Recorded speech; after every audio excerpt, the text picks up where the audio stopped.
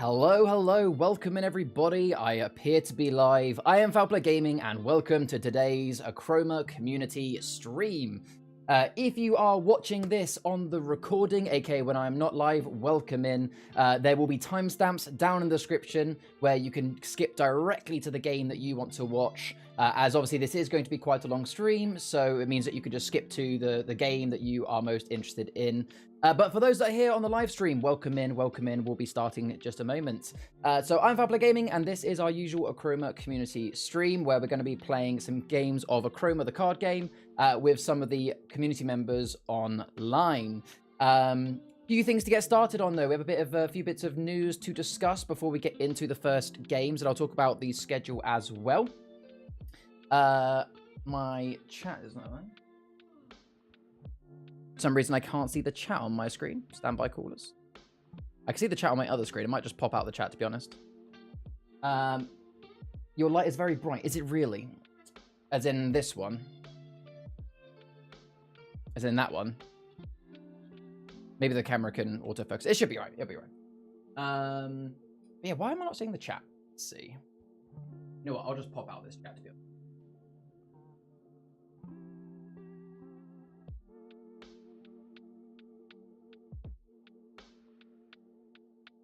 There you go. That works. Now I can see the chat. Yeah, you're not showing on stream either, are you? Yeah, it's oh, now you're showing up on stream. There we go.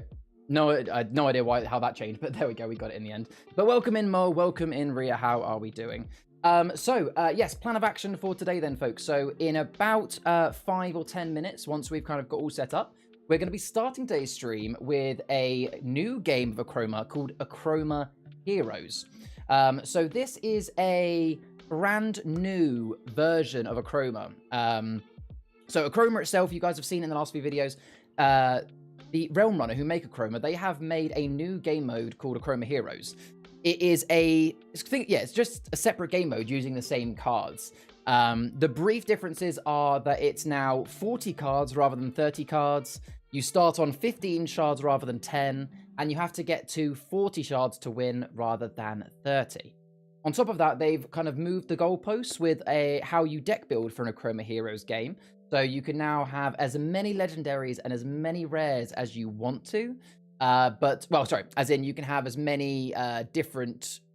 you can have more than one legendary, you can have more than 4 rares. But you still have to go by the rules of no more than 2 of each card. And you still have to also go by the rule of it has to stay within the same realm. Welcome in, Kroska. It's private in the Discord. Lovely. Welcome in, buddy. I see we're going to be playing some games with you in a bit. It's going to be good fun. But welcome in.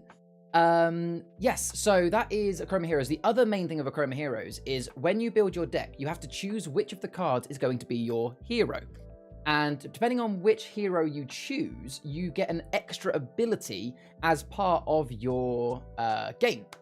So yeah, it just opens up a whole new way to play Achroma. So that's why I've started today's stream a little bit early. Speaking of which, I actually need to post in the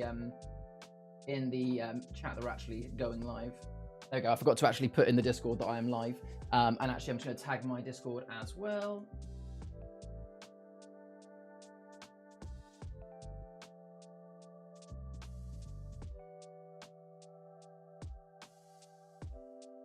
There we go.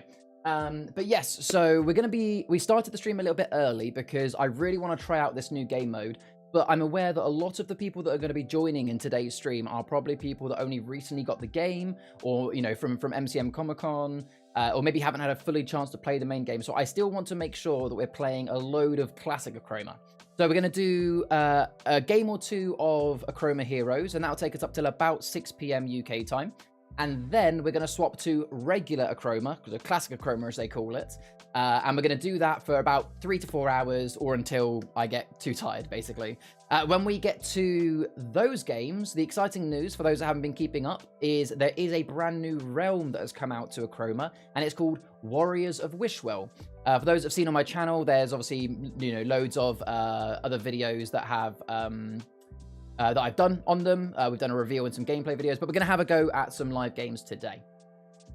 The last bit of news, for those who didn't see it in my last video, is I am now affiliated with Achroma, so it's a massive achievement. Really pleased to be,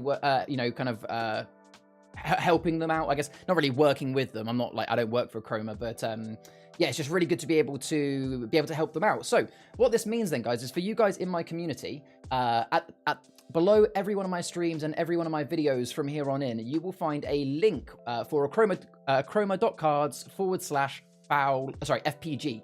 And that is a link to the store, which if you then buy anything from the store, by following that link, you'll get 10% off your entire basket.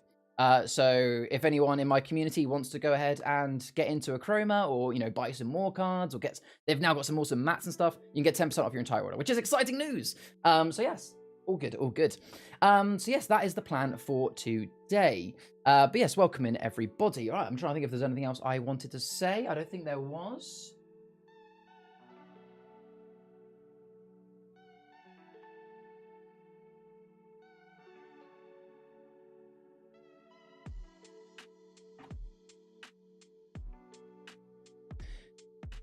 I literally just ordered cards an hour ago. Oh no! Obviously, you know, as I'm sure you can understand, yeah, as you can understand as well, like, I'm under very strict instructions that I cannot openly say in the Discord about my code, because, you know, this code is supposed to be for people that are purchasing the game or buying the game, you know, that have come through from my streams. Obviously, if I started, like, making everybody in the Discord aware, like, solution, order more cards.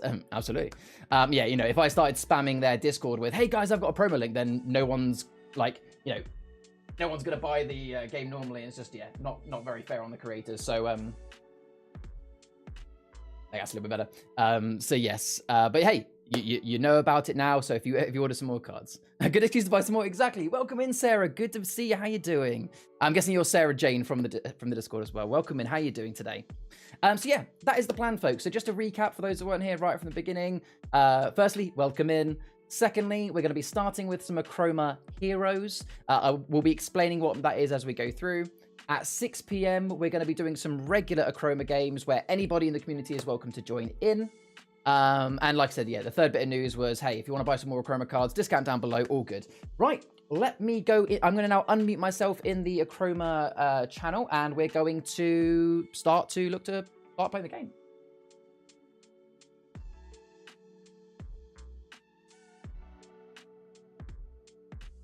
Hello, you're right, it's Marco.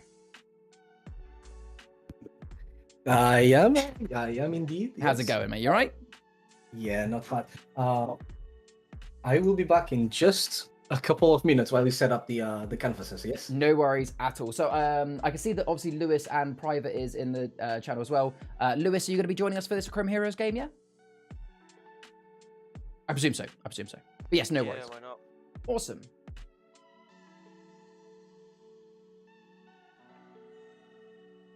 But yeah, we do indeed have Marco here. So the first game is going to be myself, Marco, and Lewis playing Achroma Heroes. Spicy keyboard? Yeah, it's a very spicy keyboard, isn't it, Mole? Sorry if I'm a little in and out and try and do some stuff on Shop Titans. That is perfectly fine, Ria. No worries at all. All good. Right, let me get a game started on my phone.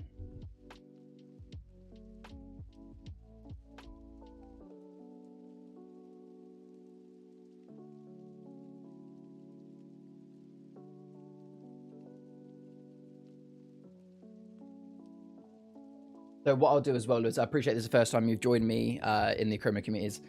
When kind of just generally no one's talking, I might sometimes talk to the chat, like in general.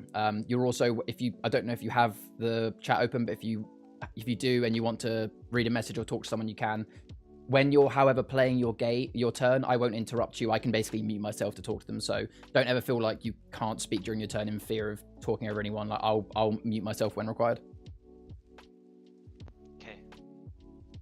It's nice to meet you, by the way. Yeah, nice to meet you as well. So did you say you got the game, did you get it MCM this weekend or just got it recently? I actually did, because, like, yeah, I normally don't buy stuff at MCM because everything's so ridiculously overpriced. But I thought, sometimes I go and I, like, find games, and this one was decent. I was just hooked by the art style. I was like, oh, this is quite cool, so played a demo. Yeah, got some decks. It was the Carrying On My Wayward Nun is my wife, and we went to MCM Comic Con in May, and that was when we bought into the game, and it was the same thing. It was the artwork that drew us in. Yeah, I have just turned Tom a little bit rear. Yeah, it was the artwork that drew us in. Also, because I have a friend or I have a colleague at work who's really into TCGs, so I was like, oh, if I get this and we play it together, I'm sure he'd be happy about that. Yeah, I think I've got about I think I've had about 4 or 5 of my friends since that have bought into it, just because it's like I've always described it as it's a card game that is easy enough to learn that even people that aren't normally card game fans can quite easily learn it and enjoy it. But for those that do like the kind of more complex card games and board games, there is enough to kind of get your teeth into with deck building to be able to entertain that side of people.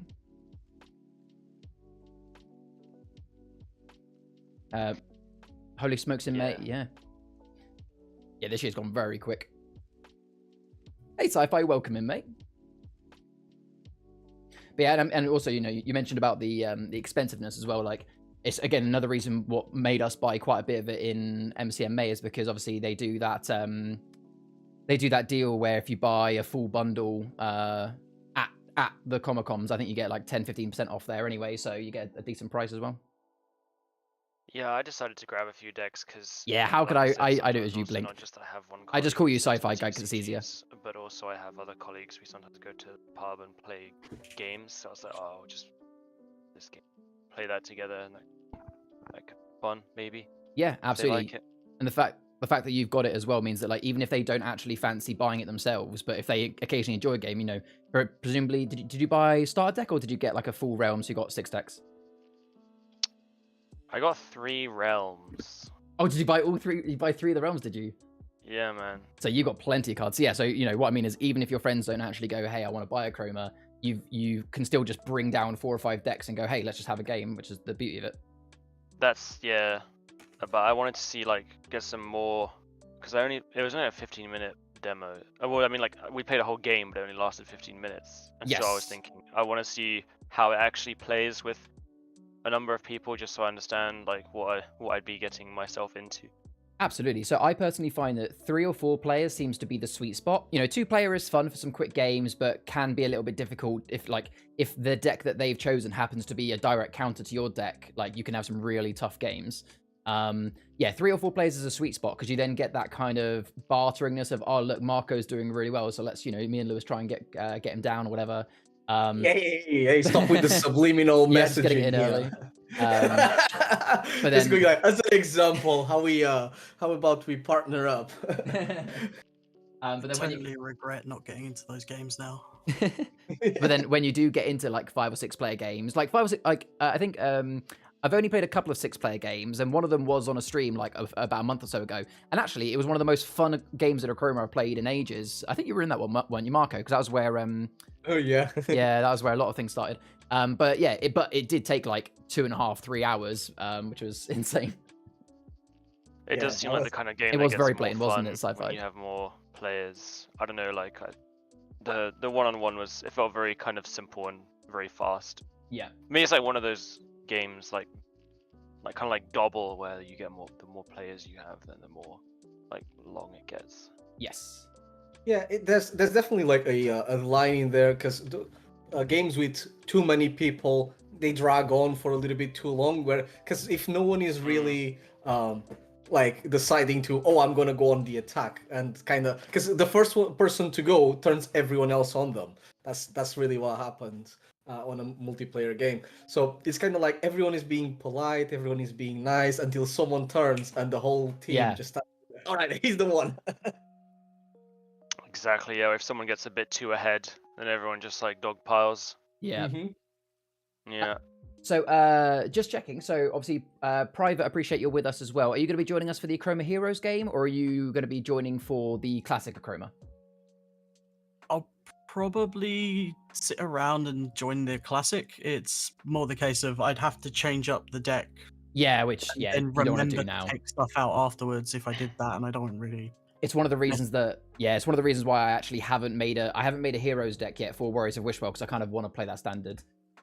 Cool. I might just ask you to turn off your camera for now. Yeah. But you're welcome to just stay in the call, and you could even just comment on the game if you want to. So I'm more than fine with that. All right. Well, I don't want to interrupt. It's genuinely all fine. So right, the code for you guys to join for this game is I'll leave it on the stream there. Oh, actually, if I put it, I'll put it here. So obviously, I've got a camera in Discord and a camera on stream, but the code is 061856.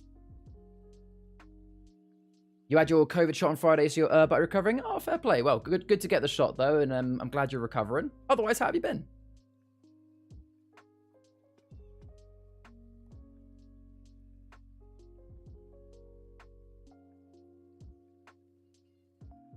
Great. What was the code again? 061856. So I'll just say as well, for those that are maybe watching the stream the first time, you might have noticed that just to the right, there's a little bit, there's a card info. So what I'll be doing is every single time someone plays a card, I'll be pressing a button and the card will appear there for 20 seconds to be read. So yeah, every time a card is played, I'll put it there. If anybody ever wants to like see a card again, either say in the chat or obviously you guys in the voice with me, just say, hey, can I see that card again? And I'll just bring it straight back up, basically. How do you make it so that your phone doesn't sleep? Depends on the phone you've got, but I've got iPhone personally. There is just a setting for it.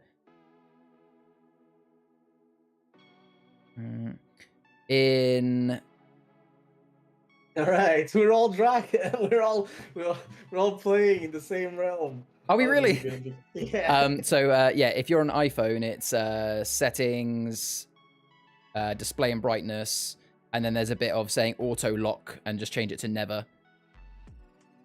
If you're on Android, I did have an Android phone that used to do it before. I think there's like, you know when you open a game on Android and you get like that little like game center thing come up? There's actually an option within there to say, just keep my screen on forever. And also my best recommendation is to keep your screen brightness relatively low. Otherwise, on camera, it can like really overexpose and no one can see your shards. Just blown out. I've got a question. Go for it. Just to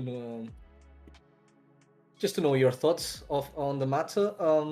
What was the reasoning behind choosing this particular realm for you guys? Because I've got my reason, but I want to know yours. Yeah, so firstly, just for those watching in chat that maybe can't see it on our phones, because I appreciate the phone's a bit small. So it looks like, so again, I mentioned earlier that with Achroma Heroes, you have to select a hero to be kind of like your main character, and you get an extra ability for doing that. Again, this is Achroma Heroes, separate to the classic Achroma gameplay. We'll do that later. So none of us knew what we were going to be picking today, but it looks like we've all actually gone for the same realm, even though we all own multiple realms. So I've gone for, so we're all in Draco Temple. I've gone for Tenebris, which I may as well say what my ability is because it's, you know, it's live. It's not like it's a secret. So my ability is every dragon character on my canvas is also a Drake. So anything that I play as a dragon gets to also be classified as a Drake. That make sense? Let me just quickly go and grab the cards that say that drakes and dragons cannot attack, just in case. No changing. Okay, fine. And it looks like, so it looks like Marco and Lewis have both gone Darnacusk, which, correct me if I'm wrong, that one is +1. Every one of your dragons gets an extra +1, right? Every one of my dragons costs 1 less. Cost 1 less. That's it. So it costs 1 less to play. To deploy, but not to trade. Where do you deploy? Where do you find out what this ability is? So can you see? There's a little star symbol star. top left. Yeah, of your shards. Oh, I see. So because you picked Darnacusk as your hero, I'm guessing, just to be very clear, because this is part of the rules for Achroma Heroes, is that you deck build a deck of 40 cards. Those 40 cards have to stay within a realm, so hopefully all your cards are Draco Temple. And whichever your hero is has to be a card in your canvas, in your deck, sorry. So, if, for example, you know, Darnacusk has to be a card in your deck somewhere. Oh, I didn't know about these abilities.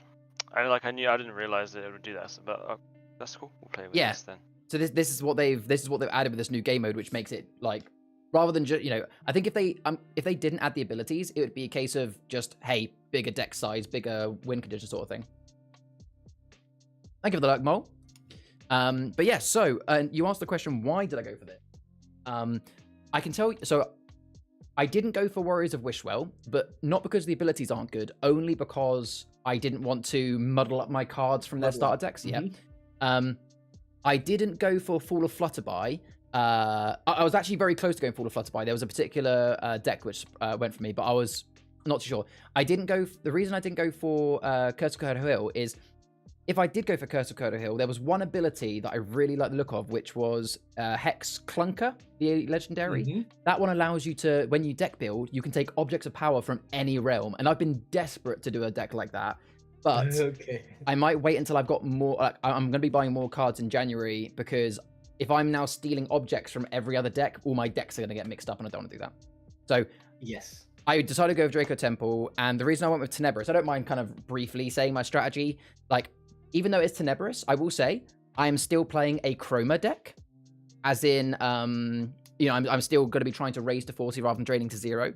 The reason I went Tenebris is because so every one of my dragon characters now counts as a Drake as well, and how that helps me is, you know, the old Achroma Haven? So Achroma Haven means that if I now flood my board with loads of little dragons, like a dragon deck normally does, Achroma Haven is going to be able to steal like 7. Yeah. That's my thought process. Yeah. So for myself, it was a little bit by default. I mean, I haven't got Warriors of Wishful yet, but I would have probably followed the same logic there, where it's still the deck I'm playing with, that I would want to have it for 1v1. The other one as well is Curdle Hill is kind of my default deck. Is my home base. Right. Is the one I feel most comfortable with. I've got the most gymnastics. So I was like, I don't want to disassemble that deck. Makes sense. To then just play around a little bit and then put it back together.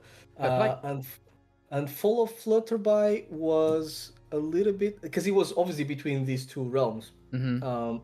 I feel like the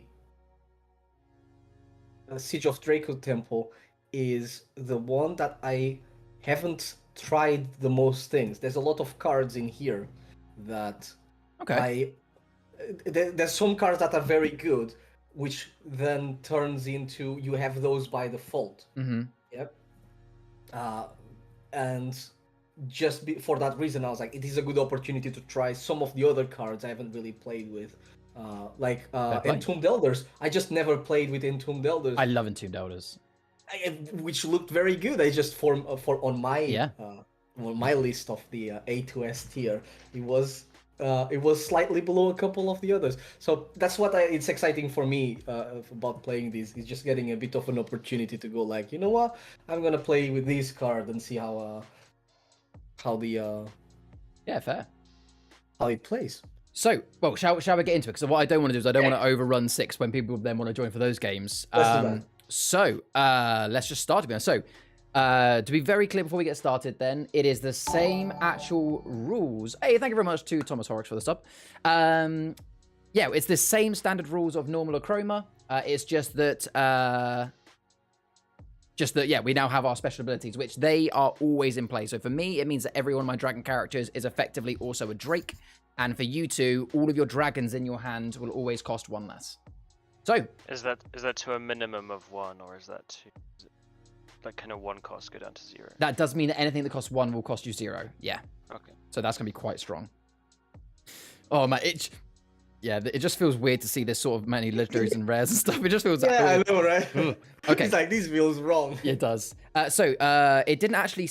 Did anyone catch who it said to go first when we got into the game? I didn't actually see. I said for Lewis to go first, I believe. Cool. In which case, let's just go kind of in clockwise on the stream. So Lewis first, me, then you, Marco. You okay with that? Yeah.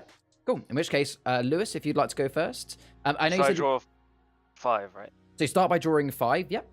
Yeah.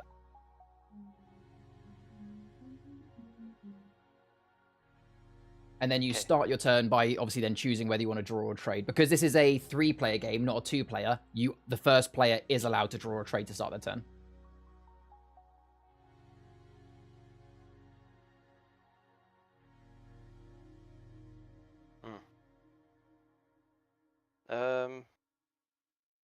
Okay.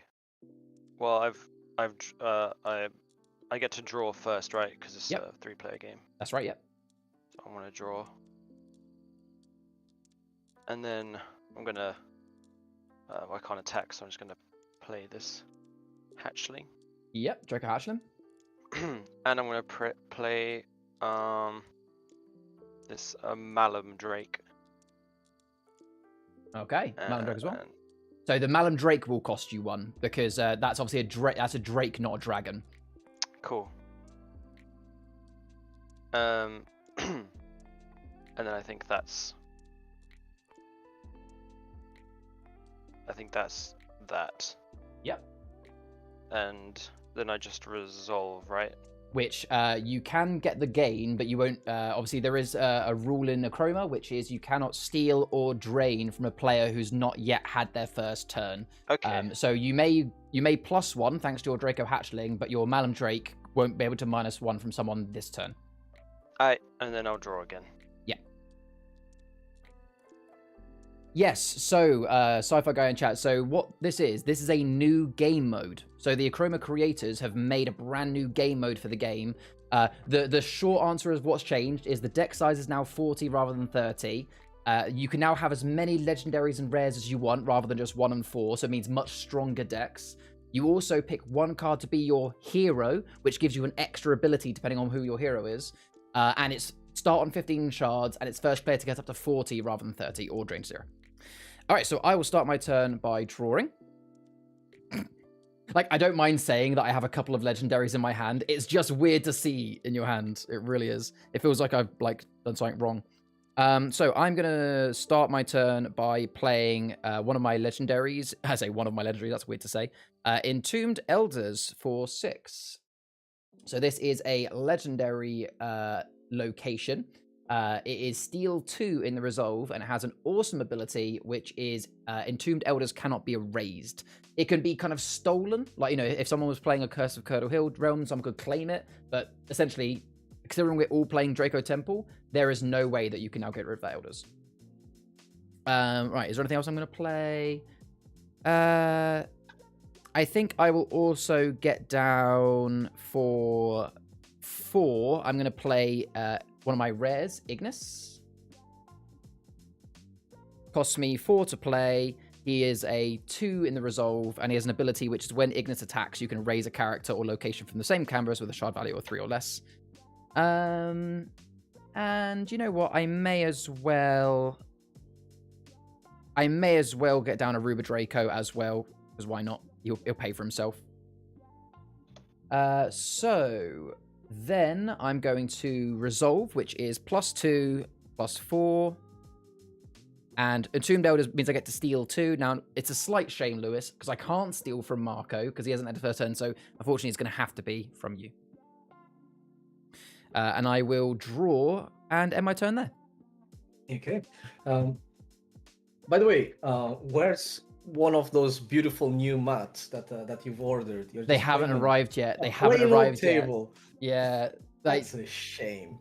Did you manage to get yours, because you're close by? Did you manage to, go pick it up? No. Or did you just have one? Because, I mean, you're in the playtest team, aren't you? Oh, yeah, no, this one I had. Yeah. Okay, so let's draw a card. Let's try not show my cards on the the camera. Let's play good old Draco Platinum Library. Yep. And so I haven't. You've got a 4. I haven't played Commander of Magic, but it sounds similar. Not... It sounds similar. Okay, let's do Tenebris. Ooh, nice. Which cost me 5 instead of 6 because of my hero ability. Yep. I'm going to erase your Ignis. Makes sense. As my action. Yep. And then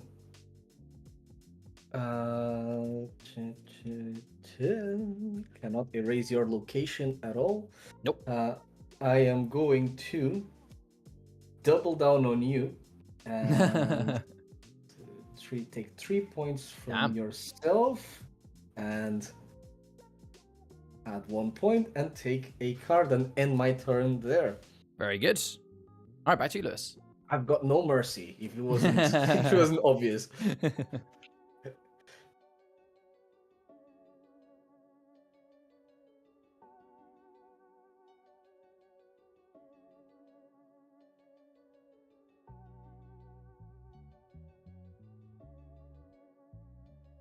Are you there? Sorry, Oh, I didn't realize I was muted. Oh, Yes, okay. I drew, and Yeah. I could do an attack phase, but I don't know if it's worth trading those two for the Ruba Draco. It doesn't seem. I guess it depends seem on. like it would be a good trade. Yeah, it depends on, like, when you look at the trade, you look at the overall value. So right now, this Ruba Draco to me is gaining me +2 every turn. On your canvas, your hatchling is giving you 1, and your Malian Drake is letting you steal 1. So it kind of would be an even trade. It's just a question of, like, do you want to reduce how many you've got on the field for the sake of reducing mine as well? No, I'm not a fan of that idea. So I'm gonna spend Oh, 3. I'm gonna spend. I was just going to say, just very quickly, Ben in the Discord and in the streamer said, apparently they've tweaked that rule now, so you have to wait until every other player has had their turn before you steal or drain.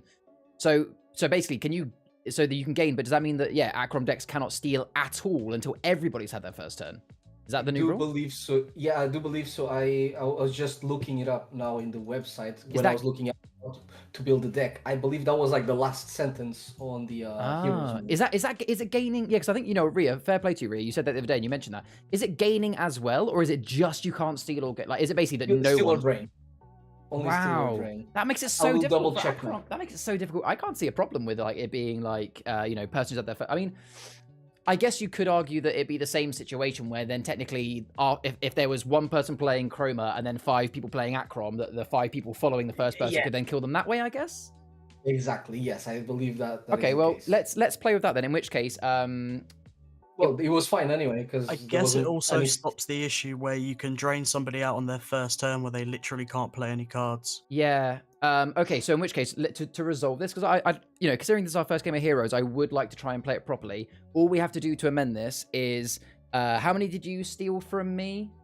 But everyone already had their first turn. But surely you hadn't finished your first turn. Oh, yeah. Because surely it'd be unfair if the last player could do it. So how many did you steal from me? It was 3. 3. So I'll gain 3, you -3. And I also stole 2 from Lewis. So Lewis, if you want to give yourself 2 shards and I -2, then we're now even. Cool. But I don't understand why Marco would be able to do it, Rhea, because surely that's then weird that the last person can steal, because then that's like a super big advantage for going last. Let me look at the exact wording on. Yeah. Because it doesn't. If it said you got to wait until every player started their turn, if it says every player's had their first turn. In the game the devs did, Chris was Achroma and he went last round. Oh right, in their game on YouTube they did that. Okay. Yeah, it says players cannot drain or steal until every other player has had their first turn. So every other player, I think. That's okay. Well, in which case, we've still resolved. In which case, if you want to steal 3 back from me, then you can. And obviously, what me and Lewis just changed back, that's fine. I'm going to be honest. I'm not a big fan of that. Because as someone who liked playing Achroma decks, I feel like that's quite tricky. But hey, fair play. So it does give an advantage to going last for a change. But unless you do gentleman's rules and say, hey, I'm playing an Achroma deck, can I go last? Yeah. But I guess all it does is it just changes how, as an Achroma deck player, you probably just change your gameplay, that you don't play loads of cards in your first turn. Maybe the first turn you just kind of trade and gain some cards. But anyway, I digress. Lewis, well, it's weird though, because when I watched them play a game on the Achroma YouTube channel, I thought it was until everyone had their first turn and then the drain is in play. But I'll yield to whatever you guys want. We'll go. Yeah, I bet Ben and Rhea seem to be on the same wavelength that it's the last person can. So we'll play it as that for now. So I mean, the only person that gets a massive disadvantage of that is me, which I'm fine to play with. We'll carry on, and I'm sure we can ask the devs at some point when available. But yeah, so Lewis, at this point, I think I've drawn. I'm pretty sure I drew because I was muted. So I'm gonna play this card, this Cerulean Draco for 2. Yep. So we And must then- all discard a card for our hand. And then I'm going to. By the way, I'm going to discard play- Minima Draco because that card you play has an action. All other players must discard a card from their hand, so I'm discarding Minima Draco. Yeah, I discarded my Prism Stone. What does that library do, by the way? That you have, Marco. What does that Oh, do? once per turn you can research one, which by the way I forgot earlier. But research means you can look at the top of a card on your deck, and if you want, you can pay 1 shard to put it in your hand. I guess that is true, Ben. I'll see. I'll Okay. I'll Then play I'm a few gonna more games play, before I have a this full opinion Draco on it. Fledgling for free, which is gonna let me +2. Yes. Yep, that's correct. And then I'm gonna.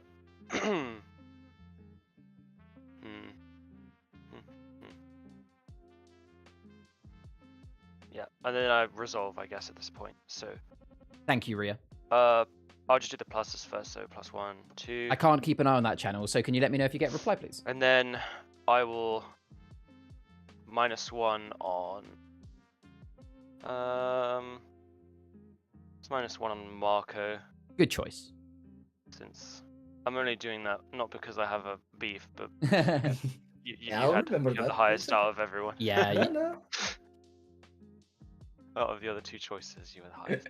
All right. Is that the end of your turn? Yes, I'm going to draw Cool. to end my... So very kindly, carrying on my way with None has asked in the rules question, so we can see if we can get a proper answer on that, and she'll let us know the result. So I'll start my turn by drawing. I am going to, in my attack phase, I am going to use my Ruby Draco. I will do an attack. I'm sorry, Lewis. I'll be kind, considering that you didn't minus from me. I'll just get rid of your hatchling, your little egg dude.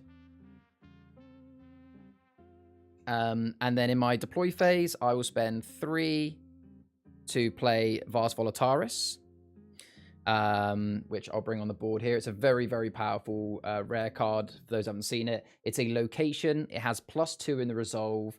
Plus, it also gives you an extra +1 for every resolve for each card currently in your hand, so it can get quite nasty when someone has a lot of cards in their hand, which obviously I don't at the moment, but could be later. So I'll then go to my resolve step, which is I get to +4. I always do kind of the natural pluses first, the ones top right. I get to steal 2, which, unfortunately, Lewis, I'm probably making an enemy here, but it is going to be on you because now you're the highest. And then I will get an extra +1 for each one in my hand, which there you go on the stream is currently 3. So I gain an extra 3. I will draw a card, and that will be the end of my turn. Excellent. Excellent. Excellent. I start my turn by drawing a card. Oh yeah, what's that, Ria? Will. Oh. Okay. Cool. This is good. I will play Vortigern. Oh. Which will cost me 4 because of my hero ability. Yeah. Choose 2 colors, erase all cards with the chosen color. So I will choose red and dark blue. Damn. So I did. So that will erase all of my cards. Oh wait, sorry. Apart from Tomb Builders. Yeah. Unfortunately. I did think about building a Vortigern deck, but my thought with Vortigern was that like I'm guessing you've got other cards like Darnacusk. Obviously, you got very lucky that at the time you played that, you've only got kind of like Achroma cards out for the most part. Because otherwise it would be too counterintuitive. And did you say dark blue? And dark blue. So yes. you're Labyrinth as well. That's Yeah. Sorry, I was too focused. Oh, and all cards with. I imagine it doesn't erase itself. No, he does not erase. Wait, yeah. He does erase himself. I've actually checked that. But no, he does. Yeah, I think it specifically advises you To not go red. not to go red. So okay. I will let you unchoose that if you want to. Like I choose light blue instead. Okay, so if you choose light blue instead of red, that for me that just leaves my Ruby Draco alive at least. Yeah. Okay. So that was number 1.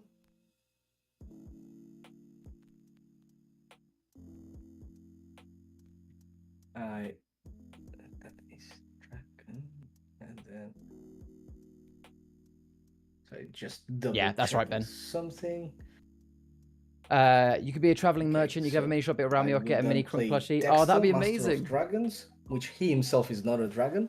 Hey, now unfortunately, Dexter is not a card I can unfortunately bring up on the card info because it's not easily pullable from the website.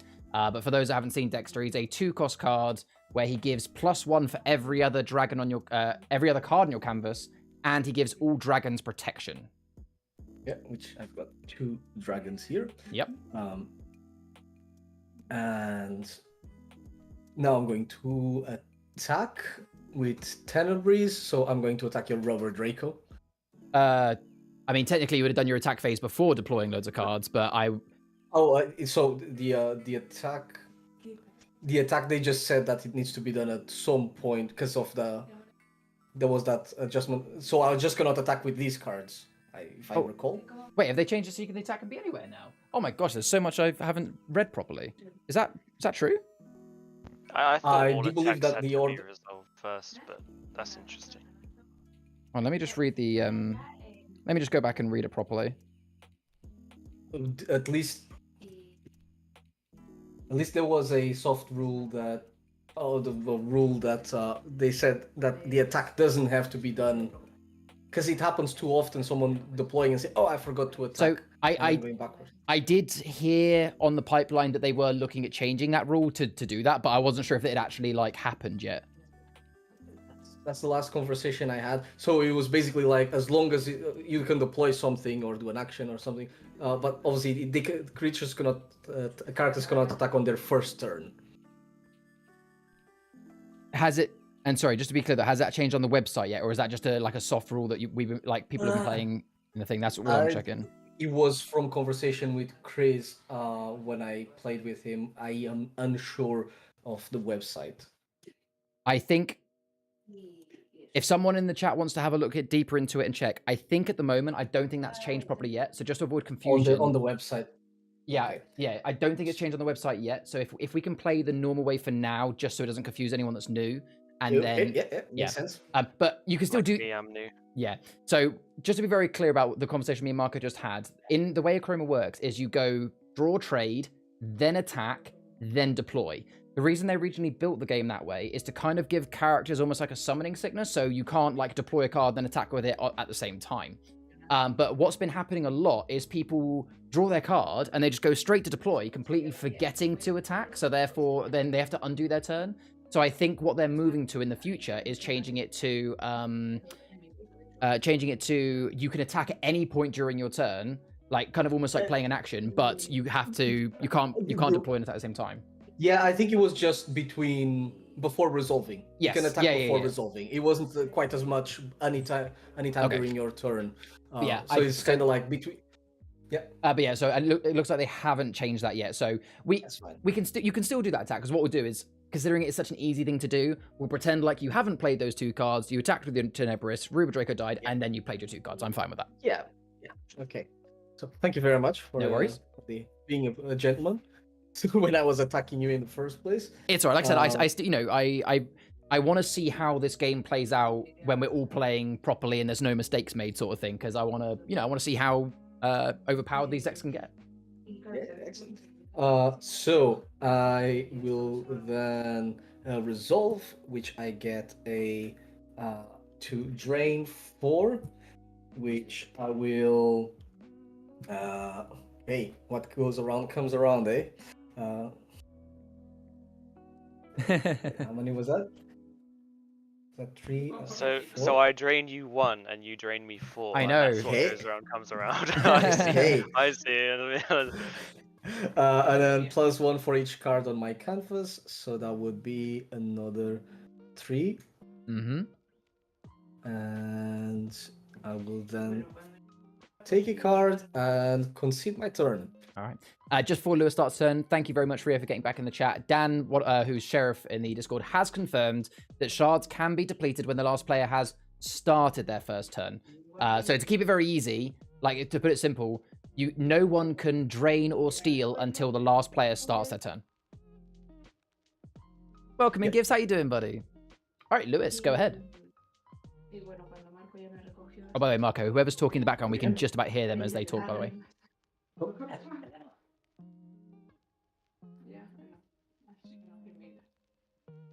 Marco?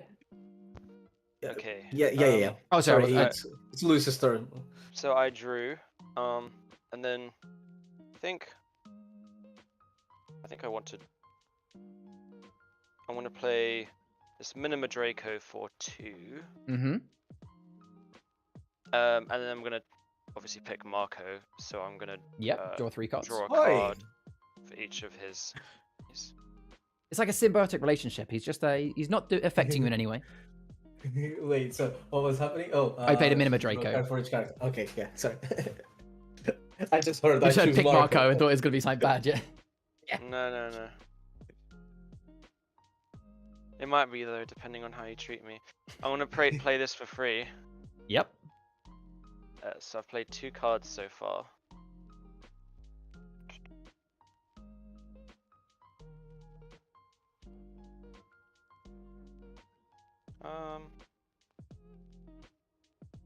And then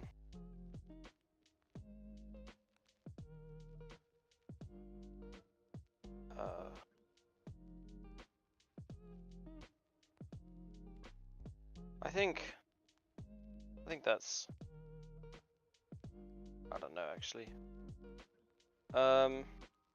Sorry. That's I'm new. No, that's fine. Like, genuinely, we're in zero rush. You take your time, because I appreciate, you know, me and Marco know the cards quite well. You're still obviously trying to learn what's a good combo stuff. So take your time. It's all good. No rush. Yeah, this is my first game since demos, so. That is fair. And you're going straight into Achroma Heroes, which is even harder because it's you know, slightly a few more things solved. A bit rough. Fair play to you for giving it a go, though. Yeah, I think I'm gonna stop there, and I'm gonna trade. Do your resolve first. Yeah, I'm gonna resolve first. So I'm gonna minus from you to get you equal, and then I'm gonna have the +2 from my guys. Yep. And then I'm gonna trade this. Oh, Acron Blanium. Yeah. Shots. Yeah. There we go. Awesome. That's my go. Awesome. Yeah, Ria says that. Yeah, even those of us who are experienced with the game take a long time. Yeah, absolutely. There's a lot of decision fatigue with this game. And actually, I played a game in last week's stream where we played I think it was a 3-player game, and one of the players, it was their first ever game of Achroma using a starter deck versus, I think it was me and Marco, me and someone else that was playing a custom deck, and that person who'd never played Achroma before with a starter deck won. So hey, you never know what's going to happen.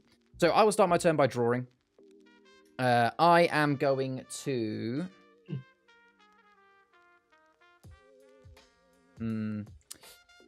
I'll be honest, I'm not going to do that much this turn right now. Obviously, the biggest issue in Achroma is as soon as someone gets a bigger character out than you, got to be very careful, because otherwise, yeah, the attacks can just roll off.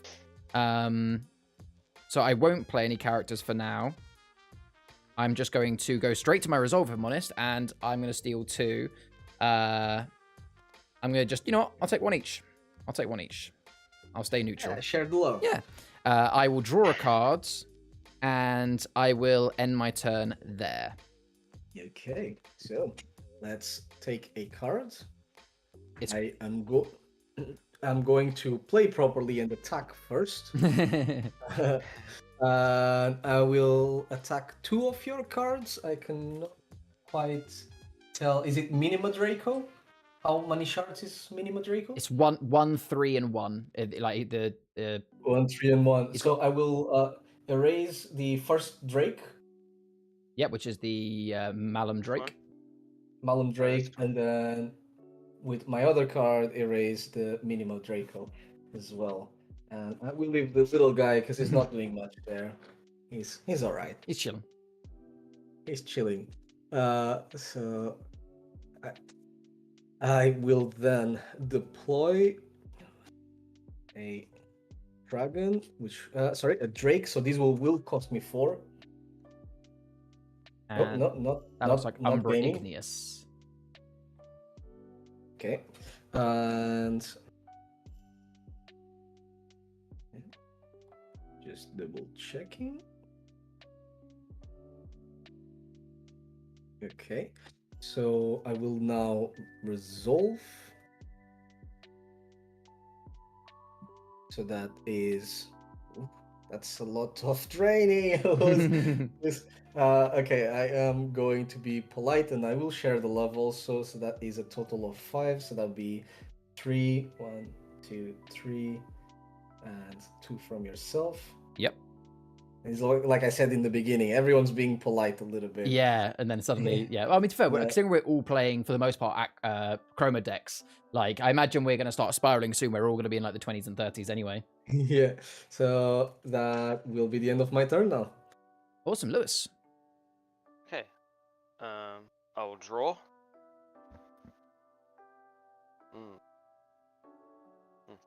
We need a chromatic extinction where possible. That'd be nice. So.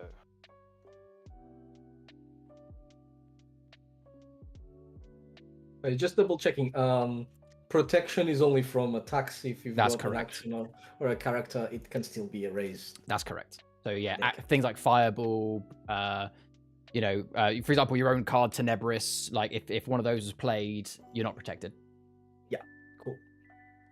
Otherwise, protection I think would be crazy powerful. I think there is. I did notice there was one hero ability which is it does actually make your cards invulnerable to actions. Hey, yeah. Hey, bear Fire, the welcome in. How you protection doing, and, mate? That's Welcome in. something. Glad to be here. So I have a question. Go for it. If you give a character who already has defend an item that gives them defend, does that mean they get to defend twice? Yes, it means they can defend twice on a turn. Okay. And again, Marco has a lot of stuff out. That's a bit concerning. Yeah, it's so this is the thing with Yeah, the Achroma. you don't look at what's going on here. What? Right? So this yeah, it's something you got. This is one of the biggest kind of early tips I can give to anyone learning Achroma is if your opponent has, let's say, you know, right now, Marco's highest character is a 6. He's got Tenebris out. So theoretically, if you play anything that has 5 shards or less and is a character, by the time it comes back round to you, it's likely that Marco will use his Tenebris to kill it. So really, unless you can play a character that has some form of protection, or unless you can play a card that would get rid of his Tenebris first, you know, or his other characters first, be very careful about playing loads of cheap dragons because they will just get picked off before they do really any good for you. The only reason why you would play a card now that is going to get killed by Tenebris is you might have a card which is like, you know, when you play this, you get to research 3 or something like that. So you might go, you know, I know this card's going to get killed next turn, but at least I get to research 3 now, sort of thing. I might do something a little bit risky. I like that. Go for it. So first of all, I'm going to spend 4 to play this and kill off Tenebris. Oh, nice. Oh, look at that. I was saving it because there's no locations, and Now- the only location can't be erased. I hate, let me just double check. Oh, right. Oh, yeah. Sorry, I was going to say, because there are some cards that say, like, erase a character and location from, like, the same canvas. But yeah, I forgot that, I keep forgetting that my own card can't be erased. But no, good Yeah, I move. can't erase it, right? So That's correct, but yeah. Tenebris was annoying me, like I agree. killing It off was all annoying my me too. dragon. And then so that's cost me a fair bit, obviously. No worries, But then Fire. I I'll think- when it gets to my turn next, I I'll think explain if for I play you. this guy for 2, Yeah, Glacius Draco. Or and I'm Glacius only Draco. allowed to play 3 cards, is that right? Yes, so you've played 2, so you can play 1 more this turn. Okay. But keep in mind, action cards, like you did that Fireball, in case you didn't know this, actions can be played at any point during your turn, including before and after your draw or trade. So, like, if you, let's say you just stuck with 2 cards now, and then at the end of your turn, you draw a card, if that card you drew is an action, you technically could play it straight away. If that makes sense. Yeah, I'm kind of low now, so I'm a bit concerned about playing anything else. But I will make this promise to you. I won't steal my 2 from you this coming turn. Okay. For getting rid of that Tenebris. I'm not doubling up against Marco. I'm just saying, as a thank you for getting rid of that Tenebris for me, I won't steal from you this turn. I also make a promise. I don't make any promises. What is your Marco? What is your steal right now? Like, how much can you steal? It's 2. I can't really see. You can steal. So You can one steal 2. here, 1 here. It's Vortigern. Vortigern, huh? Yeah, and keep in mind What's that what's his health? 5. But keep in mind that his middle card, Okay. did you see the Dexter Legendary card when you bought the game the other day? Hmm. Yeah, that Dexter card is giving both of the. Oh wait, no, he's Drake. Ignore me. Ignore what I'm saying. Carry on. So no, actually, this is- Vortigern is an Achroma dragon. That's right. Only the So the Vortigern is protected. Yes. okay, so I'm still going risky, but I feel like it's the only thing I can really do now. Okay. Is to play Darnacusk for 5, Nice. which will give me +1 for each dragon, so that's 3. So that's during your resolve step.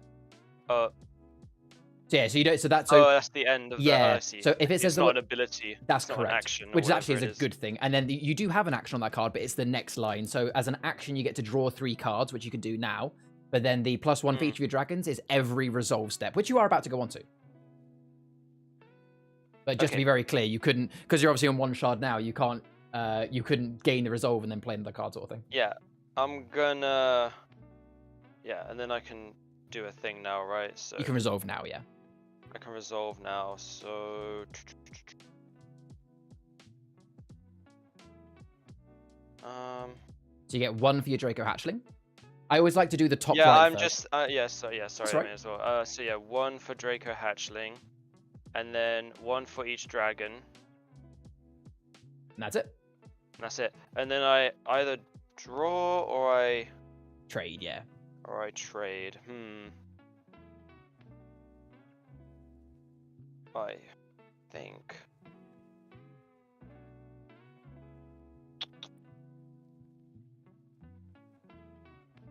I think I'm gonna trade this Ring of Ice Okay. 3. Go on then. Is that your turn, And Evan? that's my turn. Yeah. All right. For this turn, if you guys don't mind, I'm just going to do a bit of a almost quick fire educational round because I've got someone in the stream, Fire T, who I know has come today to learn the game. So I'm going to do a kind of a quick round where I talk through everything I'm doing, so anybody watching that is new can understand what is going on here. So I have put in the chat a player turn order. So if you get lost, you can refer to that. So just to be very clear before I start explaining, it does make sense if I start about how you win this game.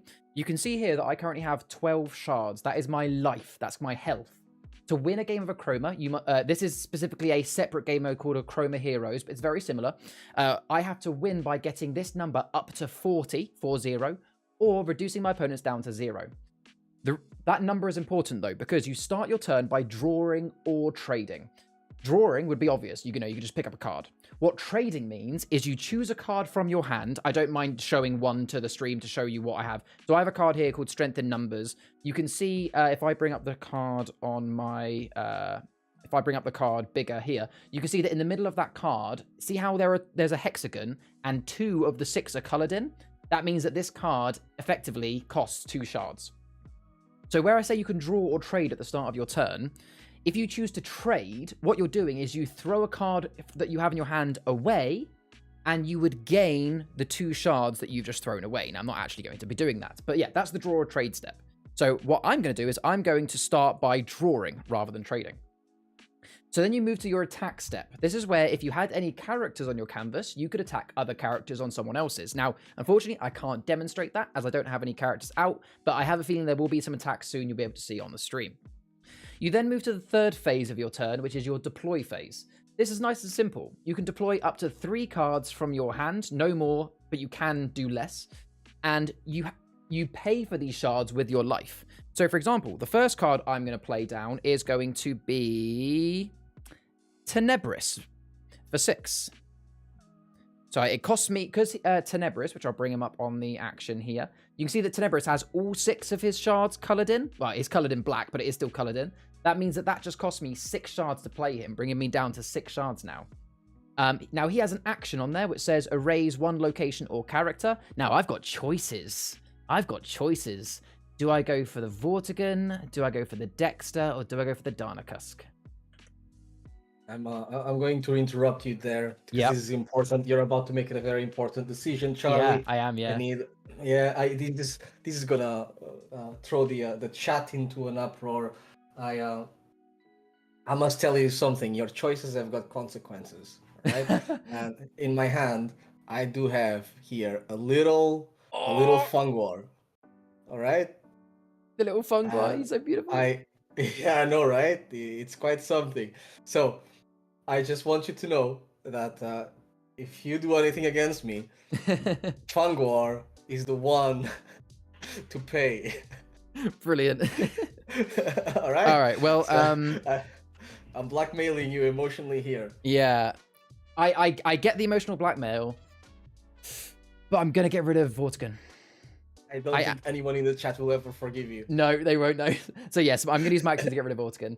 Also, welcome in Mary to the stream. Great to see you. And also welcome in Cooper Amazing, who is one of the creators of the game. So I hope you've been doing well at Comic-Con. Welcome in, guys. So I'll carry on with my turn just to explain the turn order, and then we'll catch up the rest. So I've played my Tenebris, which means I can still play 2 more cards. I am going to play another card. It's going to take me quite low. Actually, no. I'll do it this way. I'm going to spend 2 shards, and I'm going to attach a prism stone to Tenebris. So this is an object of power. Objects of power get attached to a character, effectively making them like, a bit stronger. So my Tenebris effectively now has 8 health and does 8 damage back. But any damage, we'll deal with that in the attack phase. So I can technically play 1 more card this turn if I wanted to. I am not going to. So then you go to the next step of the game, which is called your resolve phase. In the resolve phase, you look at each of your cards on your canvas only, and you look at the number top right, and that's how many shards you either gain, drain, or steal. So my Tenebris has, if I bring them up on the screen again, my Tenebris has a little plus or minus 3. That means I get to steal 3. I'm going to go... Sorry, Marco. I'm just going for whoever's the strongest at any given time. 3 from Marco. My Entombed Elders then allows me to steal 2. You know what? I'll be fair. I'll do 2 from Lewis. And then... They took them from yourself? No. I didn't realize that my Streamlabs steal... anyone that posts a link in chat that's not a mod gets timed out, so my bot just timed out one of the creators of Achroma. And then I also gain 3 for Prism Stone. And then the last part of your turn is simply draw or trade again, so I'm going to choose to draw a card. And that is how you play a turn of Achroma. If you have any other questions, Fire T or anyone else that's new, pop them in the chat and I'll answer them in between. But I'm now going to hand over to the next person's turn, which is Marco. And just before in the meantime... oh my god, I want it. Yeah, so if you're referring to the Funguar, yes. If Marco starts selling those, they'll fly off the shelves. If I like the game, I'll wait till I've played my rent. Hey, no worries at all, mate. No worries at all. Awesome, right? Yes, your turn, Marco. Yeah. Just so you know, if you ever get one, yours will go with an Athame dagger on the back. Stabbed in the back, yeah. It's just stabbed to the back. Okay, so I'm gonna start by my turn by drawing a card. What's on the canvas? We've got 1 Darnacusk and 1 very, very annoying Tenebris. Yeah. Okay. 2. Yeah, no worries at all, Chris. How you doing, mate? Good to see you. How's Comic-Con been? Okay. Let us play a Chroma Storehouse. Very nice. That is +3. So what color are you going to choose? Whilst you're deciding, what that card says, for those who haven't seen that before, it's action, choose a color, so one of the 6 main colors, and you get to gain 2 shards for each card on your canvas that contains that color. Yeah, I will... Actually, I'm kind of going to do it in reverse. I'm going to play... Yeah, do you want to play that first? Underside. Yeah, I'm fine with that, yep. And then I'm going to play this one, choose 1 color. I will choose dark blue, which means I gain 4 shards. Yep, and Monastery Underside, the other location he played, gives him 2 block. Yeah, and I played like a dummy.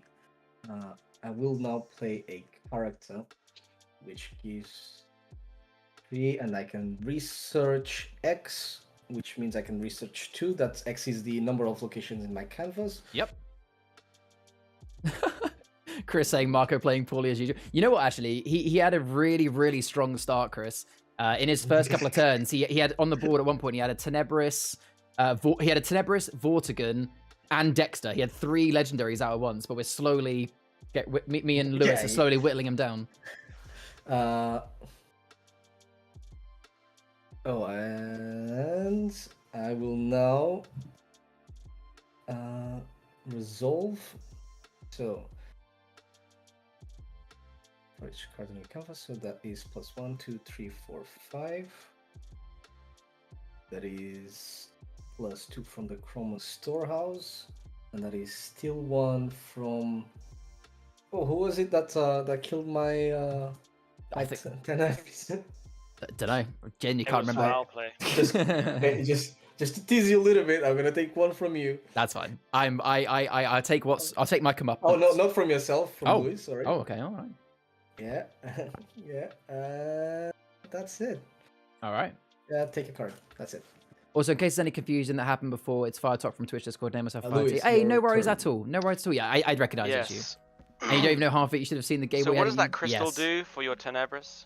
So basically, when you attach an object to Tenebris, so it now means that if you wanted to actually kill my Tenebris, you would have to attack him with at least 8 worth of shards. Now, what you could do is you could attack with your Glacier. So you know your Glacier Draco has 3 shards.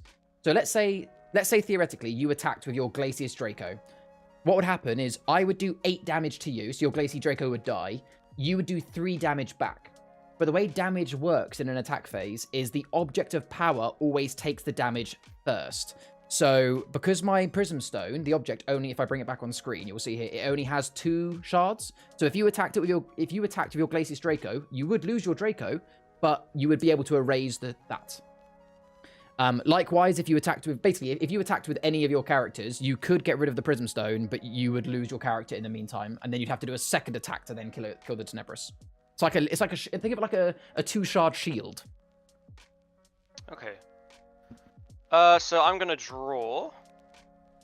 And it's genuinely why I put it on, because otherwise he could have easily been taken out by your Darnacusk. Yeah. Is he like only a 5? No, he's a 6 health. It would have meant that your Darnacusk would have died too, but I wasn't going to put it past you going, yeah, you know what, I'll risk it. So attack phase. Let's see here. No worries, Dan. No worries, Chris. Enjoy Comic-Con. So what are the characters that Marco has? I'll put them on the screen, but Marco, you can explain your own characters. Yeah, I have got a Monastery Keeper. He's worth 3 shards, no resolve. I have got Dexter, the Master of Dragons. I get +1 for every card on my canvas, and it gives dragons protection. I don't currently have any dragons. And then I've got a Umbra Igneous, that is a Drake that lets me steal 1. He's 4 shards. And the Dexter's 2 shards. What ability does the Igneous have, though? Doesn't he have an ability of some description? Igneous, when he attacks, he can erase a location. Okay. But the Dexter only has 2 shards as well. So put it this way: if you're thinking about your attack phase, I'll kind of like let you know some of your options. The Darnacusk could technically attack any of those 3 and win the fight easily. Yeah. The Glacius Draco could attack Dexter and win, but the other 2 he would die, and unfortunately your Hatchling can't do much. Yeah. I'm. The thing is I'm actually not so worried about the Tenebris. For now. So I think I will go in with Darnacusk and kill the dude that gives the protection. Oh, Dexter. Wait, hang on. Hey, hold up. I can't see the health of any of these things. Yeah. So bad. I want these 2 to attack, and I want to kill off the Dexter and whoever else I can kill off. So okay, you can choose one of the other ones. Yeah, the Glacier Draco can kill Dexter, and your Darnacusk can kill either of the other 2. So I'll put. Have you got the stream up as well, or are you just watching from Discord? Lewis. I'm watching from Discord. Fair enough. So Umbra Igneous has 4 shards. Yeah. And he is the What rare. what does the other guy do? It's just Basically an nothing. action. Yeah. Okay, then we'll kill Umbra Igneous then. And my guys survive, yeah? That's correct. That's Okay, a good. cool. That was a good attack. Also, you activated my trap card. And then I will play this one for free. Yep.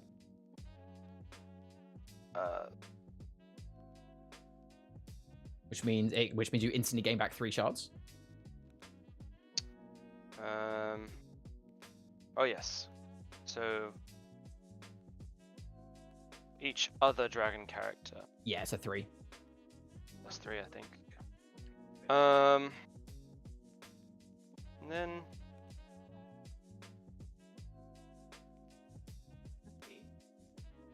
then I'll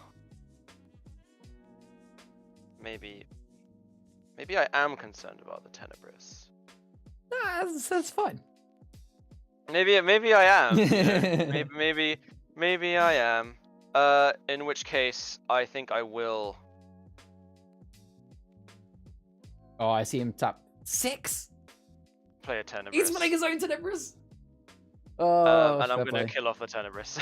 No, fair play. And obviously that's actually a really good move as well by doing it from an action, because when Tenebris dies, so does the object of power.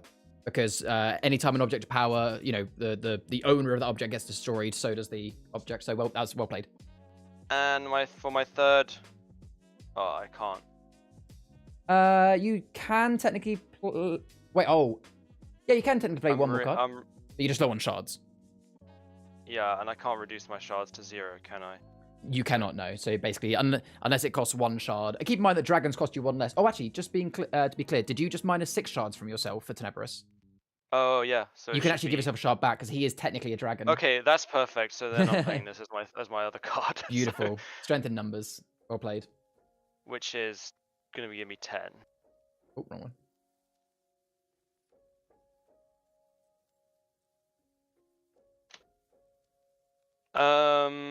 Cool. And then I'm gonna resolve. Yep. So. Welcome, guys. I'm going to answer those questions in just a moment. It's gonna be just this +1 for him. Yep. And then it's gonna be drain someone. Keep in mind that I don't want to push it towards me, but keep in mind that Marco does currently have that block. That house that looks, that card he's got that looks like an upside down house has 2 block on it. So you could steal from Marco, but you'd be spending 3 to only actually steal 1. So I hate to say it, but well, it's probably I was gonna do it on you anyway. That is fair. Because I'd already been quite mean to Marco this round. We both. Well, then again, I was also. Then again, I did kill your Tenebris. You did. So, yeah. I don't know. Yeah, I guess. Yeah, it's fine. I'm all good to go for me. Who has more cards? Marco has more cards. He does. Go for Marco. Okay, so you only steal 1 from him then. Yeah. Because he's got 2 block.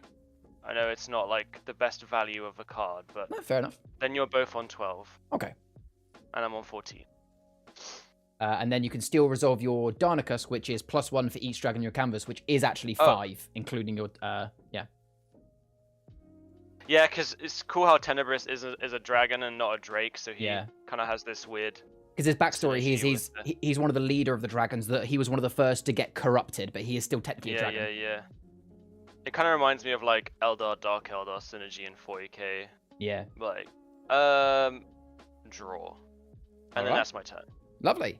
So I'm just going to catch up with a little bit of chatter. We had a few questions. So FireT asked, is there a way to play this solo? Yes. It's not an official game mode, but one of the very smart people in the community, Ben Spencer, actually in the stream right now, has created a way to play Achroma solo, which I can send to you whenever you get the game, and it works really, really well. So yes, you can play solo.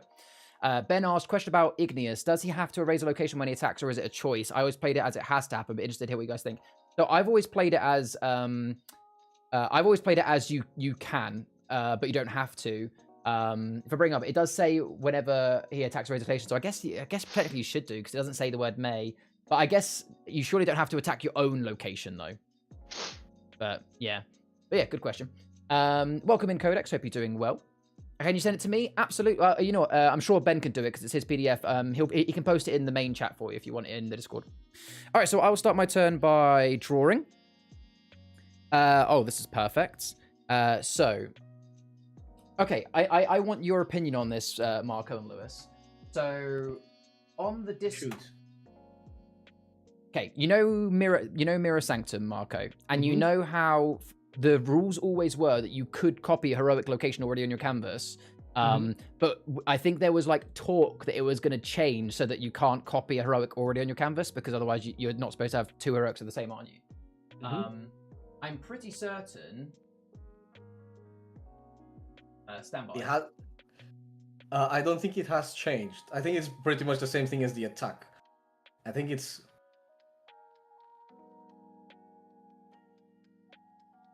Okay, yeah. So it hasn't changed.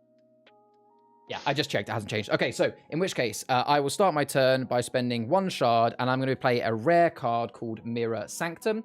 Very, very powerful location because it only costs 1 shard, but it allows me to deploy as a copy of another location, gaining all of its abilities. So I'm going to copy Entombed Elders.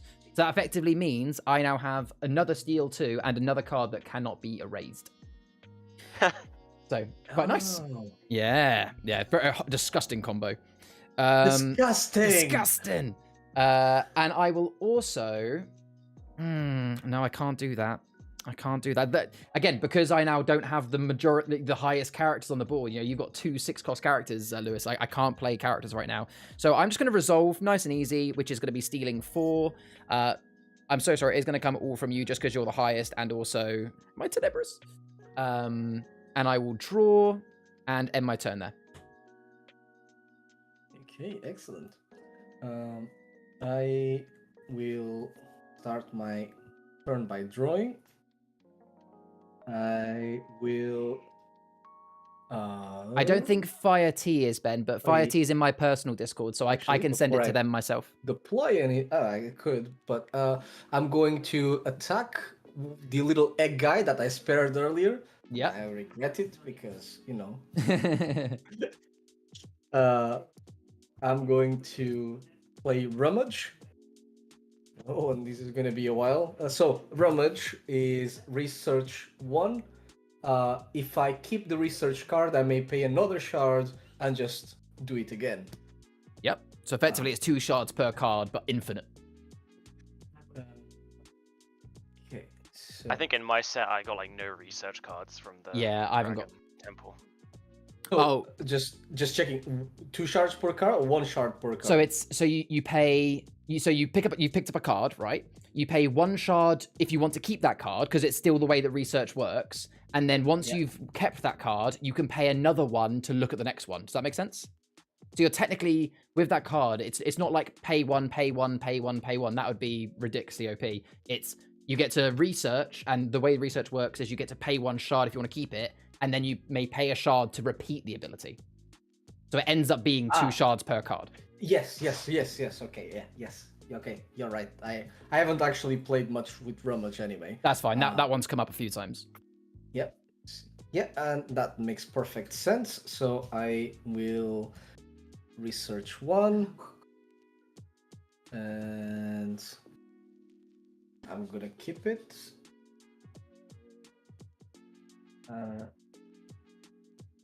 I'm going to Research another one. And I'm not gonna keep it. Okay, so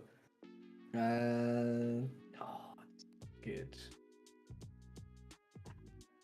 Wouldn't it be a shame if there was a chromatic extinction? Oh, that's I mean, I guess I smile because that doesn't affect me at all. So not at all, no. So I erase all characters and I Research 2. Yeah, it's a kind of a all characters. So I'll read the card out. It's erase all characters or erase all locations. So it does also affect himself, Lewis. So it does mean his keeper's gone. But he's in a situation where it's definitely worse for me. Exactly. That's the card I mentioned earlier. You know, when he had all the characters out, I was like, man, if only you or I had one of those. Yeah, it's a very good card. Yeah. That is wild. Thank you, Ben. That's crazy. I will pay 1 shard to keep one of the cards I've researched. It's one of the things I like about Achroma is even when you feel like you're losing, you are only 1 card away from completely swapping who has control. Yeah, that's why I was wondering if I should be conservative with my Tenebris, but yeah.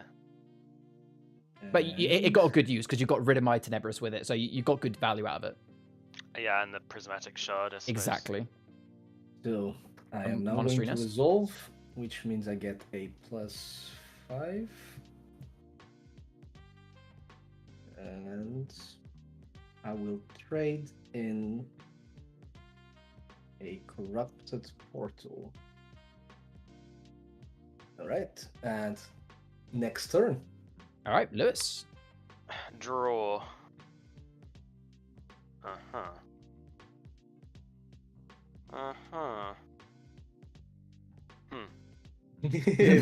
Who's is not happy about what just happened. Yeah, I'm just trying to figure out how to recover from this devastating chromatic explosion. I mean, the good news is there's now no characters out, so any characters you have are safe to go out right now. Yes. Because no one's got character control.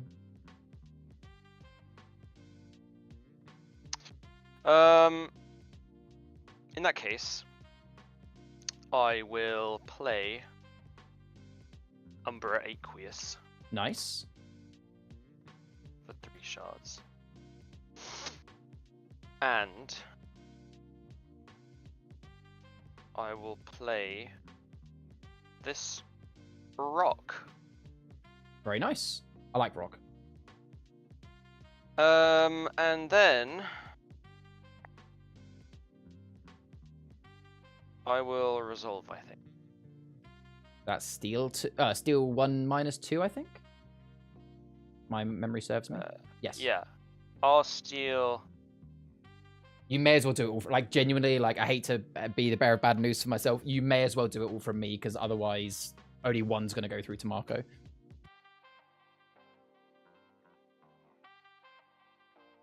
Don't worry, Marco. I'll get rid of that location when I can, though. Yeah, I know. It did buy me a couple of turns, didn't it? It does, yeah. Wait. Nah, it's fine. Whatever. All right. He's like, I "Do already played. I realized I could do something more interesting. Okay. But don't worry about it. All right. Go ahead. Wait, I get to draw trade. or trade. Draw. All right. And I will still check. Is that the end of your turn? Because technically, if you have an action in your hand, you can still play it. I can still play my action. Yeah. So actions can be played at any point on your turn, including. I'm not after gonna play any action. So Cool. My turn then. That's my turn. Lovely. I'll start by drawing. Okay, so I think I've got a couple of things I want to do this turn. I'm going to. Can I afford to play all 3 of these this turn? Oh, I can. Nice. Okay, so I'm going to play my own Monastery Nest for 3, which again I'll just bring up onto the stream. It's basically just a +3 location. I am then going to, for 5, which means you know a legendary is coming out, a Tengri. So Tengri is a legendary with +2 in the resolve, and as an action, I can choose another player. They cannot deploy actions, locations, or characters during their next turn. Oh, wow. It basically just means that whoever I choose, they only get to draw trade, attack, and then effectively draw trade. You can play Object of Power, technically. And you know what? I feel like I've been a bit too mean to you, Marco. I'm actually going to choose Lewis. So Lewis, your next turn is basically a bit stumped. And then I will also play as my third Lewis card. will remember this. Or you know what? As yeah, no, I'm. Which way around do I do this? I basically got 2. A bit low. Yeah. You know what? As I did that to Lewis, I'll do this to Marco. So my third card for 2 will be a Breath of Ice, which is here. It's basically just a razor location. And although you have got 2, like, I'll be honest, you have got 2 quite strong locations, Marco, between Monastery Nest and Achroma Storehouse, but purely because by you having that block, it gives even more reason for Lewis to always steal from me. I am going to remove, actually, your Monastery Underside to get rid of your block. Fair enough. I'll then go to my Resolve step, which is +2, +3, so gaining 5, and then I get to steal 4. And now I've removed that steal, I may as well do 2 from you, Marco. Actually, no, I'll do 3 from Marco and 1 from, and I'll do 1 from Lewis. There you go. It was quite a good play. I'm quite pleased with the Codex. And then I will draw, and I will end my turn there because obviously I can't play any more cards anyway. All right. Everyone but Charlie has a draw phase. He gets the draw chat phase. don't like this. All right. What you got? You're going to immediately regret sparing. Oh no. Yeah. This way you got like another play a classic. Breath of Fire. Yeah, so that's gonna be Which what, means- Tengri Monastery Nest? Yeah. Yeah. So Breath of Fire, for those that haven't seen, is a action which is he can choose a character and a location to get destroyed. So he's just got rid of those 2 that I literally just played. Damn. I will then play another Dexter, Yep. which means I get +2 for 3 for each card on my canvas, and then you're resolving, yeah. +5 Okay. for these ones, and then I take a card. You know your Dex is gonna get just nummed by that Igneous though, right? I know, yes. Oh, sorry, Aqueous. All right, Lewis, your turn. Yeah, but just don't forget that he cannot attack. Oh no, he can attack. He just cannot do anything else. Just keep in mind that I am I do hold a grudge, Lewis. Just remember that. I'm still feeling a bit sore after that chromatic explosion, Mark. So just to be very clear, Lewis, your turn is you can draw or trade, you can attack, you can deploy any objects of power if you have them, you can then draw or trade again. That's all you can do. In that case, I drew, so I'm just gonna kill the Dexter. Okay. And don't forget your You know how ability, it which is. is with that Umbra Yeah, Aqueous, I get you get to the, gain those shards. How many shards is he? 3? 2. Cool. A humble 2.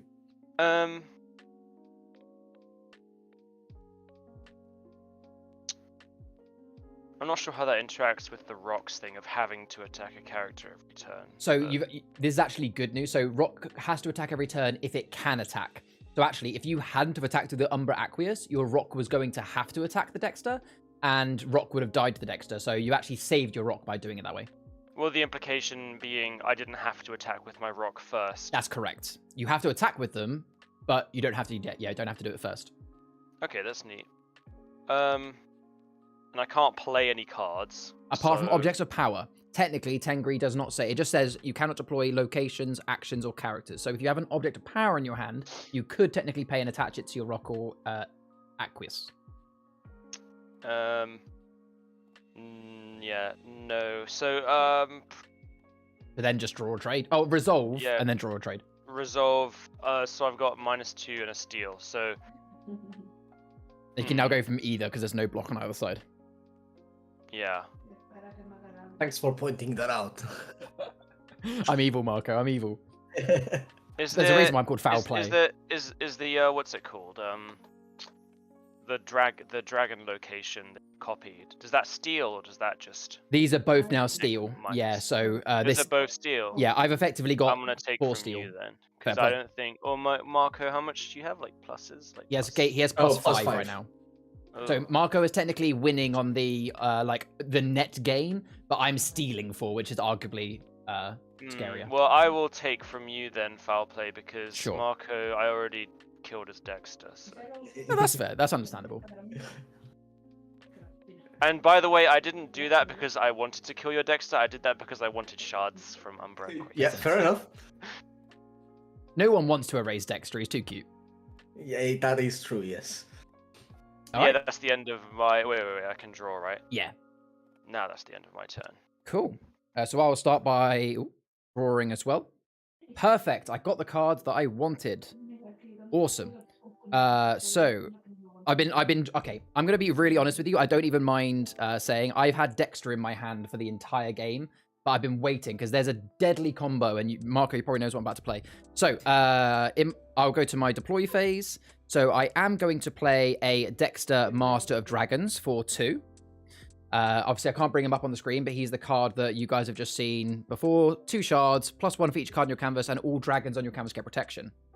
I'm then, for 3, going to play a card called Materno, which is a rare dragon. Now, Materno has an ability, which is all characters on your canvas with a shard value of 2 or less get protection. So what this means is Materno gives Dexter protection, but Dexter gives Materno protection. So long story short, the only way to kill these 2 and any further dragons I now play is by erasing them with a card, like Breath of Fire or Chromatic Extinction, something like that. You can't get them, you can't kill them by attacking. So it's a very nice combo. And you know what? Just to get some extra out, I'm also going to play a Ruba Draco for 2 as my 3rd card this turn, because he's now also going to be protected. I'll then go to my resolve step, which is, so let's do all this. I get +2, so that's +4. Dexter gives me +1 for each card on my canvas, so that's currently 5. And then I get to do my steal 4 for these 2 cards, which I'm going to do even split for now. Again, 2 from each. And then I will draw and end my turn. All right. So I think we're coming. It's about 6 o'clock. I think it's about time we get into the politics of Achroma. Let's play the real game of Achroma that everyone knows and loves. Right, Luis? I'm proposing an alliance. All right, this is about time we show Charlie. Right. Yeah, we put him back in his place. What you got? Yes, Don't I tell me agree. you have, like, 14 shards is far too much. Don't tell me you got like another Chromatic Extinction just to hit me with or something. We do not have another Chromatic Extinction, all right? But we're gonna go with a what I'm going to name a pinch maneuver. Right. Yeah. Mm-hmm. Cool. Yeah. So Okay. I'm gonna start by taking a card first and foremost. I am then gonna play. Oh, God damn it! Another Breath of fireball. Fire. Another fireball. Yeah. Yeah. You have 2 of those in your deck then? That's wild. Yeah. So Yeah. At least 2. no, it is So- 2. So deck building is still even with the new game mode in all deck building across all of Achroma, you can never have more than 2 of a card. So that is his second Breath of Fire.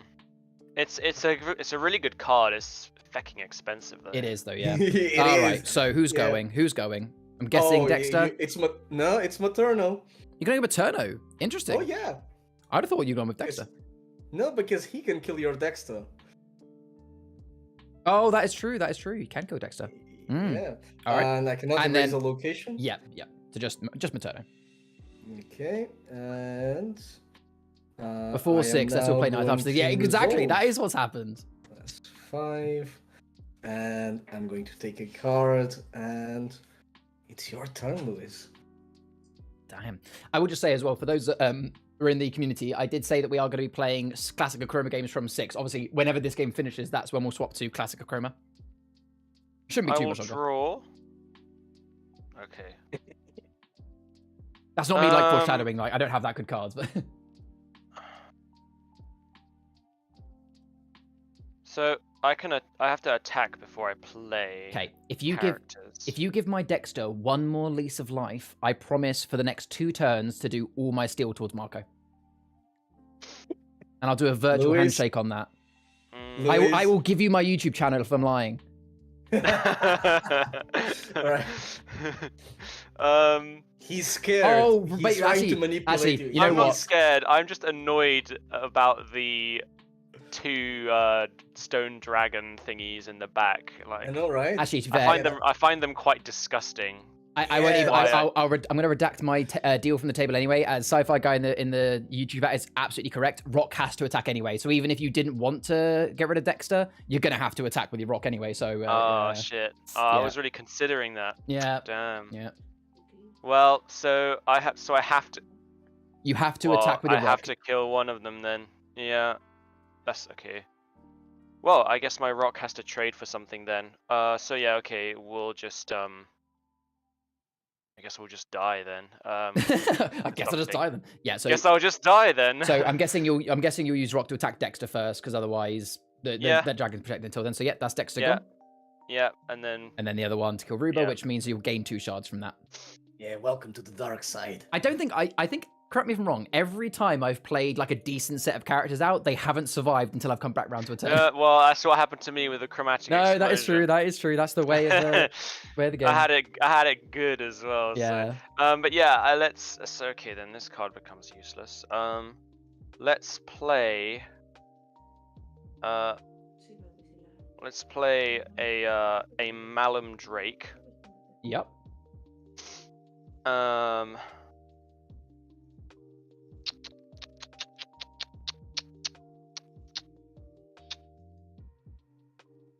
And do I play that? Yes. No, I don't think. I don't think I do. I don't think I. I will. I tell you what. I will play another rock. Yeah. Why not? To avenge his dead friend. Yeah. It's actually just him. He just came back. Oh yeah, yeah. But... It's reincarnated. We need more suicide birds. That you know. But yeah, I think then I'm gonna resolve. So I'm gonna steal. So steal 1 -3, right? Well, I will honor the alliance. Oh, thank you. I appreciate that. Oh wait, which one? No. The first one, the Marco one. Oh, the Marco one. Sorry. Oh, Yeah, buddy. god damn. I'll honor the alliance, By the way, chat is with us. and then I will trade this in for 3. Whoa. Shouldn't have seen that. I genuinely didn't see. It's fine. If you accidentally saw a card, it's I- no. I It's saw fine. the- It's fine. It genuinely isn't an issue. Don't worry about shuffling. It happens. It's all good. Yeah. So yeah, that's my. That's All my right. turn. Well, you know what? I guess I've got to come back strong, eh? So I'm going to start by drawing. Yeah, you've Okay. got enemies now. I'm going to start by playing 1 and deploying a second Mirror Sanctum, so I have a third Entombed Elders now. What the hell? See, this is why I lied against you. This is why. So just to be very clear, Mirror Sanctum, surprisingly, is not... So there is a rule in Achroma, which is you can't have two of the same heroic character or location on the canvas at the same time. Technically, Mirror Sanctum is not a heroic, so yeah, I can play it. So I've now got 3 Entombed Elders out. And you know what? Let's go all out with the locations, shall we? I'll spend 3 to get another Vast Volataris out. And then I guess I'll go to my resolve phase. So I get +2 for Vast Volataris. I then get +1 for each card in my hand, which is currently 4. And then I get to steal 6. 1, 2, 3, 4, 5, 6. From Lewis. Oh, that's horrible. This is And then I'll travesty. draw. And then my turn. All right. Travesty. Yeah. If it wasn't Private says drain 6 every turn. The alliance withstands. I honestly think that mirror with the dragon stone drakes, whatever, is so strong. That is like I got so lucky. I literally got that in my first turn. Like considering that, yeah, that I've got so lucky. And right, so yeah, go on. let's do some housekeeping here. Sure. Let's your Vast Volataris gotta go. Yep, fair play. Yeah, so I play Breath of Ice. Erase the Yeah, location. very nice.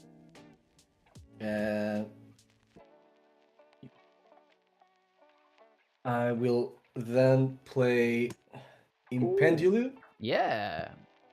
3. So he gets protection Which from I've got- Achroma. I've got Which does mean that you're protected from all 3 of Lewis's cards with that, yes. yes. Which means that technically he cannot attack even if he has to attack. Yeah, he can attack. No, he can, because protection doesn't mean you can't be attacked. Protection just means that you take no damage. So yes, what it means is if nothing else changes, on Lewis's turn, he will have to use his rock to attack your Impandulu, and his rock will die. His rock will just fly. I'm sorry, buddy. He's just You're gonna- the one with the suicide bird. The 2 birds are just going to bump heads, It's and the okay. rock dies. It's not your fault that the rock is stupid. And suicide bird. No thoughts behind his eyes. All right, Literally. so I'm going to resolve, which is a +7. That is 12, and I will take a card. And Okay. Luis, it's your turn. Okay, I will take a card. Yeah, I thought it would be this as well. So the rock will hit the hard place. Yeah, exactly. Yeah.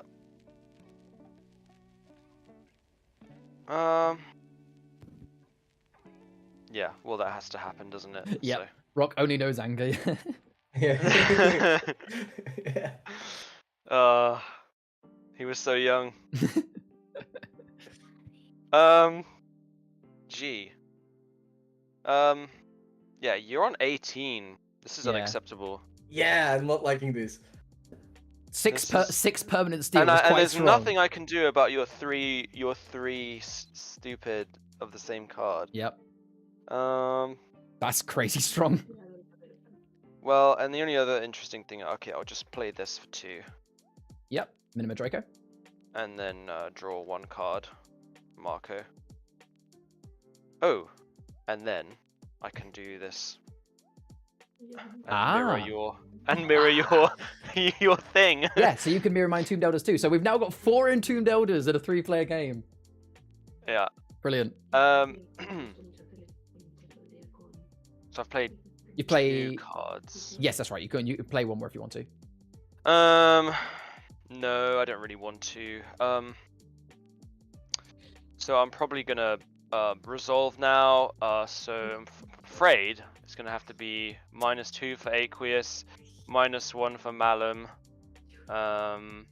drain 2 for the thingy, +1 for my Minima Draco, and then I'm gonna trade this thing. Glacier Draco for Oh, 3. yeah, sorry. Yeah. For 3. Don't know why I keep thinking trade. That's means- alright. Maybe because I associate the word trade with card. So Okay. But yeah, anyway. Nice. That's the end of my turn. Just double checking your Minima Draco. You only costs 2, yes? Not Oh 3? yeah, did you drain 3 from yourself? I can't remember. I think you did, to be honest. Give yourself 1 extra shard. Yeah, I'm pretty certain you did. Because you guys you guys can cost 1 less for dragons. All right, my turn then. Maybe it stream is. can tell us. Maybe. It depends how people were, how observant people were. Also, if I said, yeah, it looks really fun, I get it. No worries. Obviously, you know, I'm going to plug it again. Obviously, whenever you do, make sure you click on the link down below, Fire, to get yourself 10% off. All right, so I will start my turn by drawing. I am going to use... Let's see. Oh, shit. Like, need my PC. Thankfully, nothing broke.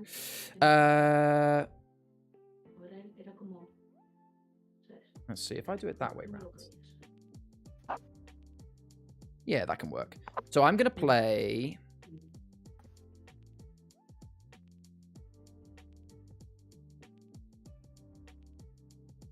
Yeah, okay, that works, okay. It'd have to be that way around, right? Why you show us? I'm really thinking about this. Your Impandulu, how many health has your Impandulu got? Oh, does it matter? Yes, 3. It's got 3. Okay, okay, so that would be that. Yeah, I think I would have to do this. Okay, so I'm gonna do it this way round. So I'm gonna play these 4 cards, Charlie. Can I afford all 4 of these?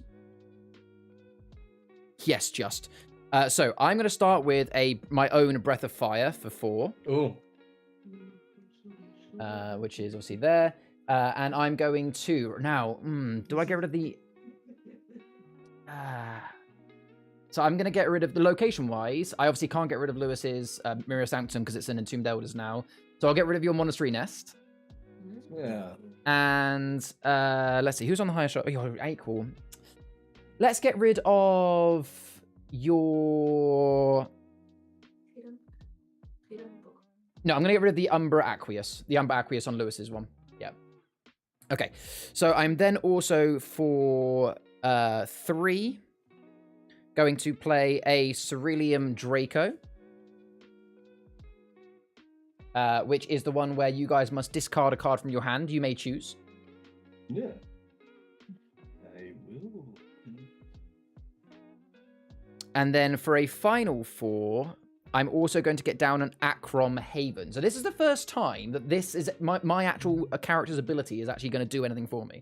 So Achroma Haven is a card where you get to steal based on the number of drakes on your canvas. Now, Cerulean Draco is a dragon, but my ability for me picking Tenebris as my hero is each dragon character on your canvas is also a drake in addition.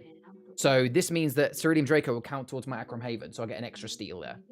So I'll then go to my resolve phase. So I'm going to get 1 for Cerulean Draco. I then get to get essentially 7 steel. of which I'm going to do 4 from Marco, because I'm still, I don't like that Breath of Fire you did, and I'll do 3 from yourself, Lewis. Did I just... Yes, that's right, that's right. And I'm going to end my turn by... Oh, I've got to be very careful that I don't leave myself too low, because you've got 2 steel and 2 minus. Oh, no, 2 steel and 1 minus. You know what? I am going to end my turn by trading just... No. I'm going to draw. All right, that's the end of my turn. All right. It's my turn, yes? If I stole 7, I should be at A? Did I not? Oh. Were you both on 12 shot? Should I have been? Yes. You were both on 12, were you? Yes. Okay, so it looks like I didn't tap the last one on Lewis because I went to do equal. Yeah, okay. Apparently I should have been on 8. There you go. Thanks for noticing that, Sci-Fi. Okay, right now. Yeah, now your turn. Okay, so I will sacrifice an Entombed Elders. You're going to throw away your own Entombed Elders? Yeah, I know, right? Damn, what you must have a big turn planned. Oh, maybe. Not massive. I will erase your location. Oh, my Achroma Haven, yep. Oh, yeah. Yeah, that's not allowed to stay. That's fine. Yeah. Are you going to do any attacks? That's an excellent point. What's your Cerulean Draco? Is that a 3? That's a 3, so that would be a wipe each. It's fine. Don't worry about it. You're not going to attack Lewis? No. You got that much of alliance? He's my favorite person in the world right now. Okay. I can't wait to see this alliance eventually crumble when one of you realizes that only one can win. Only one can win. Hey, I will follow my own sword if I have to. Just so, right. Minima Draco, which only costs me 2, and Maternal, which also costs me 2. I do draw 2 cards for each character on a canvas, which I choose Lewis's. That was 3 cards. Yep. Yes. Oh, wait. Yes, that was 3 cards. Yeah. Yeah. An action exactly. As well. There can only be one. Now, let's resolve. So that's 2, 4, 6, 7. And then I will take a card. And Lewis, it's your turn. I will draw.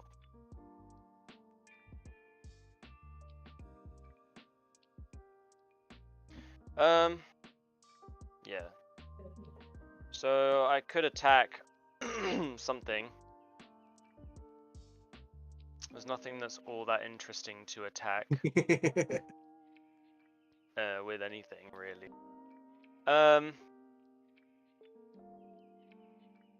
Oof.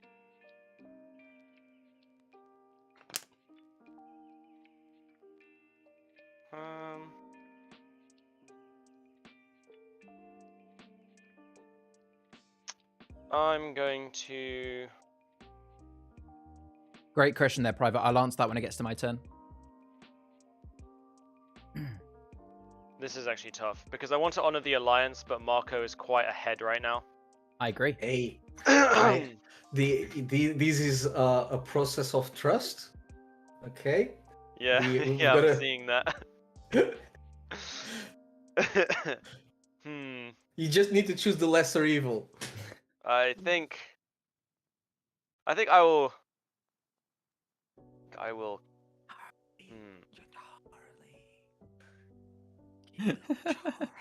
I suppose I will continue to honor the alliance. So I'm not going to attack with anything. Okay. I will give this guy an Achroma Claw, though. Very cool. And then I'm going to resolve. So I'm going to get Steel 2. The thing is, though, is that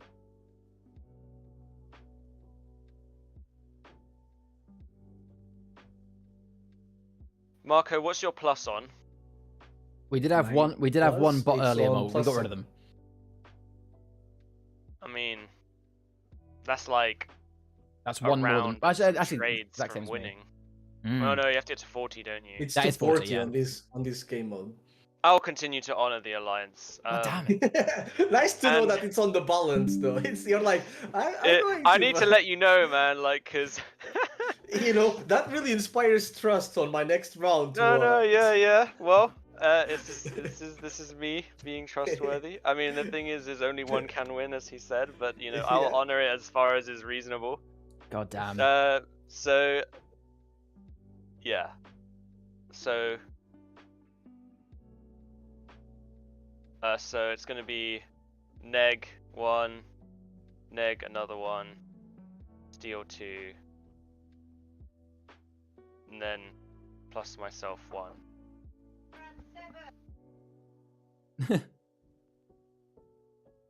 All right, is that everything? Yeah, I think so. I'm gonna draw. All right. I'll start my turn by drawing. Okay. I am going to in my actually no, I'm just going to for two shards play a Prism Stone onto my Cerulean Draco to make him a bit more powerful. There we go. And then I can't play anything else because I haven't got very many shards. So I'm just going straight to my resolve. Oh, and also, sorry, I did say I was going to do it on my turn. So Kroska in the stream, who's private in the Discord, asked, what happens when you run out of cards? I feel like that's going to be a relevant question. Yeah, it might be. So when you run out of cards, you're not out of the game. But what happens is, if you are ever in a stage where you hit your draw/trade step, but there's no cards in your palette, you are forced to trade. So if you have no cards in your palette, you have to essentially trade twice per turn.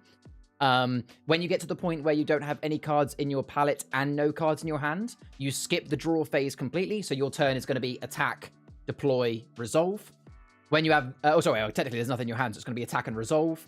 If you get to a point where you have nothing in your palette, nothing in your hand, and nothing on your canvas, you have been wiped. You are technically out of the game. But that's normally quite rare. Normally the game's over by then, but that is what would happen. So I will go to my resolve, which is +1, 2, 3, 4. And then I get 6 steel, which is all going from...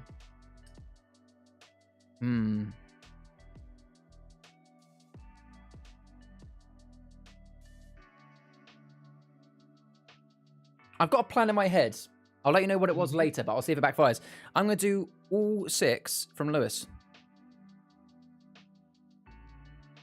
And I'm going to I turn draw. on him. I'm going to see if Lewis turns on you.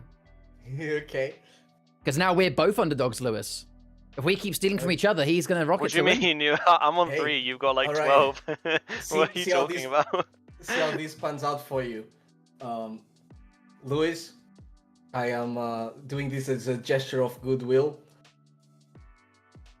I attack your Cerulean Draco, Charlie. Okay, so right, let's just to be very clear with attacking, because you do technically do it one character at a time. So let's just for those learning the game, we'll do it nice and easy. So you're going to attack with your Minima Draco first.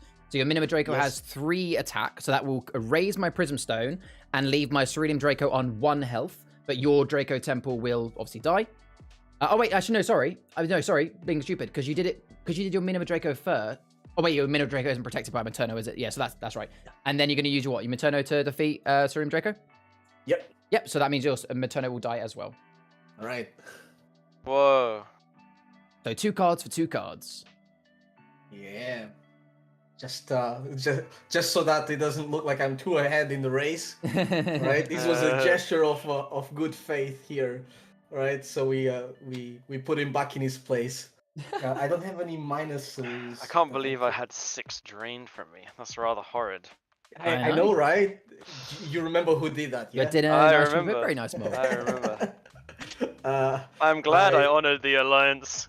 yeah, exactly. So I'll then resolve, which is just a +4, and Oh, he's getting very close to 40, that Marco. I will take a card. And Louis, it's your turn. Okay, it's a draw from me.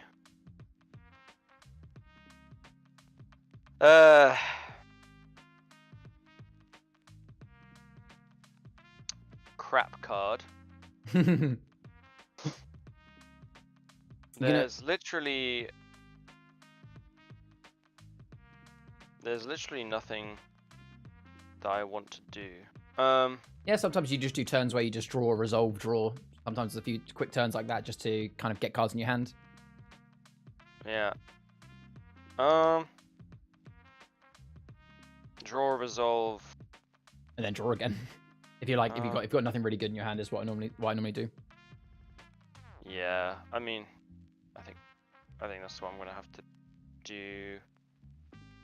Unless there's a way I can get some points now, but I don't think so. No, there isn't.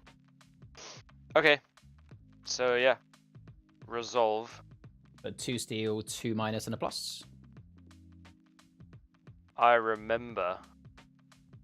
That's fine. You can keep stealing from me. I feel like Game of Thrones is like, I will honor my vow. Marco's already going to run away with it. I get it. I do get it. If he is the enemy you say, why did you drain 6 from me and not him? Because if I evened him out, you would then have been in the same shards as him, and you'd have gone, hey, whilst we're on the same shards, I may as well steal from Foul. I was hoping that we're making a common enemy by us both now being relatively low. Hey, I did good in sacrificing my cards there, alright? It's like Game of Thrones up here. A little bit, yeah. All right, and then draw a trade at the end.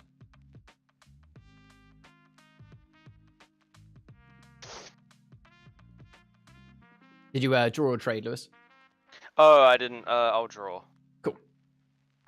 Oh, you've got 6. Yes. Yeah. FireT said, I'm going to play something, but I'll be in the stream and have it muted. Have a great rest of your day. Thank you very much, Fire. I appreciate you joining in and seeing it at Achroma for the first time. I'm glad you enjoyed watching it. Okay, so I'm going to start my turn by drawing. Okay, nice. I'm going to... Obviously, I can't attack. I'm going to play a Achroma Storehouse for 3, which is the one that you've seen earlier. There it is. So I get to, as an action, choose a color. If I choose light blue, because when it comes to Mirror Sanctums, by the way, Lewis and anyone else watching, the one that copies other cards, the only 2 things that don't get copied are the name of the card and the shards. So our Mirror Sanctums are still called Mirror Sanctum, and they're still one blue shard. So if you have any cards that are like, you get X for this amount of shards you have, it still counts as a 1 single light blue. Okay. So if I, with my Achroma Storehouse, if I choose light blue as the color, it means all 4 of my cards have light blue, so I'll gain 8 shards back. Okay, so, right. Hey, Lewis. Mm-hmm. I appreciate you. It's going to have to be gentleman's word here. But I need you to break that alliance. I'm not asking you to alliance with me. I just want you to break the alliance and now be completely neutral. Because if you don't, I might have to just take you out of the game. It sounds like... What kind of gentleman's alliance is there? What kind of gentleman's proposal is it's this? blackmail, basically. This is actually literal blackmail. Do what I say or I'm killing you. It's like, do these or else. You know what? Just purely, just purely because I'm aware that we're at 6:30, and I know you've got to go at 7. And I'm sure there might be other people waiting to play Achroma. You know what? Let's not. I am going to just drain 6. I think by taking a player out of the game, it's gonna. I think by taking a player out of the game, it's gonna make it so that it's now gonna be a quicker game between me and Marco. So I am sorry, Liz. Very well played, though. You. I want to say, avenge me. I was faithful. You're my faithful ward. And for reference, I've drawn an end of my turn. Just to show you what I had left. Yeah, go on. I had like this. So I was kind of like, didn't really know. But I mean, the Monastery Nest would have been really good. Yeah, I couldn't afford it. Yeah, of course. Yeah, of course. Obviously, I was gonna trade this or something, but yeah, because this card isn't that great. Fair play. Damn. You still had some options there. All right. Yeah. All right. Well, obviously, you said you had to go at 7, right? So like, you won't be joining us. Yeah, I'm just gonna sit here and watch the rest of the game. You can feel free to comment on it as well. Yeah, feel free to comment as well. You don't have to mute or anything. All right, Marco, you're go ahead. If that's all right. By the way, I was hoping you'd forget I had to go at 7, so I would just be like, no, you will have to drain the 6 from me, and then you would feel bad and not do it. All right, what do you got, Marco? Okay. So. Probably you better get your stuff together. Let's see. I've got my affairs in order. I've got lots of elders that are entombed. Yeah, you do. I'm going Ooh, to Vast play a Volataris. Vast Volataris. And I'm also going to play a Vast Oh, Volataris. 2 Vast Volataris. So again, for those, we've played it a couple of times this game, but for those who don't know the importance of that card, don't worry, I've got it on the screen. Yeah, you do. So it's +1 for, not only is it a +2 in your resolve, but it's also +1 for every card in your hand. So out of interest, how many cards have you got in your hand right now, Marco? At the moment, I have got 4. So that means that, but just from those 2 Vast Volatarises alone, he's going to be gaining 4 + 8. He's going to be gaining 12 shards from those 2 cards alone. Well played. Yeah. Okay, so I will then. You've got nothing to attack. I will resolve, which is. I'm gonna put the 12, and then that is another 4. Damn, 29 shards. I will take a card at the end of my turn. All right. I will draw. So I am going to play for 6. I'm going to play Darnacusk. I'm also for 3 going to play Cerulean Draco so that you discard one of those cards from your hand. Okay. Randomly or? It's you choose. Okay. And for 4, I'm going to play Achroma Haven, which is that location that I said that normally it's steel based on how many drakes you've got. But my ability, thanks to my hero's ability, is all of my dragons are also drakes. So that adds an extra 2 steel. That's 3 cards played. Yep. So I'll go to my resolve, which is let's do all the easy numbers first. +2, +1, so that's +3. Darnacusk gives me 1 for each of my dragons. So that's only 2. And then Achroma Haven lets me steal 2. Basically, I have steal 8 in total. So 1, 2, 3, 4, 5, 6, 7, 8. And I will draw to end my turn. Okay. I've got a fun card. All right. I'm going to play Rummage. Oh, he's gonna go rummaging. So, which means that I can pay 2. So I'm gonna take The 1 shard to play it, yeah. I can then do 2 shards Per card. for every. Oh, you're just gonna rummage for all the cards. Yeah. So I'm going to pay 18. Wait, so you're gonna draw basically minus 18 and draw 8 cards. 1, 2, 3, 9. No, sorry, yeah, 9 cards, yeah. 5. You don't have to 6, pay if you don't want to 7, keep them. 8. Oh, 9. Oh no, I want to keep them. Yeah, he doesn't even care what the cards are. He's doing it because by drawing 9, by now having 9 extra cards in his hand plus whatever he had, each of those Vast Volatarises is going to give him those 9 shards back, or those 2 shards back. Basically, those cards, it won't. He's not going to go crazy this turn. Correct me if I'm wrong. When you resolve in a moment, you actually end up equal to roughly where you were before. But then on the next turn, if I haven't got rid of his Vast Volataris, he practically wins. Yeah. So I am now going to resolve, which means I get a +2, 4, 6, 8. Yep. And then +2 for every card on my hand. So 1, 2, 3, 4. Show him on screen for me. Like put him down. Let's see that fan of cards. So 12 cards, you say? That's 12 cards. So you get 24 shards back. So that's an extra 24. Holy damn.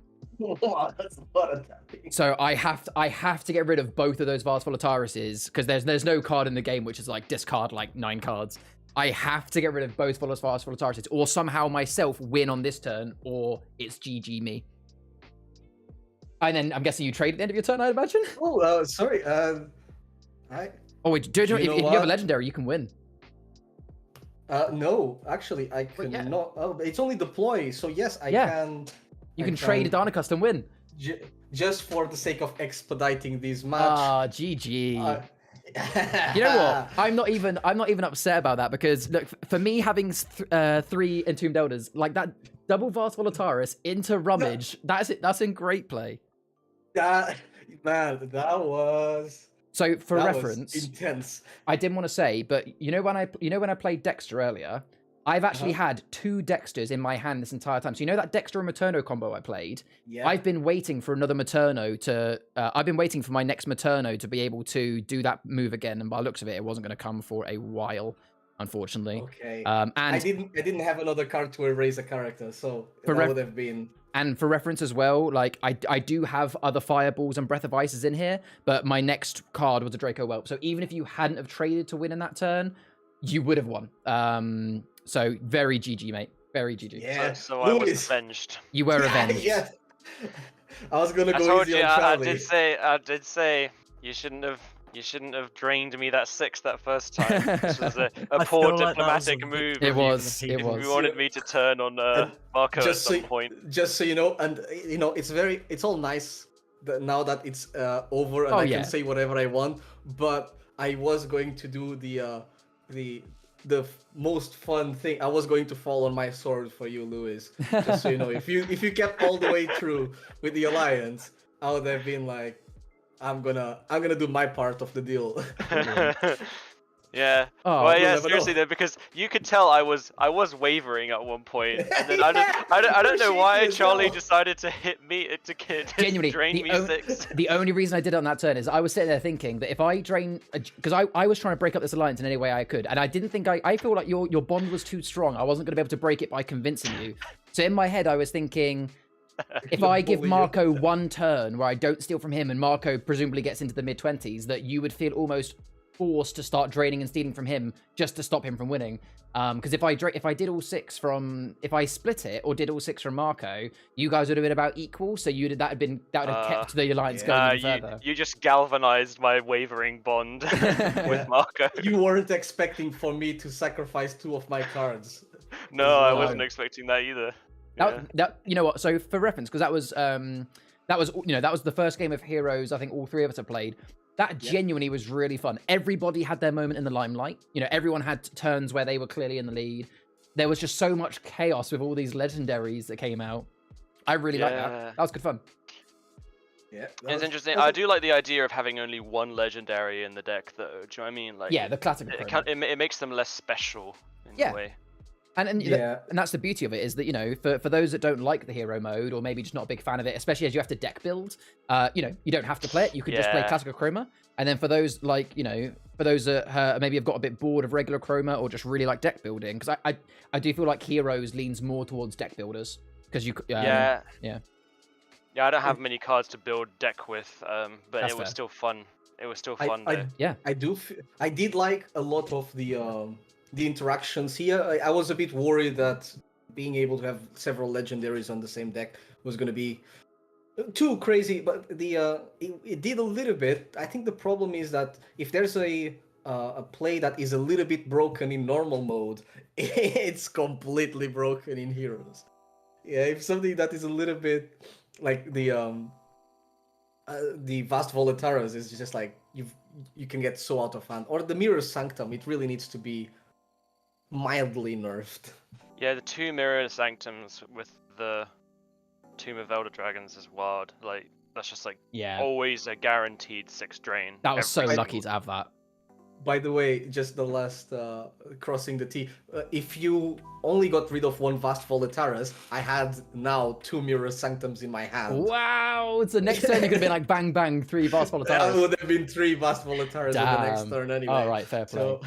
All right, well, let's start moving on to regular Achroma, because I appreciate that a few people have been waiting. So first things first, I'm guessing, Lewis, you're probably not joining us for this one because there probably isn't time. Is that right? No, I'll see you guys later. In which case, for thanks for the game. Yeah, pleasure meeting you. Hopefully play again soon. I'm gonna let you do a first game, which just is private. Sure. Just do a 2-player game, just so that there's a little bit of rhythm going back. Sounds and then I'll join in on the next one. I'll take a little break. Awesome. Yeah, because private, in fairness, you've been waiting ages. You've been very patient, bless you. How you doing, mate? You right? Oh, I'm good. I'm just throughout that it was constantly I look away. Life totals are still the same. I'm just, what is happening? But it's like there's bigger and newer dragons every single time. It's like that was chaotic. All right, so if you want to get your webcam on, as Marco just said, we'll actually, if anything, as a quite nice change of pace. So we are now going to be moving to regular Achroma. So this is going to be just. You know, for those that are learning and maybe don't know the difference, what I mean by regular Achroma is now, firstly, we start on 10 shards and you win by raising to 30, not 40. Secondly, the decks that we're playing with only have 1 legendary, 4 rares. You know, it's kind of the deck building that we've seen before. So it's not as chaotic. And the only other thing is that we don't have a player hero. So those extra abilities we had on our phones don't come into play. Cool. There we go. Yeah, so the code I've got is 565124.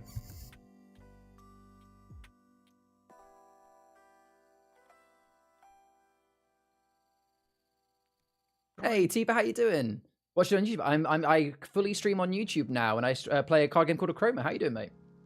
Okay, so I actually forgot to introduce the first game, but obviously when this live stream is finished, it then becomes a video for those watching online.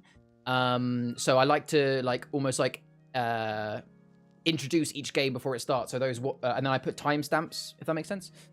So what you don't have to tell me what's in your deck, but can you tell me what legendary you're using so I know which kind of realm it's coming from? So I'm using the what's it called? The Norso Totem. Norso Totem. Awesome. Yeah. I'm also going to do for the whole rest of the evening, I'm pretty much just going to play Warriors of Wishwell because obviously it's a brand new realm. I want to try it out. Okay, so this is game number 2 in the stream. This is back to classic Achroma. 2-player game, myself and Private from the Discords, doing Norso Totem, and I'm playing Chieftain Snorre, the Achroma deck. Oh. Yeah. I haven't seen much of well, to be fair, I haven't seen much of any of it, really. Yeah. I'm new to it from yesterday. Yeah, you got it yesterday. So how was Comic-Con, by the way? It was good. It was pretty much one of the first booths I went to was the Achroma booth. And I was kind of drawn in by it. I was like, ooh, card game. Ooh, pretty cards. The artwork draws people in, yeah. And then when I watched a little bit of it, it was very much this game looks a lot shorter than some of the other card games, so it could be really easy to fit in these games between other things that you might be doing at some social gatherings. Yeah, I mean, I would say that, yeah, games that are 4, 5, or 6 people, they can genuinely take hours if people don't know how to play. But yeah, 2-player games, most of these are over in 5 to 20 minutes. So yeah, I agree. It's really easy to play. Tipa, yes, I can tell you that it is spelt Snorre. So the realm, this card game that we're playing, Tipa, it's set in different realms. Think of them like different universes, like a multiverse theory.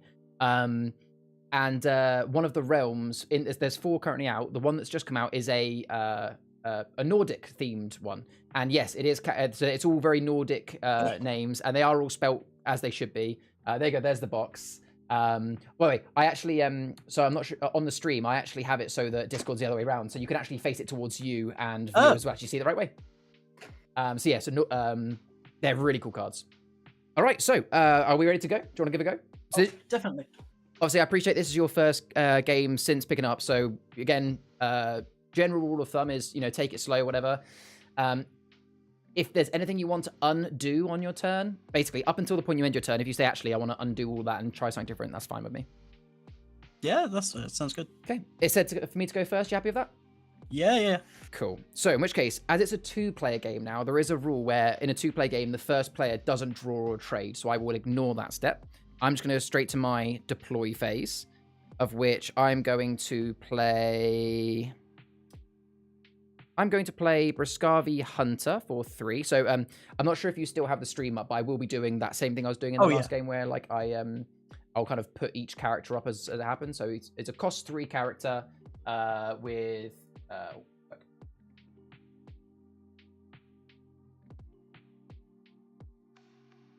oh. There you go. Sorry. Slight annoying thing, that little space that I fit all those cards in? Oh yeah. For some reason, the Draco Temple ones are slightly smaller, so I had to make them bigger, and then I had to make that one smaller. So yeah, I played that one for 3. I am also going to play down Cave Spider for 1, which is a cool little character. He's literally just a 1-cost character with poisonous, meaning that anyone he does damage to gets erased. I'll go to my resolve step, which is a -1, but because you haven't had your first turn, I can't minus it from you. So I'm just going to draw, and then my turn there. Okay.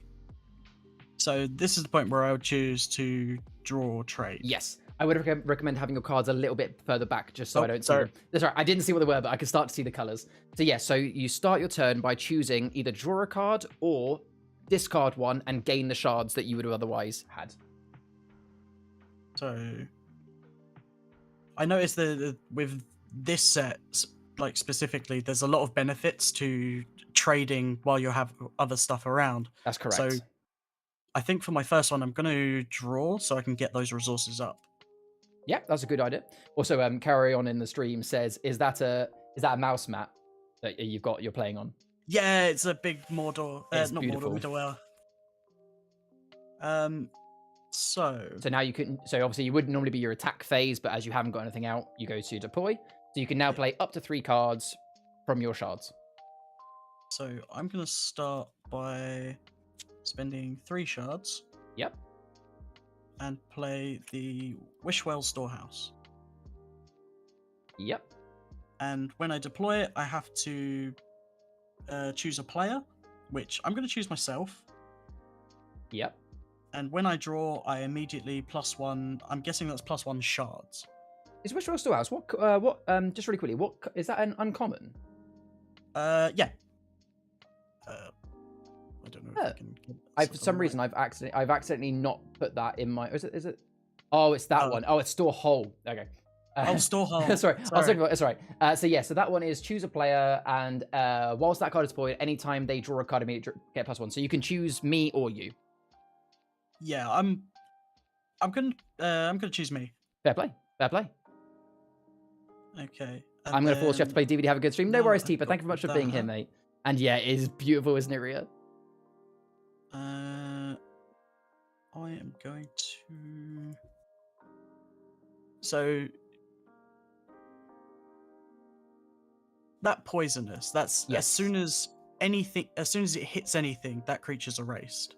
Whenever it does damage. But the only thing I'll mention is, objects of power. For example, I'm just going to grab one from another deck as an example. I think there's one in here somewhere. Oh no, it's actually not in that one. Oh no, it should be in this one actually. Give me a second. Oh yeah. For example, let's say that I was attacking myself. See this Prescribe Hunter and Cave Spider. So if that Cave Spider attacked this Prescribe Hunter, even though the Cave Spider has less health, because it's done its 1 damage to the Hunter, they would both die. However, if the Hunter has a object of power like that, when the damage is done, the damage always goes to the object first. So in this situation, with these two attacking each other, the Cave Spider's 1 damage would go to the Gauntlet. So the Gauntlet would die because of the poisonous, not the Hunter. Although, actually saying that, Torstein's Gauntlet is actually actually has an ability, which means it can't be erased unless the character is. But a regular object of power, we would die first. So what I'm trying to say is that to protect one of your characters from your Cave Spider, you would need to put an object of power on them. Okay. So, basically, me playing out, potentially me playing out a fairly big creature at this point would not be ideal. That's correct. No. Okay, then I'm just gonna. That's kind of what makes Cave Spider. It's a very weak character, but it's such a good play. If it's on your board, it forces people to be a bit more cautious about what they want to play. Okay, so then I'm just gonna go to my resolve. My resolve. Yep. I don't gain anything. That's correct. And then I'll choose my draw or trade. That's I'm gonna correct. draw. And just to be very clear, that if you had any actions in your hand, because actions you can play at any point. So technically, your turn ends when you say your turn's over, because you technically could, if the card you drew was an action, you could play it. Okay. Is Unfortunately, none of these are. You don't have to tell me that, but yeah. Yeah. And because I drew a card, I'm going to immediately go up 1 shard. Oh, cool. So I will start my turn by drawing. Marco says in the chat, what was the name of that McDreamy dude that looks all chiseled in the new realm? Forgot he's my profile pic. This guy. Yeah, I've got him here. It's Oh, is that Torstein? No, not Torstein. So someone who people have already been saying is like really, really like pretty. No, it's not Eric. It was, I think it's one of the common characters. Was it a rare? Was it Leaf? No, it wasn't Leaf. I mean, there are a lot of good lookers in this one. Lacringi Minor, there we go. It's now on stream. Lacringi Minor. It's just a common, but that guy. All right, so I drew. I am going to, for 3, play a location called Briskavi Summer Totem, which I'll put on the screen. So this allows me to steal based on how many trolls are on my canvas. So currently it's only 1, so effectively it works out to be 1 steal. Oh, okay. I will not play anything else. I'm just going to go to my resolve, which is -1 from the hunter and steal 1 thanks to the totem. So I'll do that now. And then I'm just going to draw and end my turn there. So I will start out with a draw, immediately gaining me 1 Another shard. one, absolutely. Christmas comic brush and Achroma stuff, nerdy stuff, and tattoo. And can't Just no rule 34. I am going to spend 2 shards for a trader's pass. Okay. So with this, once during my turn, I may trade, and whenever I trade, I immediately gain 1 shard. Very good. And it has 1 block, stopping one of my steals or minus. Yeah. Very nice. Then I'm going to... So I can immediately trade now. I don't... With the... You Once during my turn, you may trade. Oh, yes, yes. So that means that, so where you can trade at the start and the end of your turn, yeah, that card means that once per turn, at any point in your turn, you can do another trade. So you could do that now whilst you're still in the deploy phase to get yourself some more shards, yes. Yeah, I'm going to do that. Okay. So I've got a card it's got a fairly high shard value, but it probably would work better in a more... Trading game with more players. Okay. Which is Trade Embargo. Yeah, I agree. I agree. That's good for big games. I'm not a big fan of it in 2-player. So from what I've seen so far. Yeah. Yep. So that will give you 5 shards plus the 1 for trading it. Yep. So go up to 6, which takes me to 11. Very nice. And technically you're still in the deploy phase, so you could play up to 2 more cards. Yep. Of which I'm going to spend 4. Okay. And play a Giant Centipede. Ooh, first time I've seen this guy actually played. Yep. Yeah. The only downside is he can only be there on his own because you Yes. can't deploy anything afterwards. But then again, you're playing a trader deck, which I think there aren't actually that many characters in that trader deck. It's mostly location, so I guess that works in your favor to have him out this early, yeah. But one other thing that I can do is then spend another 2. Yep. And put a Cranky Catapult on him. Ooh, very nice. Yeah, may as well. Which has the action of drain 2 shards from any card. Yes. Which I'm going to pick the spider. Very makes sense. Also, can we just appreciate the irony of a caterpillar with a catapult? I'd like to think they just mount it on his back and then let him go like buck wild. Yeah. It's like nobody's going to argue with a giant centipede with a catapult on his back. You know what? Not that I'm exactly a game creator, but do you know what would have been a really cool... I do like the whole drain 2 shards, but do you know what would have been a really cool ability for the catapult? If, as its action... Yeah, imagine if you could launch another character to another side, so that you could... Imagine if you gave me the centipede, but now, until the centipede goes, I can't play any more characters. See, now that would be so good with something like the centipede as well. Exactly. It would be nice if there was a way to like fling your cards onto the other battlefield, but they just have horribly detrimental effects. Yeah, there are some cards in other realms that allow you to trade characters, but not in this realm that I'm aware of, just locations. But yeah, so you've played That's all 3 of my cards. Yep. So now you go to resolve. Yep. So my resolve, I'm going to gain 4 from my combined... Oh, no, that's not cards. That's gain 4 from my combined... Those 2, yep. Caterpillar. And then I'll go to my trade/draw. Yep. And I'm going to trade out my I feel like I might regret this later, Mm-hmm. but I'm gonna trade Falling Stalactite. Okay. So I'll gain its 3 and then 1 from my Trader's Pass. That's right, yeah. But it's kind of... It has to target very big creatures. Yeah, exactly. You basically like red legendaries and rares and stuff, which is good, but you know, if I don't play them for a while, it's a card that gives you shards right now. Yeah, and that's me done. Awesome.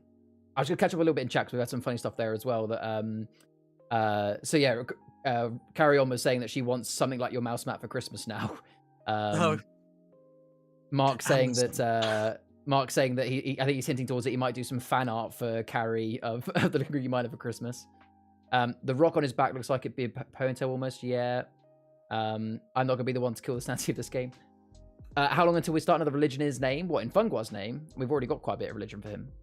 See that I'm permanently in the camp of Nut. Oh yeah, you're in the nut camp now. I'm in Nut camp. Yep. Brilliant. All right, so my turn then. I'm gonna start by trading. I think I'm gonna. Do I want to draw instead? No, I can afford to do this turn, so I am gonna draw. Okay. So right now, what I'm gonna do is before I actually get into my attack phase, are you gonna do? Oh yes, please write some short stories, Rhea.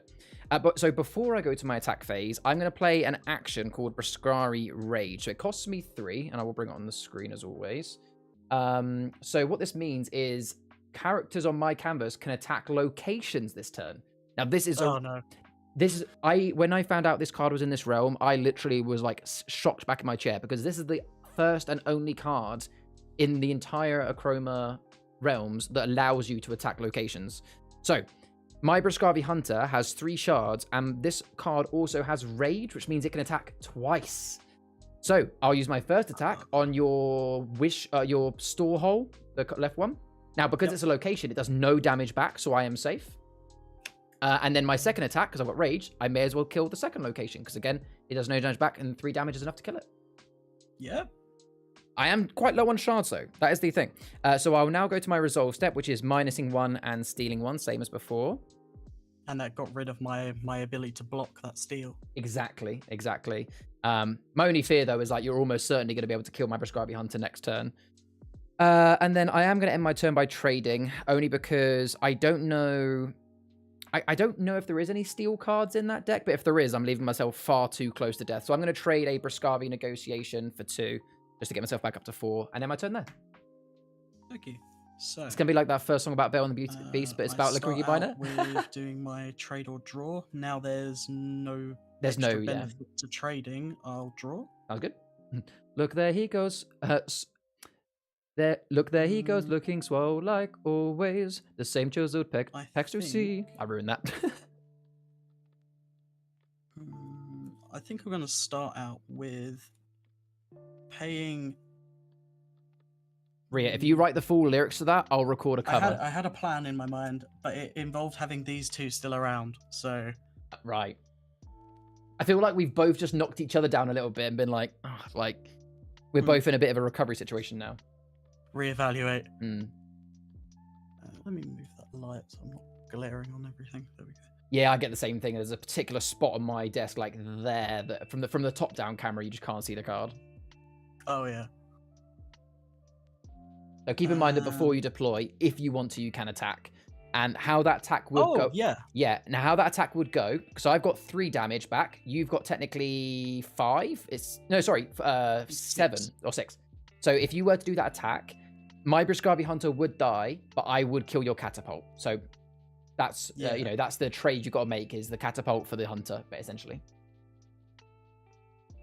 Yeah, I think... The fortunate thing is the catapult's kind of done its thing of taking that extra shot. That is true. But that Hunter is constantly taking me down shards every turn. So... And keep in mind that I'm only getting 1 steal because I have that Hunter out. This totem is relevant to having that out. Oh. Yeah, definitely. I'll go for that attack. I'll bring it back on screen again for you just so you can kind of see. Because it is actually quite a strong location. When I played this with my wife, Rhea, she beat me by having 2 of these out. So yeah, yeah, you can attack him. So he dies and your catapult dies.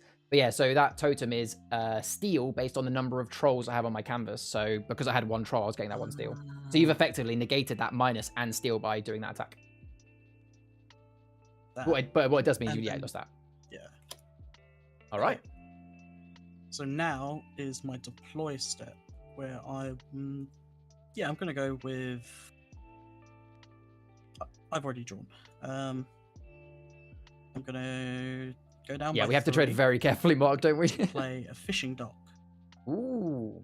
So I'm going to be honest. I'm still waiting for an official answer on fishing dock.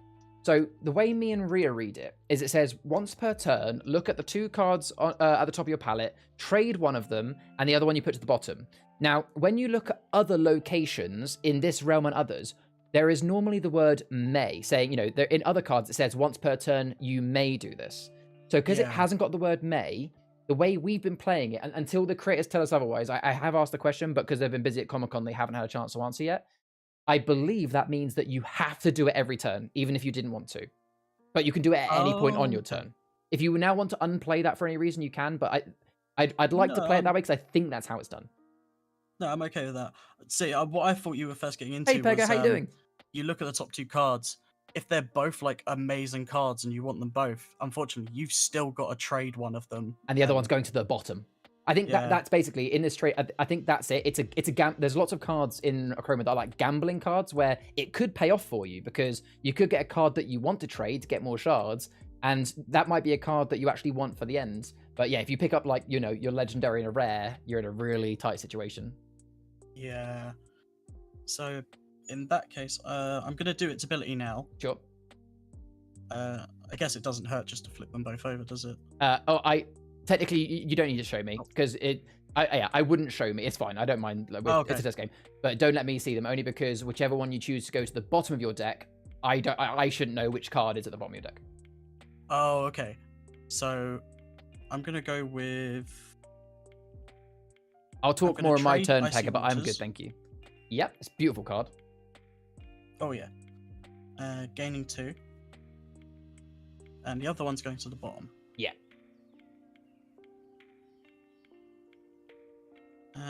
So that's just my first card. That's right. You play 2 more. Second one, I'm gonna pay 1 to play Orium Twine. Mm-hmm. That lets me dig for a card, which I believe is grabbing from my That's correct. Your Drex, yep. Which I'm going to grab my. So it has to be 4 or less. I think that's the only rule in that one. Yeah. So I can't grab the trade embargo, but everything else is kind of fair game. Yeah. And I'm going to grab the Trader's Pass. Okay. And then you immediately trade. So yeah, you trade it. So you don't get to keep it. Oh. Yeah. So it goes back in again. Yeah. So the way in Achroma, in almost every realm, there's at least one card that is basically just like a shard boost. So the whole point of this card is it costs you 1. You get to dig for a card with 3 or less, and then immediately trade it. So if you, ideally, in an ideal situation, is if you've got a card in your dregs that cost 4, you'd be basically playing Orium Twine and gaining 3 shards. If you only, so if the highest you've got is 3, because obviously you can't do trade embargo, then you're effectively gaining just 2 free shards by playing that card.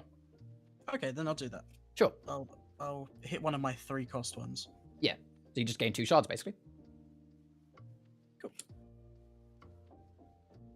And then, I mean, so I can do if it's an action. Yep. I can do it after I do my last draw or trade. That is correct. Okay, so yeah, I'm gonna go to resolve. Yep. So that'll be 3 for your centipede. Yep. Yep. And then I'm gonna draw. Yep. And yeah, now I'm gonna do my action of spending 3. And I'm gonna do unfair trade. Ooh. Yeah, so this one is every other player must trade and you gain a shard. So Right. In which case, I'm going to choose the card with the lowest shard value because I obviously don't want to give you too much back. So Yeah. I'm going to trade a card called Dark Waters. It's an action that is only 1 shard back, unfortunately for you. For reference, what that is, it's an action that would have given a character rage. So you get 1 shard back. Yep, done that. Cool. Then that's me done. Awesome. In the meantime, welcome to Peggerlinks in the stream. Pegger actually does normally play Achroma. Are you still up for some games a bit later, Pegger? But I'm doing good, thank you. And yeah, he has got some really nice... he's complimenting your card sleeves. What is on the back of your card sleeves? So it's a Warhammer 40k Space Marine. Oh, that is cool. Yeah, Very it's awesome. from, I think it's like Warhammer Conquest card game. Nice. Okay, so I will start my turn by... I'm going to start my turn by... Oh, do I draw or do I trade? I am going to trade another Prescribing Negotiation for 2, bring me up to 6. In my deploy phase, I'm going to play a Briscavi Berserker for 2, which is a 2-cost character. Where is he? He is a uncommon character. There he is. 2-cost character. He is a steel 1 in the resolve, and he has rage, so he can attack twice. And then I'm going to spend another 2 to attach to him a Briscavi Fishing Spear, which is a 2-cost object. So he's now effectively a 4/4. So he kind of matches your centipede, as it were. Okay. And that's a -1. Interestingly, that also gives him rage, so he can technically attack 3 times per turn. I won't be, though. I'll then go to my resolve step, because I actually have nothing in my hand. So I get -1 for the spear, steal 1 for the berserker, and now I've got 1 troll again. I can steal 1 thanks to the totem. There we go. And I'm going to draw to end my turn, because I literally have nothing else, and that'll be my turn over. Also, welcome in Dry Bones, and welcome in Jordan. How you doing, guys? But yeah, your turn. Awesome. Yeah, that's no worries, Pegger. I'm going to be streaming for about another 3 hours, so you have time to like go chill for a bit first. I'm gonna draw. Yep. So I don't really have, because it would be somewhat detrimental for the centipede to go into attack. Because would you just lose the spear, or would you lose both? So it would be both. So this is what you got to consider is that if you could attack the centipede, but essentially I would lose both of these cards. You would lose yours. But I guess the overall loss is I would lose a total of 2 steal and 1 minus, but you would also be losing your +3. So you sometimes do. And again, I'll be honest, if I was in your position, it's really a 50-50. It comes down to, do you want to negate me whilst also cutting off your own supply of chroma, or do you just leave them both up? It's a bit of a, you win or lose both ways. Yeah, what I've got in my head almost is that source of chroma is somewhat being negated by the 2 steel and the 1 damage. That is very true. And the only thing coming out of that is a net profit of 2 steel for you. That is very true, actually. Yeah, good thinking. You can do it. So yeah, I'm going to do that. Awesome. Welcome in, Jeff. You're winning. So far, it's quite an even game, but I'd probably say that Private, who I'm playing against, has probably the upper hand at the moment. How you doing, Jeff? Yeah, I'm doing good, thank you, Jordan. I'm doing good. How's your day been? I know you were out, weren't you? Fishing dock. Yep. So Draw 2. Look at the top 2. And throw 1 to trade. So I'm not currently winning, Jeff. I would argue that the guy I'm playing against is winning just, but it's very close. Wishwell market stall. And interesting. Yeah. The other one going to the bottom. So I'll go up by 3. Sounds good. So then to your deploy phase. Yeah. Yeah, a bit busy, but good day visiting family. Awesome, mate. Are you still up for a game today, or are you too tired now? Good.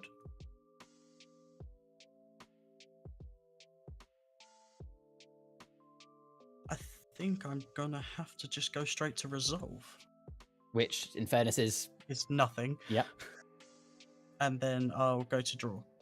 Sounds good. And just double checking, do you end your turn? Because technically you could have an action you want to play. Yes. Yeah, I end my turn. Awesome. So JT says, yeah, I can jump in after this one in the space. Absolutely, you can if you're more than welcome to, mate. Being a 2-player game, this one shouldn't take too long. Okay, so I'm going to start my turn by Obviously, I can't attack. I drew, if you didn't see. Yep. I'm going to...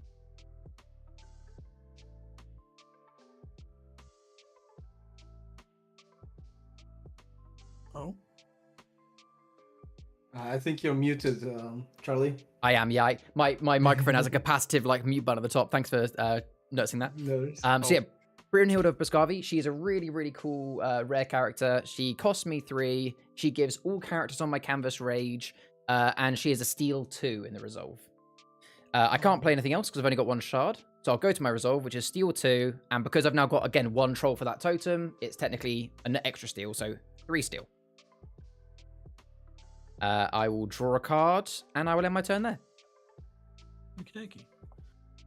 So I will start out with a draw.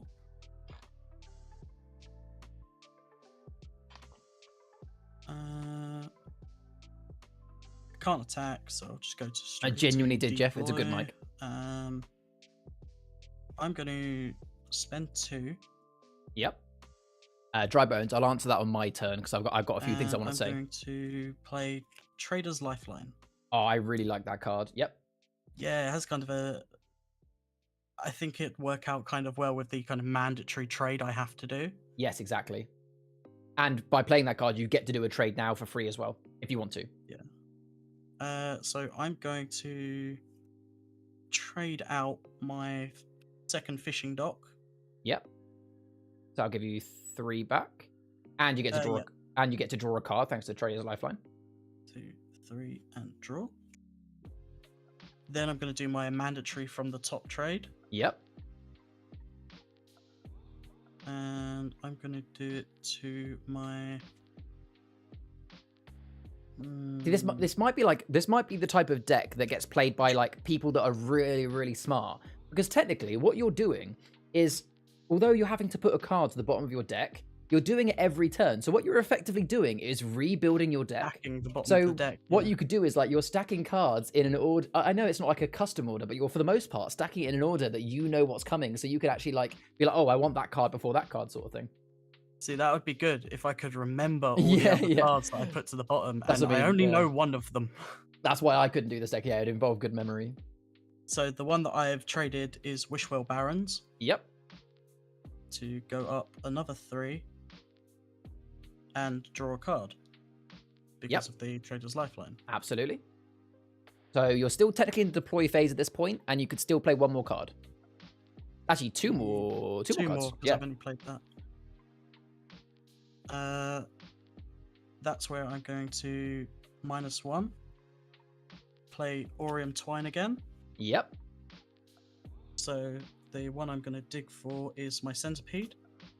Yeah, 4 or less. Makes sense. Yep. And then obviously you instantly trade it. They get 3 back. Well, 4 back, 1, 2, 3, 4. And then I also draw a card from the Lifeline. Because you traded. Very nice.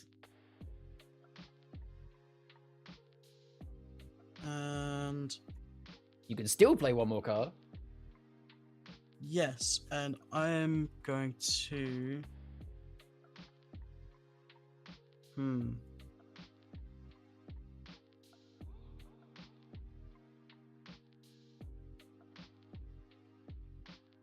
And now this is the...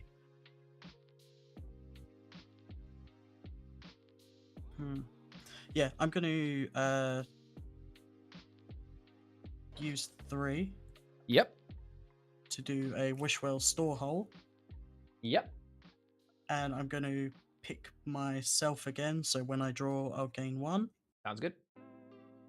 I'll go to Resolve, where I don't gain or lose anything. Yep. And then I will draw for the end. And gain which +1. then will give me another shard. And now my Trader's Lifeline is finished. Very nice. Yeah, that Trader's Lifeline is brilliant. It's just giving you like a complete refresh of your cards. That's also till my next turn. So if for any reason you would make me trade... Yes, that is actually great. I mean, I'm going to tell you now, I don't have a way to do it, so you can just put it in your discard if you want to. But like, you're absolutely right, though, that if there was any other players that were forcing you to trade, you would get to draw. That's right. Oh, kind of like that unfair deal. Yes, exactly. So if I had a card like that and I played it now, then I yeah, still get a benefit getting a card off of it. Yeah. exactly. Awesome. Very good turn. Very good turn. In the meantime, welcome Jeff into the stream as well. I hope you're doing well, buddy. But yeah. And Dry Bones asked, how do you like the new army compared to the past one? So I'm guessing, yeah, obviously he says army, but he means realm. Yeah, really enjoying it, Dry Bones. I've only played, I think, 4 games so far. This is my 5th game with Warriors of Wishwell. But what I like about it is, without going on to too much of a tangent, most of the other realms have 2 new abilities in each realm, but there's often cards that are very similar. Like, for example, for those who don't know the card, it'll mean nothing, but Monastery Nest and Wrangled Woods, for example, 2 cards from different realms that are basically the same card. What I really like about this realm is not only have they added 2 new really cool abilities, but there are so many new mechanics that are just really interesting. Like that Trader's Lifeline, that's just such a cool card. Yeah, I think I got the card where it explains a lot of the new abilities. Yes. So the Rage, Shield Wall, Trading, Digging, Find, and Poisonous. Yeah. It's a realm that it's not overpowered in any way. Like I'm not going to turn around and be like, oh yeah, it's the best realm ever. But it's just really fun. It is really good. All right, so my turn then. I'm going to start by drawing. I am going to play. I'm going to play Briscavi Hunter for 3. I'll pop him on the board. He's an uncommon character. He's just the same one I had earlier, the -1, the one that I had that was next to the spider before. Yeah. So I'll go straight to my resolve now, which is to steal 2, -1, and because I've got 2 trolls out now, this is now steal 2. So I'm technically stealing 5 and minusing 1. Wait, yeah, no, sorry, stealing 4 and minusing 1. I'm starting to know what Lewis felt like with all of this steal. Yeah, and this totem it's when my wife played this deck against me, she actually had 2 of these totems out. So as soon as you start getting multiple every troll she got out, it started to really snowball. All right, and I'll draw, and I will end my turn. Yes. Okay. So I will start out with a draw, which will then gain me 1 shard whenever I draw. Yep. And then I'm kind of going to go second verse, same as the first. Okay, another Trader's Lifeline. Very nice. Yep. But now with that added, whenever I draw from the Trader's Lifeline, I'll gain a shard from it. That is very true. Great I didn't think about that. Great combination. So I am going to first do the trade from the Lifeline. Oh, that's from hand. Which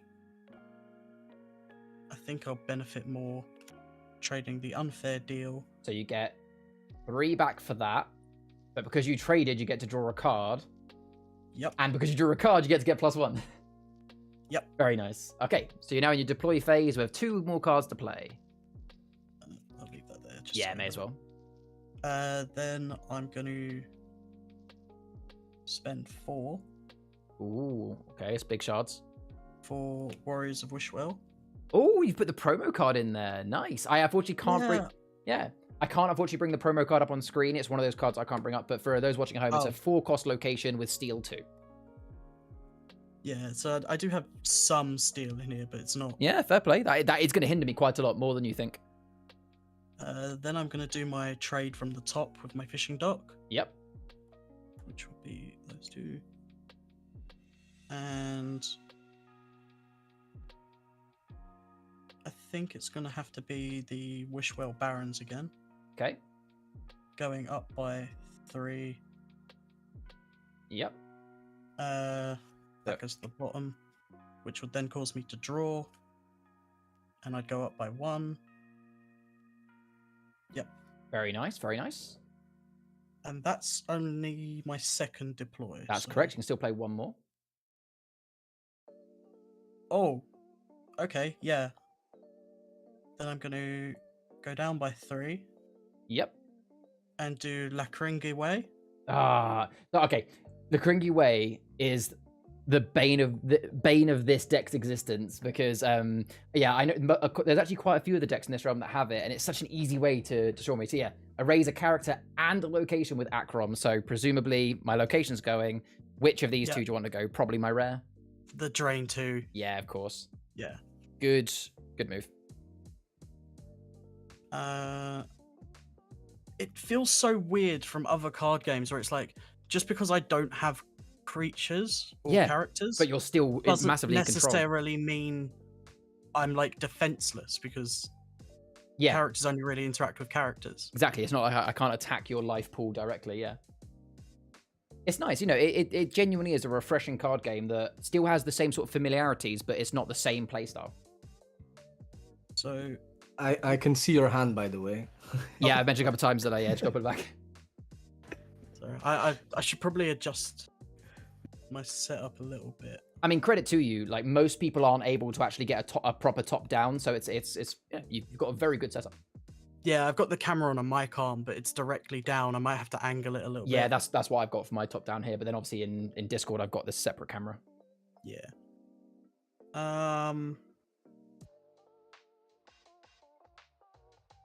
Okay, so I'm going to move to Resolve. Yep. Do my Drain 2 from my Warriors of Wishwell. I think that's how that goes on Yep. that. That's right. And then for the end, I'm going to get full benefit off of the lifeline, and I'm going to trade my Icy Waters for 2, draw 1, gain 1. That, I'll be honest, was a really, really interesting turn, seeing how those cards worked. What do you think? Now I'm starting to get to all the cards that I've thrown to the bottom. Yeah, and you're also going to run out of cards quite quickly. Yeah, that was so when I was like kind of messing around, working out how this worked, I realized like I go through cards very quickly. Yeah. All right, so then is that the end of your turn? Yes, that's the end of it. Cool. And all right. I will start by.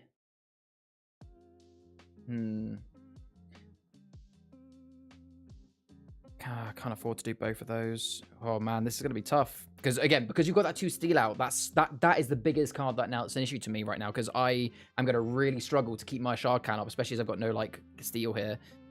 So I'm going to start my turn by. I really don't want to trade right now, so I'm actually gonna draw. Okay, actually that's quite beneficial. Okay, so I'm now going to just go straight to my resolve, which is to -1 from you. And then I'm going to, at the end of my turn, I will have to trade, because otherwise you'll leave me very slim on ice. I don't really want to do this, but I'm going to trade Prescribe Totem Worship for 3 to bring me up to 6. Yeah, nice and quick turn, but that's the end of my turn. Okay. So I'll start out with...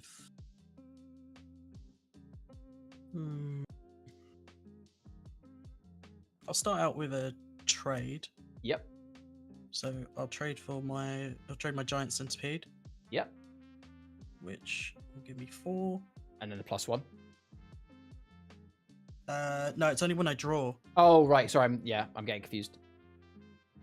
Then I'm going to deploy. Actually, first I'm going to do the top from the top. Sure. So 1, 2. Whilst he's doing that, Marco, what's your opinion on the traded decks? So I must confess I haven't been paying the most attention at the moment. Okay. My opinion is that I caught a few bits here and there. Yeah. It changes the dynamics. I like it. Yeah. It's been really interesting to watch. Yeah, it's just like I haven't got my cards yet for the new realm. Of course, yeah. You did yours on Friday, didn't you? I know these like very from like what I've been seeing from you guys. That's fair. But it's like it's almost the same thing we say every time there's a new release. It's like it's just so nice to have some refreshing. Fresh. Yeah. It's just like every time it's just like it nothing that undermines what's been before. It's always, it just adds to it, and it's just always impressive. It's like, oh my god, I can also do it. Yeah. Yeah, the way the guys at the stall at MCM kind of sold it, it was like with a lot of these, it's a lot of interactions with things that you're doing, and it kind of hit that. In other card games, I'm kind of that person that will sit there and just kind of play solitaire with myself. Yeah, yeah. Well, speaking of which, you know there is a solo game mode of this, and it works really well. I'm yet to read through it properly. I've got it downloaded, but Yeah. All right, so sorry, I interrupted in the middle of your turn there. So I saw you did a few bits. Are you still in deploy, or are you going to move to resolve? I'm still in deploy, so I'm going to spend 1. Yep.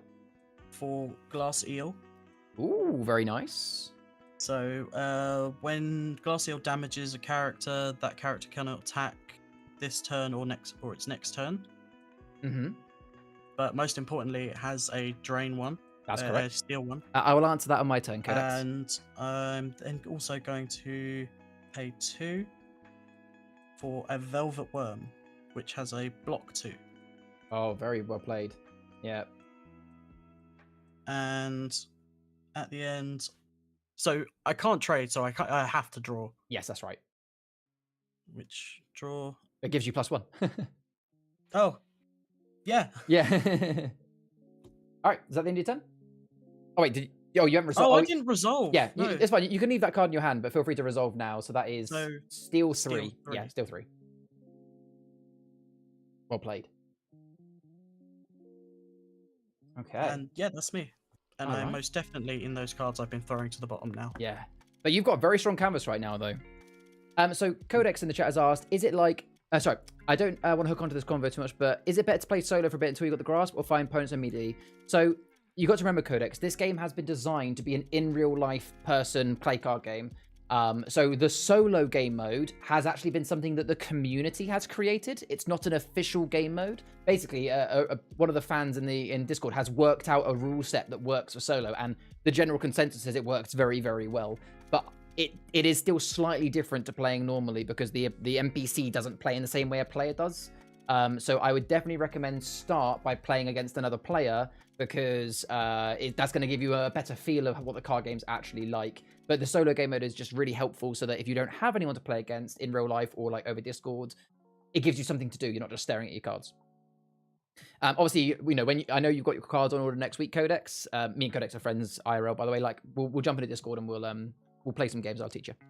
All right, so my turn then. I'm going to start. I'm going to have to trade, unfortunately. So I am going to... or do I have to trade? I should trade. Oh, man. I'll be honest, I've got 3 cards in my hand. I'm going to have to trade to play any of them, but I don't want to because I've got some really nice cards. Okay, so I'm going to do it this way round. I really don't want to, but I'm going to trade Briscavi Raider for 3. I'm then going to play... Oh, actually, no, actually. I am still going to trade for 3, but I'm going to get rid of Briscavi Rage. I was going to play Briscavi Rage, which is the one where... Oh, no, I know, I can't do it. I know, I'm being stupid. I will still trade Briscavi Raider, and I will then play Briscavi Rage for 3, because I was about to say that my Briscavi Hunter hasn't got enough to kill the promo card, but I forget. He's got Rage. I can attack twice. So yeah, Briscavi Rage has been played, which for those that haven't seen it, it's the one where I can now attack locations for this turn only. So my Briscavi Hunter with 3 attack is going to attack his first time against the location, the promo card, which brings it down to 1 health. And because this Hunter has Rage, it means they can attack twice. So I will attack again to the same promo card to erase that. So at least it gets rid of your 2 steal. Although you might... I'm still very... It's not great. Go to my resolve step. It's -1 from you. And I'll end my turn by drawing. This is really not good for me. Like, does the block symbol, does that block? Yes, sorry. My apologies. That blocks the minus. So yeah, give yourself 1 back. I completely forgot you had that block. Yep, so technically my minus did nothing.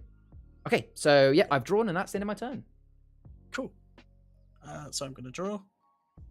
Yep. I'm just going to start with the yeah, fishing it's dot, fair play. which is no surprise what these 2 are. And I'll throw my Lakringi Trader and gain 1. Yep. And then I'm going to go down by 1, 2, 3, 4, 5, 6. Oh snap! Your legendary. The Norso Totem. The Norso Totem. So that's gonna give Private 3 block, which basically makes my steel really useless. And whenever one of your cards is erased, you trade it instead. And what's good about that card is even if I get rid of Norso Totem, it counts towards itself. So Norso Totem is basically a free card. You play it for 6, and when it gets erased, you get 6 back. The only way it would be bad is if I somehow stole it from you. Yeah, oh yeah. Which, I can be honest, I can't, because I'm pretty certain the 2 cards that allow me to swap locations, I'm pretty certain I've traded so far. Yeah, I have, yeah. I would think, like, especially, like, a faction that's based on, like, raiding and pillaging, you would have a steal mechanic built into it. Yeah, I mean, there is. Like, in my, oh, yeah, I'm quite surprised there isn't in your deck, yeah. All right, cool. So, what next? And then I'll also -1 for another glass eel. Awesome. Cool. So then in my resolve, I'll drain 2. So if I hadn't have got rid of that trade card, you almost certainly would have killed me that turn. Oh no, I only did -2. I didn't. Oh yeah, so just don't steal from me now, because otherwise you'll erase me. Yeah, but just give yourself 2. Positive. Yeah. And then in my resolve, I can't trade, so I have to draw. Is that your last card? Yeah, it's my last card. Interesting. So this is going to come down to the wire. Will give me +1 from my. Okay. So with the one where I look at the top 2 and have to trade, Just means you won't be able to do that. that. It Yeah. just won't have to. Yeah, it just means you won't be able to do anything. That card will basically become useless. All right, so my turn then. Yes. This is going to be interesting because, yeah, all right, let's just see what happens here. So I'm going to start my turn by... How many? You've got 2 steel. Okay, I'm going to trade Brascavi. Actually, no, I'm going to draw first, actually. I'm going to draw first. Yeah, I'm going to draw first. I'm then in my attack phase. I'm going to use... So Brascavi Hunter has 3 attack. How much does your Chroma Worm have? Oh, it's only 2, right? Yeah, oh, yeah, the Velvet Worm only has 2. Okay. No, yeah. I'm gonna attack one of the glass eels. I'm gonna get rid of one of the glass eels now. But because the glass eel has an ability, which is that when it does damage to a character, I can't attack till the start of my next turn. So it means that although my Brascavi Hunter does have rage, I can't use that rage because of your glass eel. So if it didn't have that ability, I would have been able to like double attack and I could have taken out the other eel. But I was gonna do the worm first, then the eel, but I would have lost my hunter. But due to it being erased, I'll gain 1. That's correct. That's absolutely correct. So I'm then going to go to my resolve step, which is -1, which doesn't go through because of your block. And I'm going to end my turn by trading a Brascavi Thrall, just a single 1. So you're going to, yeah. So that's the end. And yes, that's the end of my turn. So just to be very clear what happens now you've got no cards. You must start your turn, unless it's an action. If it's an action, you can technically play it straight away. But as soon as you get to the point where you would reach your draw or trade step, you have to trade it. This feels like sacrilege. What are you trading? Canute. Oh, Canute! The card that you love. And then I'll gain 3 from that. Yep. So now you go to your attack step. So technically you can attack if you wanted to, but whatever you attack with it would die. But you could do that too. You could do that to gain the shards, but that'd be about it. That's just a -1. -1 ability, so. But it's currently being blocked by your Chroma Worm anyway. Well, the Norso Totem also has a block 3. Oh, that is true. So, what is that's 3 shards anyway. Yes. Isn't it? So if you wanted to kill it, you'd have to attack with your Chroma Worm and your eel. And it looks like the eel is the only real route I have into actually gaining any shards. Yes. Yeah. Because this is going to be we're going to do a few quick turns after this, but it's going to be a case of can I drain you before I run out of cards myself? Well, the thing is, it's like, oh, you can't attack next turn. I can't attack with him next turn. Yeah, no, I can't attack at all next turn. Yeah. Yeah, I'm just going to go to resolve. Okay, so that is steal 1. Yep. So, and steal this time. And then you would normally draw a trade because you've got no cards in your canvas and no cards in your hand. It's just gone. So we're going to have a few quick turns now because it's going to be interesting to see how this works out. You basically, your deck's just run out of steam, I guess. So I'm going to draw to start. I can't attack. I'll go to my resolve, which is -1, but it's blocked. But I'm gonna end my turn. I'm not gonna lie. I need a card. I don't mind even saying, because in fact, you know what, I may as well show you because it's not like you can do anything to counter it. So yeah, I'm sitting here with whatever's here now. I've got this rare in my hand that I've been wanting to play for a while. This would be the difference between stealing my way to victory. But to play him, I'm gonna need to start trading some better things. And the last 2 cards I've drawn are just like are 1 shard cards. So unfortunately, I'm just gonna have to take a turn of, I'm gonna trade Dark Waters for 1 just to keep myself alive. End my turn. Unless you want to attack, your turn is literally just going to be steal 1. Yeah.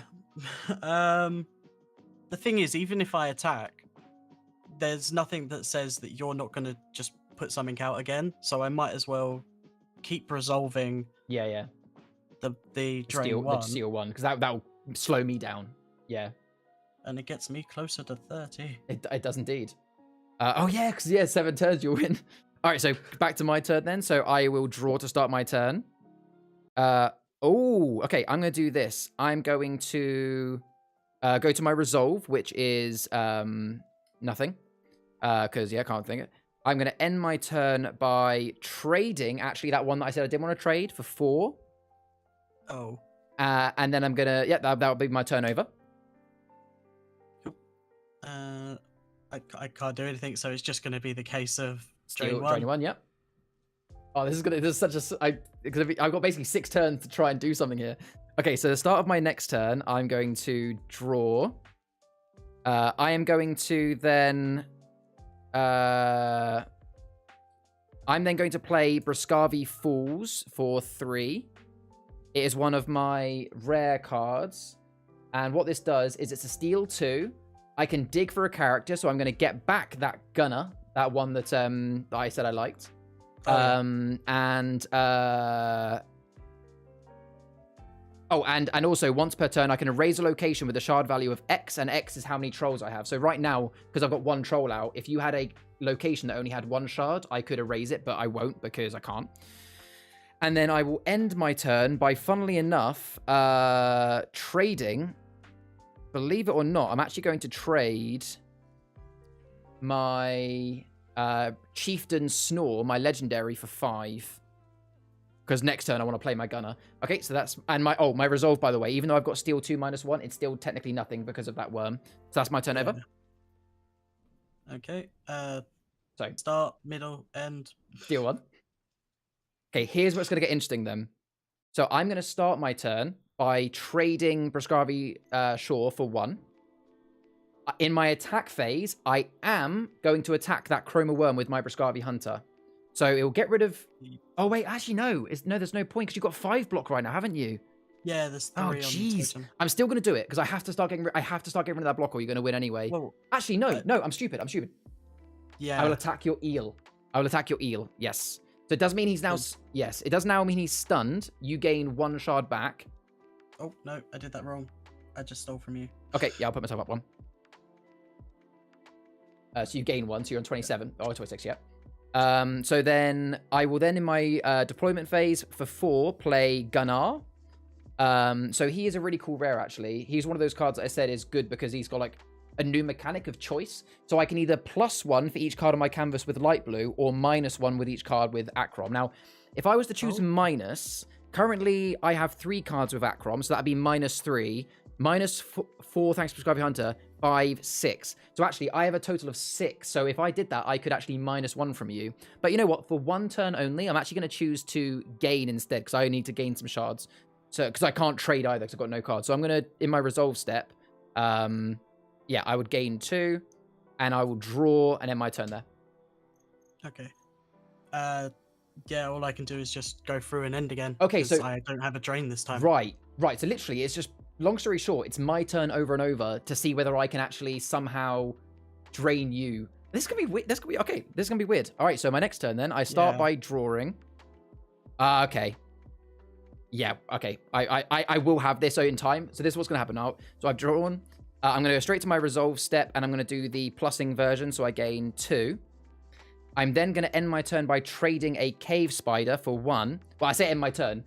After that trade, before I technically end my turn, I'm going to play an action for... Oh wait, no, wait, I can't do that.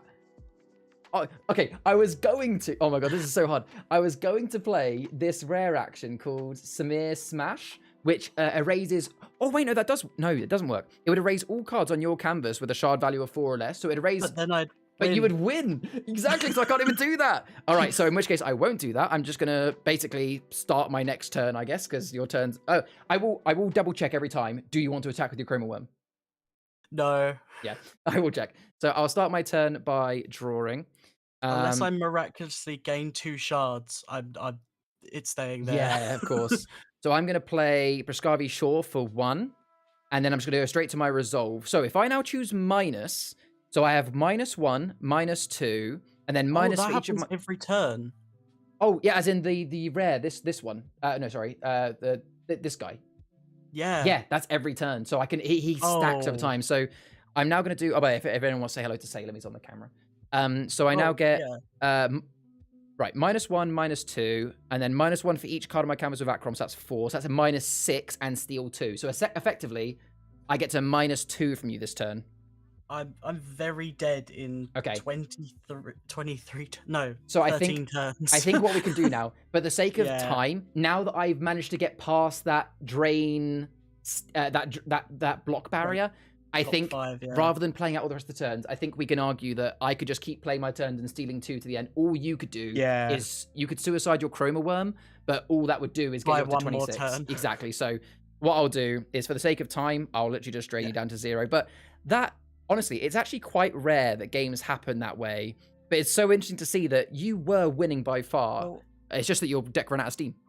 So the thing that I noticed is so Canute is just whenever you trade, draw a card. Yes. As well as you also have, where's the other one? The Trader's Lifeline is whenever you trade, draw a card plus trade. And then I think that's supposed to be. With the Wishwell Storehole, you're just adding that positive to each trade, and you're adding more material into your hand to trade. Mm-hmm.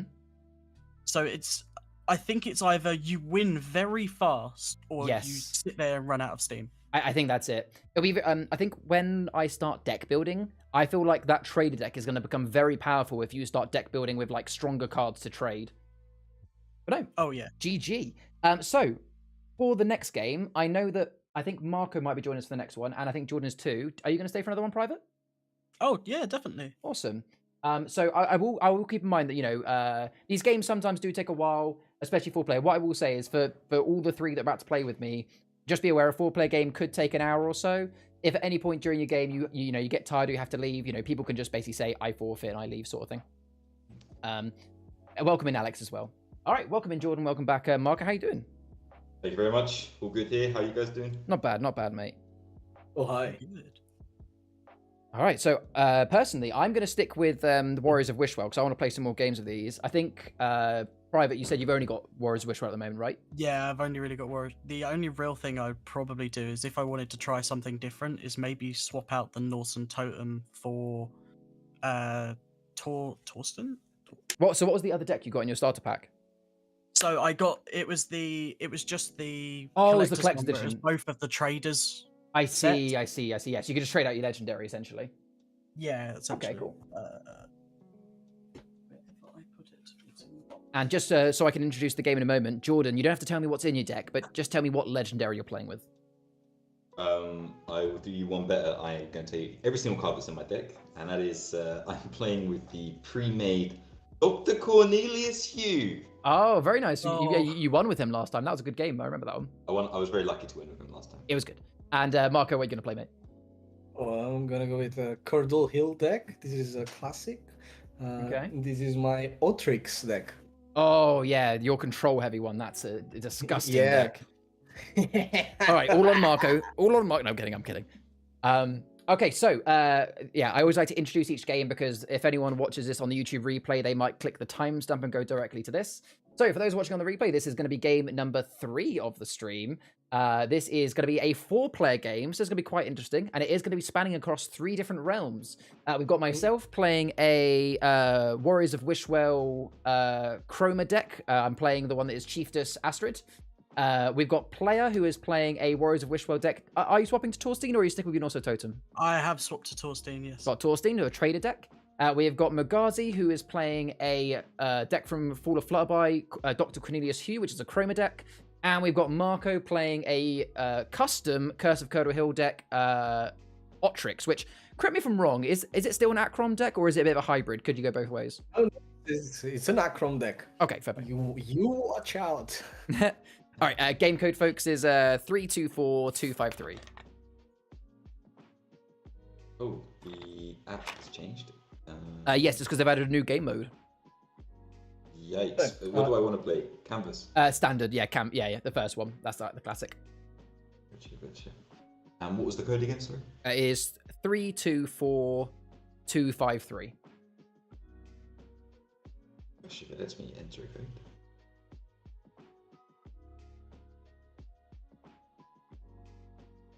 Sorry, one more time, please. That's all right. 324253. 253, gotcha. All right. I'm in. So it says for private to go first, so we'll go by the app, and then we'll go clockwise according to what I see in Discord, if that's okay. So we'll go private, Magazi, Marco, me. You guys okay with that? Yeah. Sounds Yeah, good. let's do that. All right. So obviously, yeah. Appreciate you just shuffling your cards, draw 5, and whenever you're ready, private, you can go first. Okie dokie.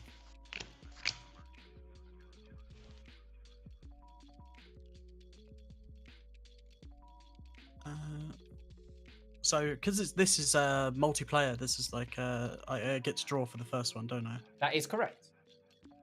Okay. So yeah, I'm going Or to... trade, obviously.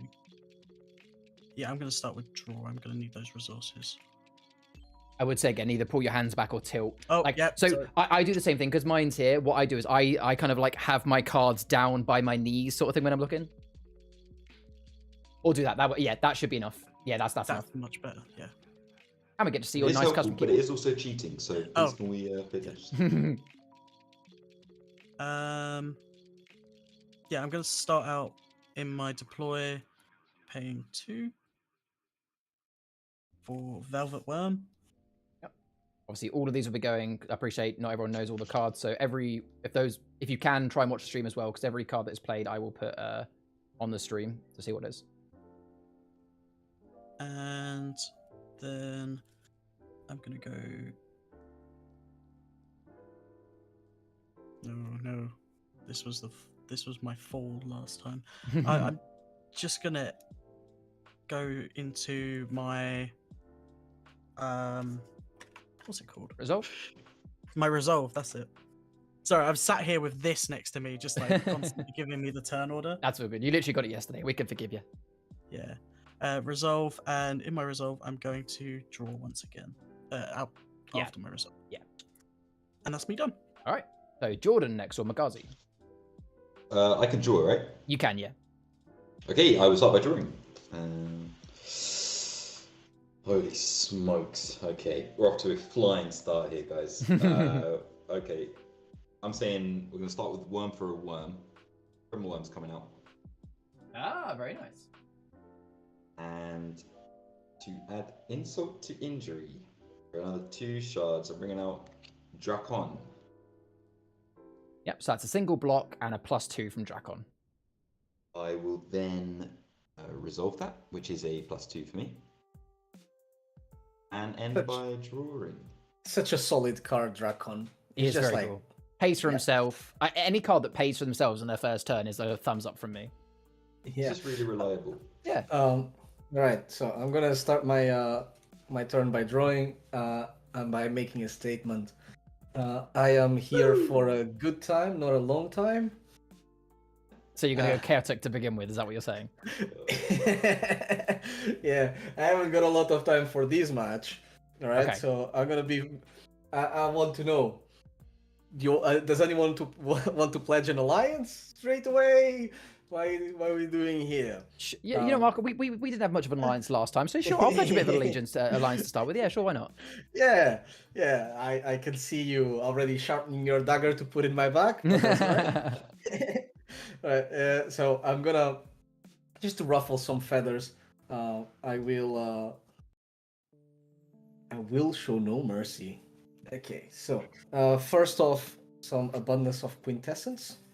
Yep. It's just always a nice solid card. So that's just a Reference to three. private. Private. Do you remember I said there's a card in like every realm that just gives you a shot of shards? That's the same Oh, thing. yeah. It costs 2, and you just gain 5 straight away. That's all it is. Yep. Oh, You're gonna play a second one. I've got another abundance of quintessence. this is some alliance. All benefit for you.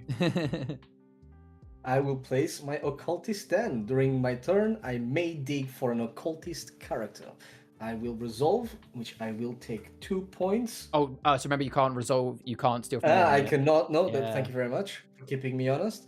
I Who will would take you a start card. with? So the rules have changed very slightly in the last update, by the way, Jordan. Again, the old revolving card game. So do you remember it used to be that I only learned this in the last game. Like, I didn't realize this today. That it used to be that you couldn't steal from someone who hasn't had their first turn, but if someone had their first turn, you could steal from them. So as you was going around the circle, you could start stealing from the first players. They've changed that. I believe the reason they've done it is because if you imagine a 6-player game, Jordan, where let's say the first person. Let's say the other 5 people are all Acrom. First person has their turn. All 5 of these people steal from the first person. Dead.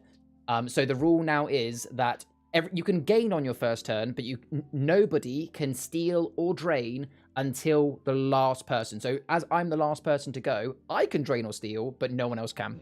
Which I don't have drain or That's steal. quite a big nerf. I was kind of safe anyway. I got a block 2. That is true. Yeah, it is quite a big nerf to Acrom, but we'll see how it plays out in a few games. Cool. And is that the end of your turn, Marco? Yep. Yep. Awesome. So I will start my turn by drawing. I am going to... You know what? We've all got these little cute characters out with block. I wasn't even going to play it, but I might just do it for the... Oh, actually, no. I guess you might kill... Actually, no. I'm not going to do it, actually, because I don't even mind saying I have a cave snail that has 1 block. But if I played him out, if I played him, he's just going to die to your Drakon or Chroma Worm, so I'm not going to play him just yet. I'm instead going to play... Okay, so I'm going to start by playing a location called Lacringi Cliff Dwelling. It costs me 3. It'll be on the screen in a moment. So this allows me to... It's a +1 in the resolve, and it allows me to find a Hulder Troll with a shard value of 4 or less from my deck. So find means I get to go through my deck right now and find a troll with 4 or less shards on them.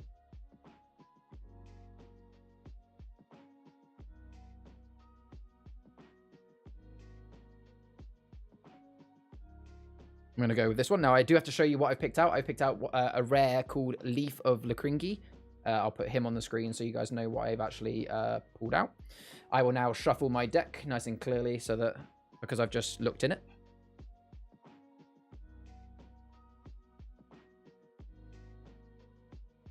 Okay, so I will play one more card this turn, which is a Lacringi Mines. It's another location, costs me 2. And it just gives me +2 back in the resolve. And I think that is all I will do for now. So I will go to my resolve, which is to gain 3 back. I will draw. And I will end my turn. Back to you, Private. Okie dokie. So I will start out by drawing. For my first trick, 1, 2, 3, and I'm going to play Unfair Trade. Ooh, okay. So each other player must trade, and I gain the shards instead. So everybody has to discard a card from their hand, and Private gets all the shards from them. In a multiplayer game, this is insane. You know what? You can have that cave snail. So you get 1 shard from me. Our choice? Yeah, your choice. So it's essentially you're doing the trade, but I'm getting all the benefit. You can have 1. Oh. So you did a Prism Sapper, so 1 from Marco. And Jordan?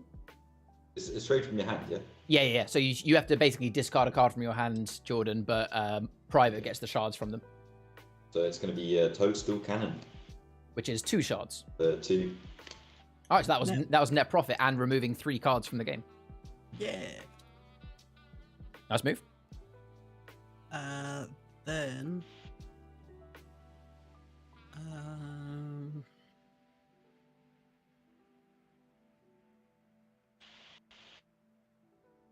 I'm gonna play out my. I'm gonna spend 1 for a glass eel. Okay. So that's the one where if it damages, they can't attack this turn or the next turn, which I'm guessing will only be per player turn, not like round. It's until until its next turn. So let's say you attacked. Oh. Let's say it's whichever character. So let's say Jordan's Drakon attacked yours. Until Jordan's next turn, he wouldn't be able to attack. His Drakon couldn't attack again. Oh, okay. Then in that case, I'm going to then also kind of low, but 1, 2, 3, 4 for Warriors of Wishwell. Promo card, very nice. Yeah. Then at the end of my turn, I get to drain 3. So you can drain. Magazi has 1 block. Me and Marco are open. Marco is very, very eager for that alliance. So down with the alliance. Wait! And I'm gonna drain 3. I do like to make enemies, don't I? No, I have no respect for the throne, so. Oh, wow. And at the end, I'm going to draw 1. Okay. Right. At the end of your turn. Yeah, that's me done. Okay, then I will start by drawing.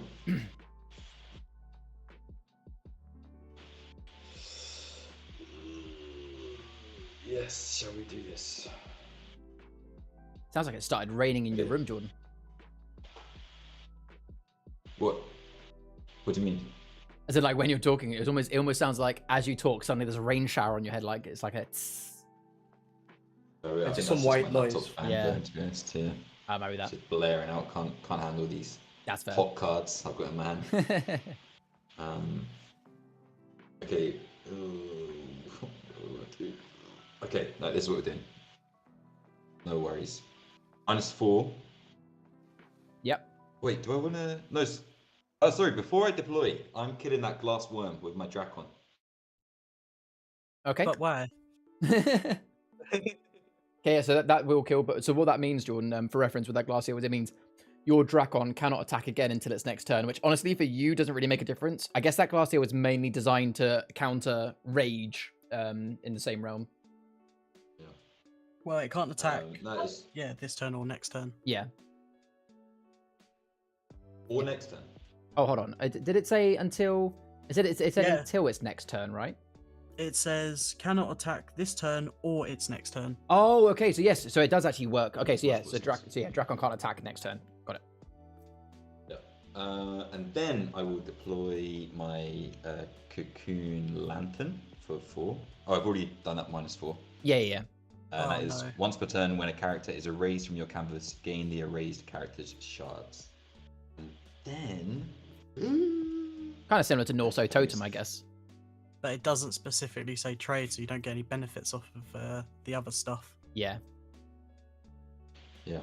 But then I will play the Fire Tender for 3. I Okay. can find a card with red, with a shard value of 3 or less. Mm-hmm. And I'm doing that now, a bit quickly. I'll tell you what, that's what we're going to do. Taking that into my hand, and I'll shuffle my deck really quickly.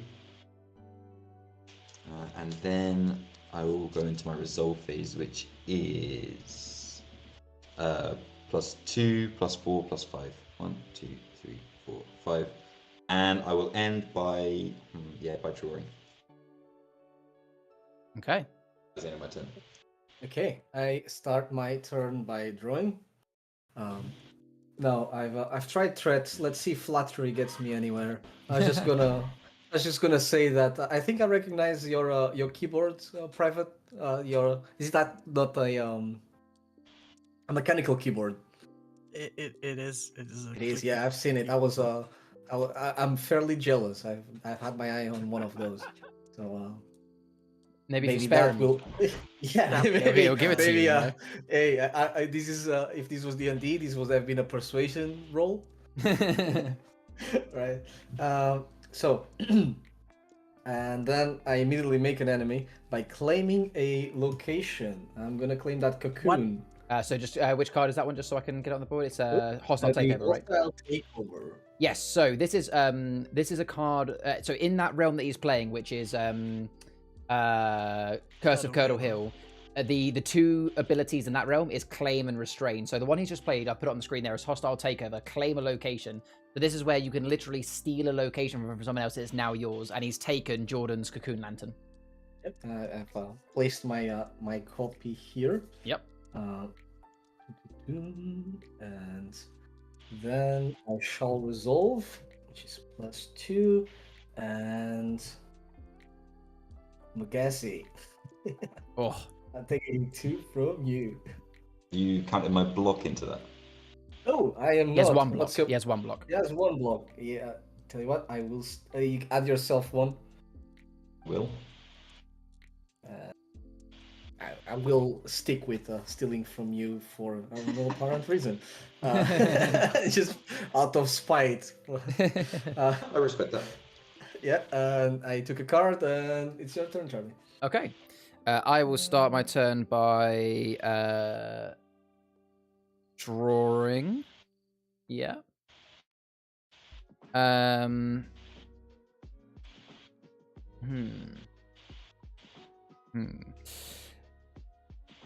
Okay, so I'm going to play a character of Lakringi Miner for 2. Hot This Miner. is Ria's favorite card because he's doesn't matter which way you swing, he is hot. You can't deny it. Rock Daddy. He's Rock Daddy. I like that. All right, so let me bring Rock Daddy on the screen. There he is. So he and this actually affects all of you. So it cost me 2, which I did take down. So the shard value of objects of power whilst in player's hand is reduced by 1 shard. So this is for everybody. If you have an object of power in your hand, it costs 1 less to play whilst Lakringi Miner is up. Keep that in mind.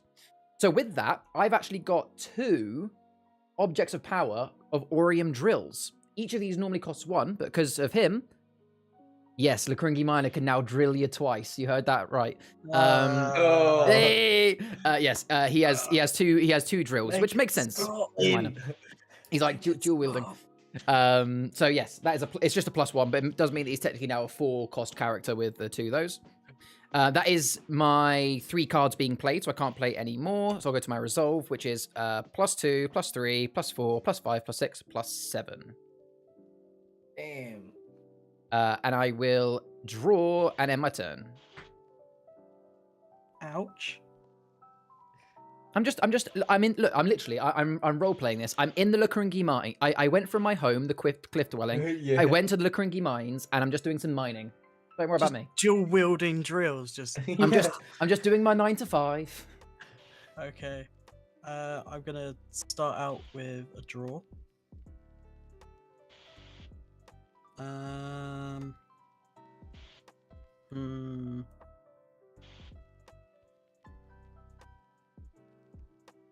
think I'm going to. So that miner makes everything cost less. Objects of power. Objects of power. Okay, so I'm gonna -1 to play Ooh. Lakringi Catapult. Yep. And I mean, he made it so cheap. He might as well get something from the catapult, which is gonna be draining 2 shards from Hot Miner. Oh, that's a good play. So yeah, that is it has an action on it. Draw 2 shards from any card. Which yeah, if you do it from the miner, that unfortunately does get rid of the 2 drills. My wife will not be happy you just done that. All right, yeah, good play though. Good play. And I mean, I've viciously stolen from Marco before. I've just taken out Hot Miner. I think I'm gonna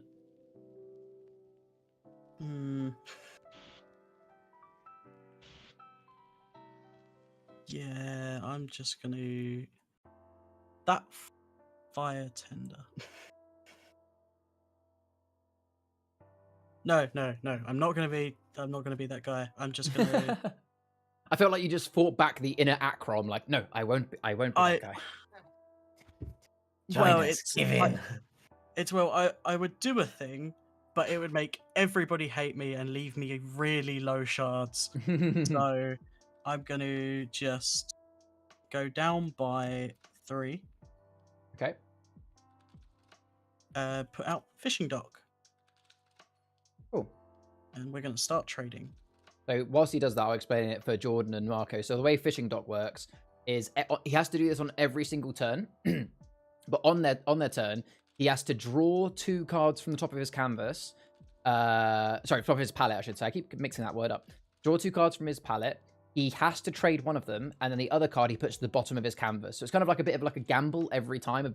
He gets an extra trade, but has to throw a card to the bottom of the canvas deck, and that's on every turn, but at any point on his turn. So I'm gonna trade the falling stalactite and send the other one to the bottom. So gaining 3. Yeah, cool. So that's only my second card, but yeah, no, I'm gonna leave it there. I'm gonna go to resolve. Dealing 2. So the only person with block is Magazi, who has 1 block. Keep in mind. It's gotta be you, Fal. You're. I get it. Firstly, you kill my miner, and then you start taking the resources that you mined. Put me out of the job, then stealing with me like taxes. Capitalism, you know. Yeah. And then my catapult is gonna make me gain 1. Go. And at the end, I'm going to just draw 1. All right. I start running out of cards again, and I'm sat here. All right, Magazi. Okay, I'll start by drawing. I'm gonna have to play that. So, the 2, bringing out our friend Drakon again. Nice. Just run down here like this. Another one. And for another 2, I'm bringing out the Soaking Stone. Ooh. I've already taken that 2 away. I think I haven't. Thanks. All right. Must be right. Soaking Stone is just a steal 1 location. No, sorry. Did I start this round on 6 or on 5? You started on 6. Okay, so yeah. So you should have you've played 4 worth, so you should be on 2. Okay, super, thank you. And I'm just going to resolve that, I think. So that's plus 4, 5. The steal. Gonna have to be Marco. Oh. I thought he was going to choose me because I'm on the highest, or Private because Private Oh just. no. He I've remembers last turn. I've got a new block. I'm okay. Yeah, that is true. You have got the block. That's very true. All right, cool. And I will draw to end my turn. All right, Marco. All right. So it is my turn. I will take a card. What's in play? Couple of locations, or 4 locations, Oh. 5 characters No, currently. I can't even see all the cards that are in the game, but I will risk it a little bit. But first of all, with my occultist, then I will dig for my occultist. Yep. Put her back in my hand. Then was there the card that with the free with the -1 for objects of power is gone, isn't it? It was That is correct. Yeah. So objects Okay. are now full cost. Okay, I've got a fun card that is Drain the Woods. Oh, okay. Oh. No. I take 2 shards from every location and character. So painful. And he gains 1 shard for each one. So the easiest way to do that is if we do this 1 canvas at a time, and so minus the 4 shards first, Marco, if you haven't already, and then we'll go round each canvas. And Sure. so right on my canvas, that is just my Lacringi Mines. That's a 2-shard card, so you gain 1 shard back from me. Yes. Private, how many of your cards are 2 shards or less? So it would just be the worm, but I'd also lose the catapult. That's correct. So that's 2 shards that Marco gains. And then Jordan, how many of your cards are 2 shards or less? It's 2 dracons, 1 worm, and 1 soaking stone. Oof, so 4 that's cards. 4 cards. So that's 4 shards to get back. But it does also affect his own cards. But then again, I'm pretty certain all of your cards are above 2 shards, aren't they, Marco? Yes. Yeah. It Hey, was well up. played, mate. Good card. Oh, no, that paid off. Yeah. Okay, and then after that, I can play my Prism Sapper and the Occultist Athame, and I can resolve.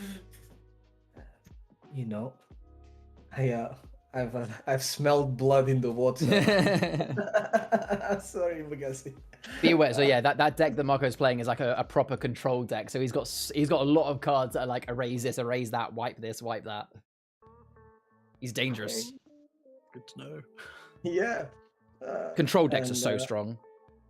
And then I'm going to draw a card, and it's your turn, Fall. Brilliant. But yeah, so whilst I play, I'll start by drawing. Yeah, so Marco has got a really, really strong deck, but he's still got the harder game because me, Private, and Magazi, we're all just trying to raise to 30. We're kind of like focusing ourselves, whereas Marco has to try and kill all 3 of us to win the game. So you've got a strong deck, but you've got a larger hill to climb, as it were. Oh, yeah, that's why I said that this game is about me just pooping on everyone else's part. So you know what? I will. Oh, do I want to do that? No, I don't know. What's currently out? Can I afford to play all of these in one turn? I can. Oh, it does leave me a bit low. I guess I could trade at the end. Okay, so yeah.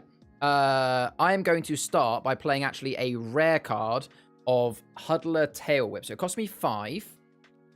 I'll put this on the thing. Hold a Tail Whip. So what this means is I can erase a character and a location from any canvas, and I gain the shards from one of them. So I'm going to get rid of your Occultist Den, Marco. Okay. And I'm also fine. going to get rid of the character, your Prism Sapper, which will get rid of your Tame. And I'm going to choose the Den as the card I would get back. So I actually gain those 5 shards back. Okay, so... Basically, it leaves you with the Cuckoo, the Lantern only. Oh, also I get a 1 shard back from the Cocoon. Oh, yes, you're absolutely right. So I will then...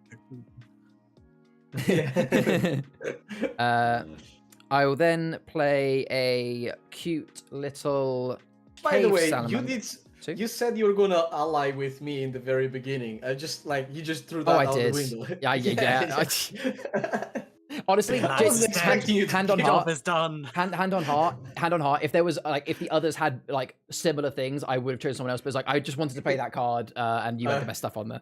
Yeah, sure. Yeah. So I just played a Cave Salamander for 2, which is just a simple little common little salamander. Although I'm sure that probably hurts his feelings me saying that, but he's cute. And then I will also play. You know what? Whilst there's no other characters out, I will play for 1 that Cave Snail as well, giving me 1 block. You cannot see my back, but you just lodged one of these all the way in. For the second time today. For the second time today. I will draw and I will end my turn there. Over to you, Private. Okay.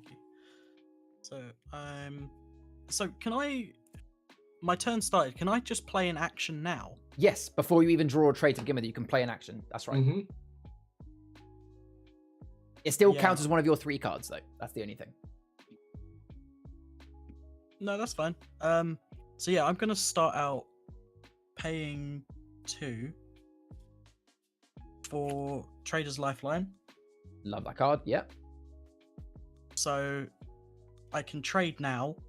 Yep. So what that means for Jordan and Marco is it's such a cool card. So until the end of Private's turn, every single time he trades, he also gets to draw a card. So it's a really good way of refreshing your hand. And when you play that, you get to do a free trade then. So effectively, in this turn, he's going to be trading once for that. He can trade during his draw trade. He can trade during his draw trade at the end. And he can trade again thanks to his fishing village. So he could actually trade 4 times in this turn to gain all those shards and draw another 4 cards. So first trade is going to be Icy Waters. Yep. Gaining 2. drawing a card. And then my actual draw trade step, I'm going to trade Torstein's Gauntlet, Yeah. going up to 12, and drawing a card again. Now I'm in my actual deploy.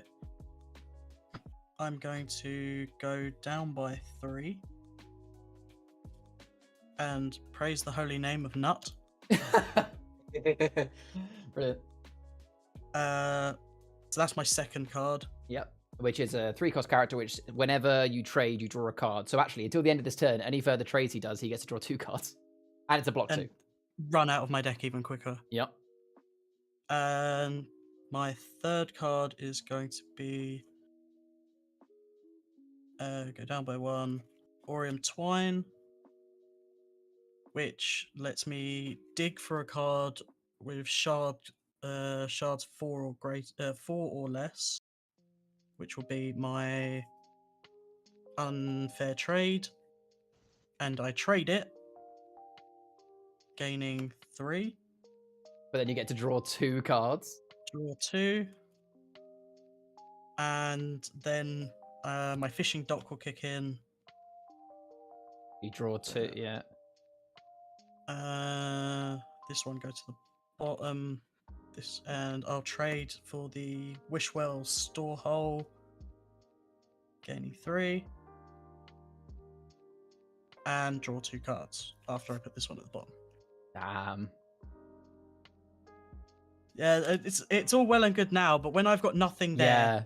It's a win. It's a win quite quick, or nothing sort of thing. and then I'll go to my resolve. Warriors of Wishwell, I'm going to drain 2 from Marco. You don't have any block, do you? Marco I doesn't do not know. I think the only person with block right now is me with 1. And then at the end of my turn, I'm going to trade for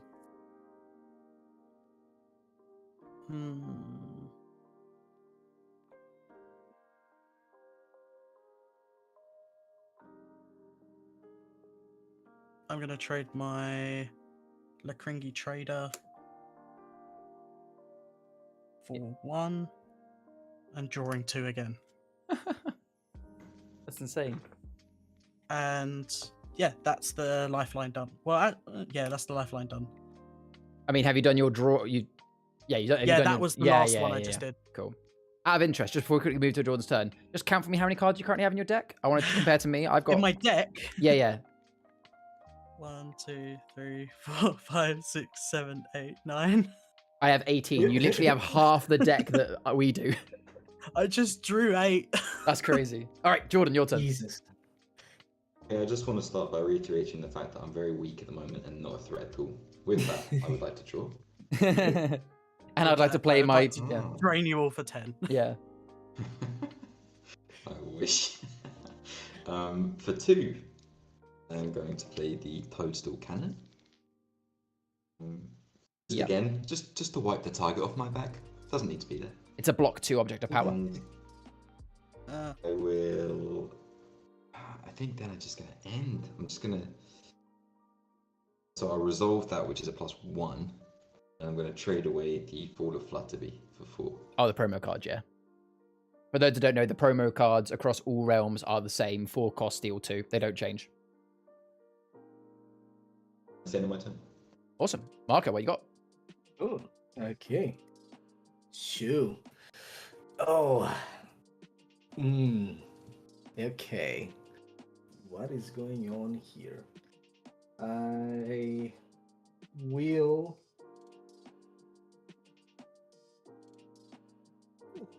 double down on my chaos role in this game, and I will play Selective Diminish. Ooh. Yeah, it is an oh no. So this is a 5-cost card. It allows him to erase up to 1 character, 1 location, and 1 object with any chroma. Doesn't matter what's canvas. Okay, so I will take the fishing thingy. Okay, the fishing village. That's your location. Yeah. You've got a character and an object now. I will the object or the toadstool cannon. Okay, so Magazi's Toadstool Cannon dead. And sacrilege, but the knut's gotta go. No, Oh, the canoe. my boy! They've killed my boy. You know exactly how it's pronounced. My nut. It's nut. Alright. All right, cool. I will then play Prism Sapper. And even though it doesn't hurt a lot, it will hurt a little. Private, I'm minusing 1. Ow. Oh, wait, and then again +2, and I take a card. All right. I will start my turn by drawing. Yeah, let's do this. In my attack phase, I will not be attacking. Actually, no, I will. I'll use my Cave Salamander to attack that Prism Sapper because I may as well just get a free kill. Oh, thank you. You're welcome. Enjoy the free money. Thank you very much. +1. Oh, yeah, because you get it from... Yeah, I guess that's a good point, actually. I guess why you did it, yeah. So I will spend 3 to play Leaf of Lakringi. He is one of my rares. I'll pop him on the old board. He is a +1 character. He's got 3, and he gains +1 for each of your locations. If you have Lakringi Gardens on your canvas, you gain +2 instead. So right now I don't, so effectively it's an extra +1. But then I'm also going to play down for 5 my legendary Chieftess Astrid of Lakringi. So how she works, I appreciate she's new for some of you. So she's a 5-cost character. She has her ability is her resolve is +2 for each holder troll on my canvas, which is currently 2, so it's effectively a +4. But she has an ability called Shield Wall 2. So this is one of the new abilities, and what it means is when I attack, it's no different than a normal attack. But when any of you now attack me, and this is for all of my characters on my board, Shield Wall is shared, so all of my characters currently on my board now have Shield Wall 2. Anytime you attack me, I have the same amount of health, so to kill this snail, you still just need 1 attack to kill him, but the snail would do an extra 2 damage back. So this snail, if you attacked him, you only need 1 damage, but he's going to do 3 damage back. So all of my characters, imagine they've got like defensive spikes or defensive shields, you know, they do more damage when you attack them. So I guess it's a defensive maneuver. I will then go to my resolve step, which is to gain 1, 2, 3 as standard. Look, Leaf gives me an extra 1 for the location.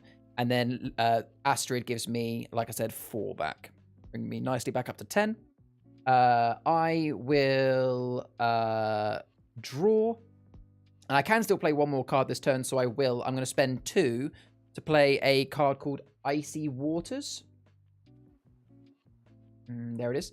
Very, very pretty card. I can choose a character. They cannot attack until my next turn. And I'm just going to choose your Fire Tender, Jordan. I have no idea if you're going to do it, but it just means that yours is the only character that can kill any of these by attacking right now. So it just means you can't attack until my next turn. Oh, okay. Just to that character, at least. And that is the end of my turn. Private, over to you.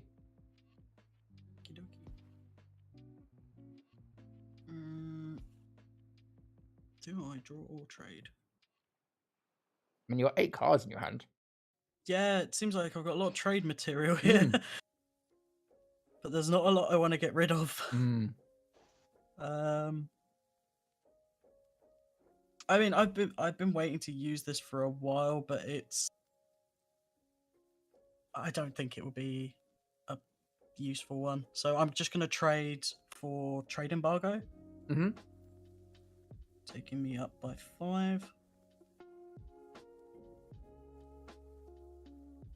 And now I'm going to go to deploy, and I'm going to go down by 3.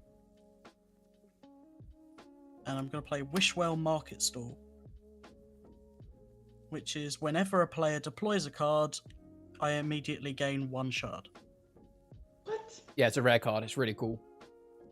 Yeah, it's I was kind of reading through it and I was like, wait, I've seen cards like this in other games and they can be quite annoying because now I have to keep up with what everybody is doing. Yeah, you can't just be like, oh, it's not my turn. I can just have a quick, like, snooze. Yeah. All right, cool. Then I'm going to... How many shards did you start this turn on? I started on...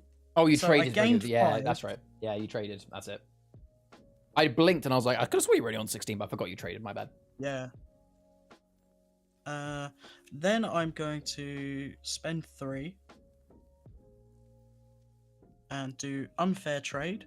Yep, that's the same one as before. Oh shit! No, I did. You can undo. You can undo if you want to. Like Okay, cool. we always play that until your turn is over, you may undo anything on your turn. So obviously, make sure you give yourself those 3 shards back. But Well, yeah, I'm spending those 3 shards anyway on Okay. something else. cool. Which would be Wishwell Barons, and the player I'm going to pick. So this is whenever a player choose a player, and whenever they trade, he'll gain +1. So I'm going to pick. I'm going to pick Marco. Okay, so whenever Marco trades, you gain +1. Then I'm going to go down by another 3. So yeah, Codex. That's and not do unfair trade. Codex in the chat has said that's super fair on. I love that undo button. So the whole undo button, that's not officially in the rules codex, but a lot of the community play it that way because it is quite. It's an easy game to learn to begin with, but it is quite complicated to like learn all the cards and the synergies and stuff. So I think it's just it's a fair thing of, hey, on your turn, if you want to undo anything, you can. I mean, if anything, you're giving the other players an advantage because we see other cards you've got. But yeah, it's just a nice little kind of gentleman's rule. Okay, so we'll start with me first. I'm going to be trading... I'll be trading a Lacringi Totem. Oh, and actually, I don't want to do that because we've got to be careful. If we give him too many shards, he wins. I'm sure it's mine. Yeah, I'm gonna give you a Lacringi Twitterling, so that's 3 shards from me. Oh, that's paid for it. Yeah. Like, unfortunately, I had 2 cards in my hand that both were quite high shards. Yeah. Marco? 2. 2 shards from Marco? 2 Well, shards. 3 from Marco because I gave Yeah. one when he Oh, trades. yes, very true. And Jordan? I'm gonna have to give 4. No way. Matron. 4 shards.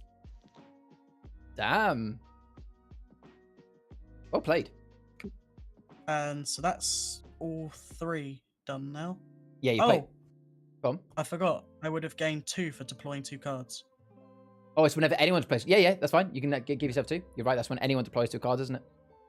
Yep. Then I will go to... Oh, no. You might be able. Go on. If only I had a way of gaining 1 more shard. Have you not? Yeah, because obviously you're going to resolve and steal. Is it steal 2? Yeah, steal 2. Sorry, boy, am I bad at math. I needed 3 more shards. Don't worry. Okay. So I'm going to gain 1 from my barons, and I'm going to steal 2. I've got 1 block. Everyone else has no block. Sorry, Marco. Yeah, okay. I'll remember that. And then if you've got a card in your hand with 3 or shards more, you can trade and win now. Oh, yeah. I mean, I've got Torstein, Yeah. who's 6 shards. There you go. Is that what you're doing? Trade. Do I want to end this game this quick? I mean, we like for those that want to stick around. I'm streaming up until 10, so like I'm happy to play another game. I'm a fan of if you can win, because it will always happen that like I've had it a couple of times where a game has been ending quite quickly. So someone goes, oh, you know what? I won't win this turn. Let's keep playing. And then it goes on for like another hour and a half. And you're like, why didn't we just end it? Yeah, then I'll do that because the other one I can trade and win. The other one's only 2, but yeah. And keep in mind that you're running out of cards. So if you take this opportunity now, you might be throwing an opportunity to win. So Yeah, you by trade. the way, Go on. I had this card with your name on it. Oh, he had an Achroma Surge, which if you haven't seen Yeah, that one, okay, I'm cool with that. Yeah. Trade Torstein. Achroma Surge is erase all locations, so that would have put you out of the game. All right, so in which case, plus your way to victory, mate. Well done. Yeah. 1, 2, 3. Yeah, have you... Very nice. Magassi, here's your card back. Thank you. That's a really good example of just how strong that traded deck can be. Well, it's that unfair Damn. trade. Like later in the game, when everyone's got rid of all trade their is really crazy. small stuff. Yeah, but in a multiplayer game, it was when you did unfair trade against me in that last game, it didn't pay for itself either time. Yeah, I feel a little bit, but Mugesi, I'm sorry. I will not. I'll not bully you every game. And I'm No, sorry no, for I putting mean, two knives I- in your back as well. Yeah. Marco, I would just say I hate you. I never really want any kind of friendship with you outside of this game. But I think otherwise everything's good. That's fair enough. Glorious This Jotun game trade is starting to empire. ruin lives. This is bad enough like Monopoly. Awesome. GG. All right. I know that Jordan and Marco, I know you guys didn't have that much time. So are you guys sticking around for another one, or are you guys done? I am not. No. That's fine. I mean, actually, yeah, I'm private. Are you up for another one? Or are you done for night? I think that might be me. That's all That good. was. I'll leave on a slightly better record of 1-1. That is fair Yeah. play. And I'm surprised if Mugesi doesn't go like, oh, if Marco's going, I'll stay. and then what about you, Jordan? Like, don't feel. And the good news is, like, no one ever has to feel bad for leaving me by myself. Because if I want to keep playing, I can just play solo games. That's the beauty of it now. It's before it was like, oh, everyone's left, end stream. No, I'll stay because Marco's going. All right, cool. So we'll do a 2-player game, me and Jordan. But yeah, private. Thank you very much for those games, mate. It was really, really fun meeting you and fun playing. And obviously, Yeah, Marco. I'll hopefully be around for other ones. Probably not as often though. So That's fair. Well, like we do, like that's why I always say Sundays at 6. So like, rather than people having to be like, oh, when's he doing it this week? It's always Sundays at 6. So whenever you can meet, great. And like I do cater to changes. So if there's ever a Sunday where you're like, oh, I really want to play, but I would need to play at 4 p.m. Like I basically have no plans on Sunday, so I can always start the stream earlier or keep it going later if it means that someone has a chance for a game. I'm sorry, but look at what Marco's made. That's Say goodbye to Fungwa. Yeah. Next one will be Nut. Oh, sorry. Nice. You're gonna make a clay nut. Yeah. clean up. Clay Nut. That's brilliant. These nut. Yeah, I'm gonna do 2 and then just have them So- these nuts. I mean, I don't know if you have the capability, but genuinely, with that whole, I don't know how long it takes to make that clay model, but you could make a genuine business out of like, make that clay model, fire it so that it's solid, get one of those machines that makes a mold, fill that mold with like, well, I guess 3D printing is easier, but well, you could then fill that mold with plastic, and then you could make unlimited funguas. It's easier, but it feels different because it's easy. I always like, you see a little clay model and you go like, well, some effort went into this. Yeah, Always yeah. has a different value. And to be honest, these aren't too hard to just do by hand. Mhm. I may at some point, just for anyone who wants something for fun, just do something kind of like to order. Oh, yeah. What would be interesting is if you got the ones for the Achroma Heroes, if on the underside you managed to stamp in their hero ability. Oh yeah, that would be cool. That would be cool. I mean, I would like, if you ever did get to the point where you were making a few, like, I will be first in line to pay to have one, because that'd be really cool. Imagine a little fungua just chilling up here. Oh yeah, like I said, yours will go with a little tummy dagger. Yeah, look, that's fine. That'd be hilarious. That'd be a good story to it. Yeah. All right. It's been an absolute pleasure. Thank you, everyone. As always, Marco. Nice one. Well. Yeah, And, it was Sit. good. See you in a bit, guys. see you in the next one. Later. Yeah. So for Jordan, I'm going to keep playing Warriors of Wishwell just because I want to keep trying these decks. These are all starter decks, by the way. These aren't like any of the, they're not custom. So game code when you're ready for the next one is 436703. 436703. Should we do this one more 2-player game and then call it, I think? Yeah, I think I'm down for this one definitely. So. Yeah. I mean, if there's anyone in the chat or in the Achroma Discord that wants to play with me as well, then say now, and I will keep, because I did say I'd go till 10 p.m. If there are people to play with. But if there's when Jordan goes after this game, if there is no one else that wants to play, I probably will call it there, because we've done over 4 hours so far of Achroma today, which is quite long. Going, yeah. Yeah. I wanted to do a bit of a longer stream today because so Achroma was at MCM Comic-Con this weekend, so as expected, there's been quite an influx of new people to the game and the Discord, so I wanted to kind of like make sure that people had an opportunity to see it being played. Yeah. All right, so I've drawn 5. It said for you to go first if you're happy with that. Yes, just so you know, I have changed my deck. Oh yes, I should probably introduce it for the video. So what legendary are you using? King Craven Traitorous. Ooh, this is going to be interesting because we're both playing Achroma decks. Okay, so this will be fun, actually. So for those watching on the recording, we are now going into game number 4 of today's stream. We've had some quite long games today. We had, is this definitely game 4? No, because we had the 3-player Heroes game. Then we had then we went to a 4-player. Was it a 4-player? No, it was a 3. No, gosh. You mean the last one? No. No, so I did. No, that's right. It was, I started with the 3-player Heroes. Then it was a 2-player versus Private. Then it was that 4-player one. So yes, this is game 4. Yeah. All right, so those watching the recording, this is game number 4. It's now down to 2 players, me and Magazi. I'm playing from Warriors of Wishwell. I'm using a Achroma deck of what's he actually called? I haven't got him here. What's his name? Solveig. Solveig is his name. And then Jordan, or Magazi, is playing a Fall of Flutterby deck. It is also Achroma, so it's going to be Achroma v Achroma, which will be interesting to see. And it is King Craven Traitorous. Beware the Berserkers, they will hit you in your home. Yes, they can be very interesting. All right, so Jordan, you'll go first whenever you're ready, mate. Very much. So I don't draw, is that correct? That's correct. First turn, you can't draw. So in that case, what I'm going to do is just nice and simple, 2 cards, and I'm playing down Soaking Stone. Yep, a good starting location. And I will then draw to end my turn. Okay. I will start my turn by... I'll start my turn by drawing. Or do I? Yeah, I will draw. I'll be honest, this is quite a nice first hand. I'm going to be going a bit all out, though. Can I actually afford all of these? Yeah, sure. So I'm going to play... Wait.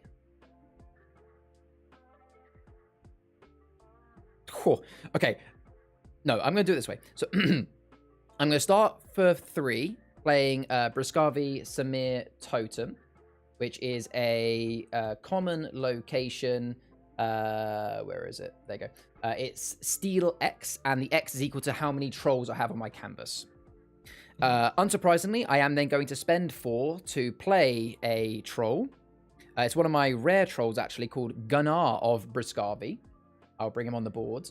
He is a really interesting one because he actually has a choice. It's the first time we've got a card with a choice, Jordan. So in every resolve step, I can either +1 for each card on my canvas with a light blue, or I can -1 for each card with an Achroma.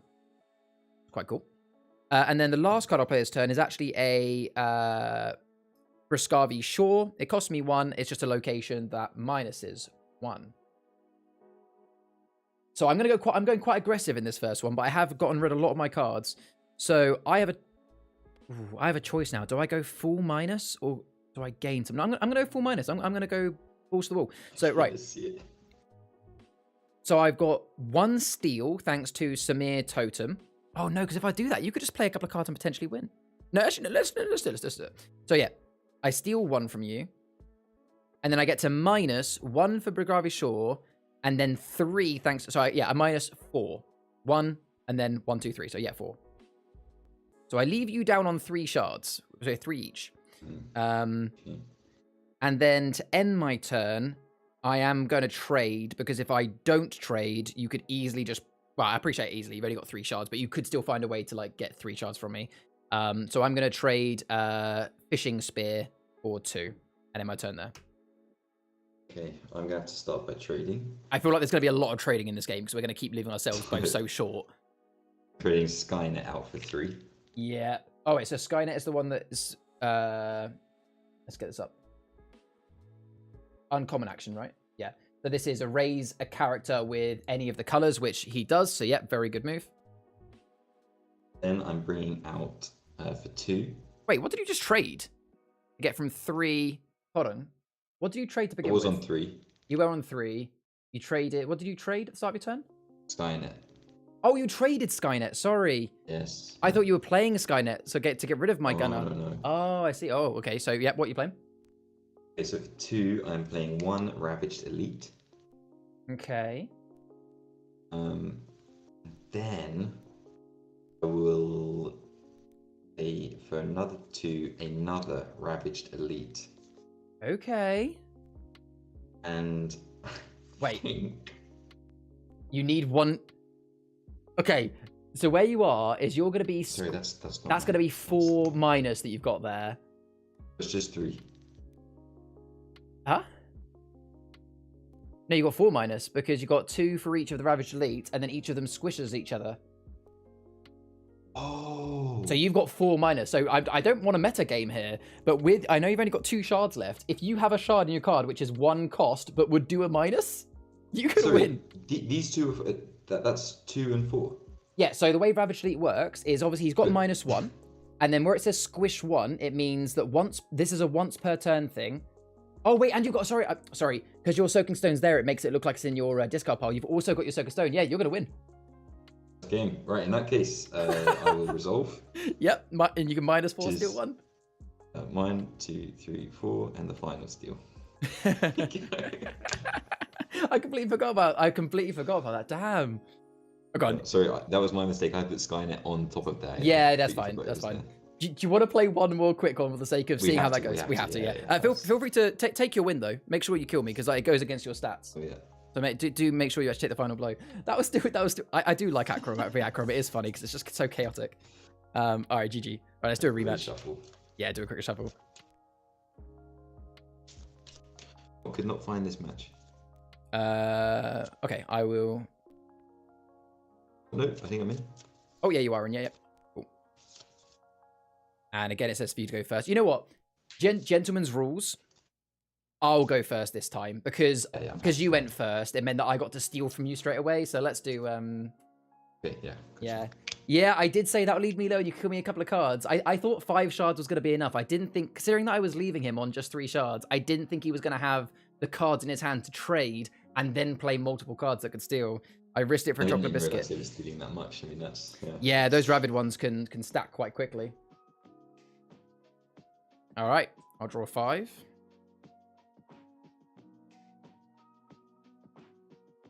Okay, so I'm going first, right?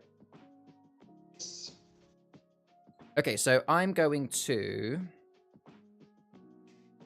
I'll be very careful that I don't. Again, can't leave myself too low. So I'm going to start by playing. You know, I'm going to have an easy turn. I'm going to spend 1 to play Cave Spider. Cave Spider is a really, really simple character. Just literally is a 1 cost with poisonous. So it's like Fungua, but with just 1 health. And you know what? Yeah. That's all I'm going to do. I'm going to draw and end my turn. Okay. And then I will draw to start my turn.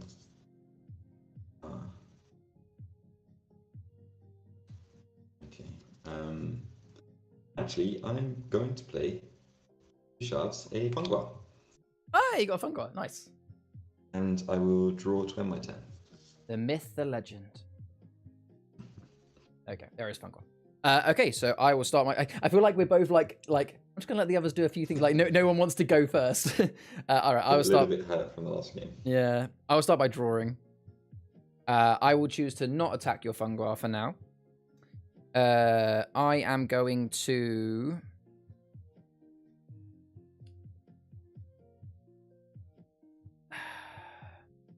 I'm going to spend 3 to play Bishgravi Cave Dwelling, which I'll put on the screen. This is the one that lets me find a troll with a shard value of 4 or less from my deck. So I'm just going to go find a troll with 4 or less.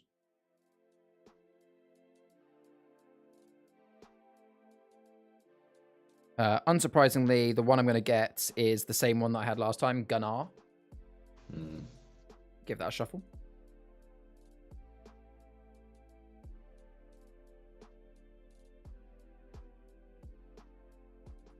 Yeah, that's had a good few cuts. I'm not going to play him just yet because you would just kill him with Fungua. I am going to play another card this turn. I'm going to play a Briscavi Fishing Spear and give a spear to a spider. You heard that right. That is just a 2-cost object of power that lets me -1. It also gives the spider. The spider is now enraged, so the spider can attack twice. I'll then go to my resolve, which is to steal 1 -1. And I will finish my turn by trading the other spear that I happen to have for 2 to leave myself on 7, which hopefully is enough, but hey, I've been wrong before. End of my turn. And how many shards is that spider on? Does that So spider have now? 3. So if you now attacked with your Fungi, you'd only be getting rid of the spear, not the spider. So actually, It's it's also poisonous, is that right? the spider is poisonous, yes. But because you're Fungi, the 2 damage you would be doing would only take out the spear, because none of the damage carries over to the spider that your poisonous doesn't go off.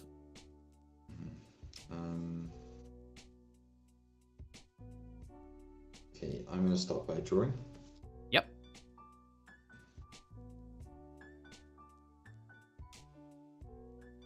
Oh, that's an interesting card.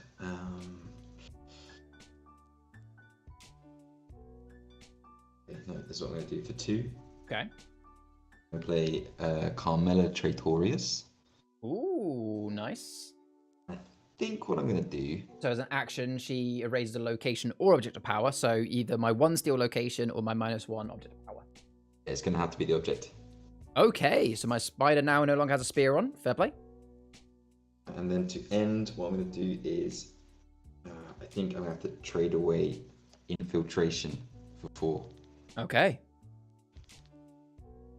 2, 3, 4. And that is your turn. Okie dokie. So I'm going to start by drawing. In my attack phase, I will use my cave spider to get rid of your Fungi. I will trade poisonous for poisonous. I will then play... I will play my Gunnar of Briscavi for 4, which is that rare we saw earlier. I think it's Gunnar, actually, rather than Gunnar. Gunnar. And I will also spend...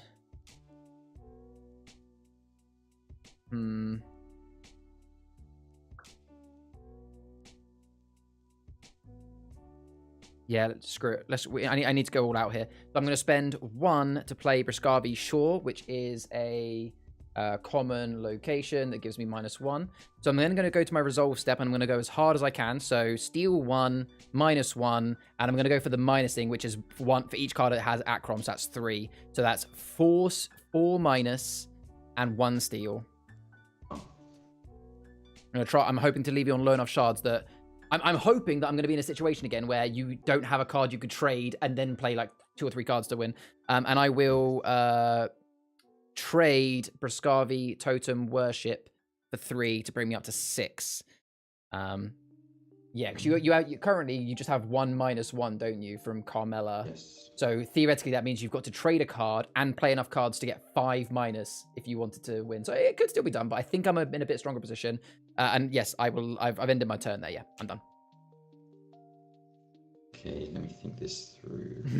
Just do the math. Like, can you do it?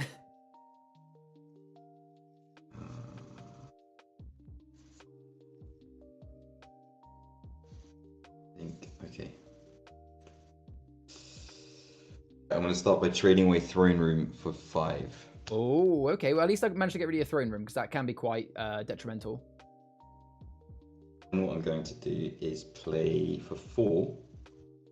Oh, God. Yeah, go on. Serrano. Ooh, okay. So One he... second. Yeah, no worries. So for those in chat, Serrano is a steal 2. As an action, you can choose 1. Each player must either erase a character or they must choose a location. So it does give the player who's being chosen a choice. So Serrano is actually better in a multiplayer game because it would be erasing 1 from every canvas. So whereas he's only getting to erase 1 card, basically.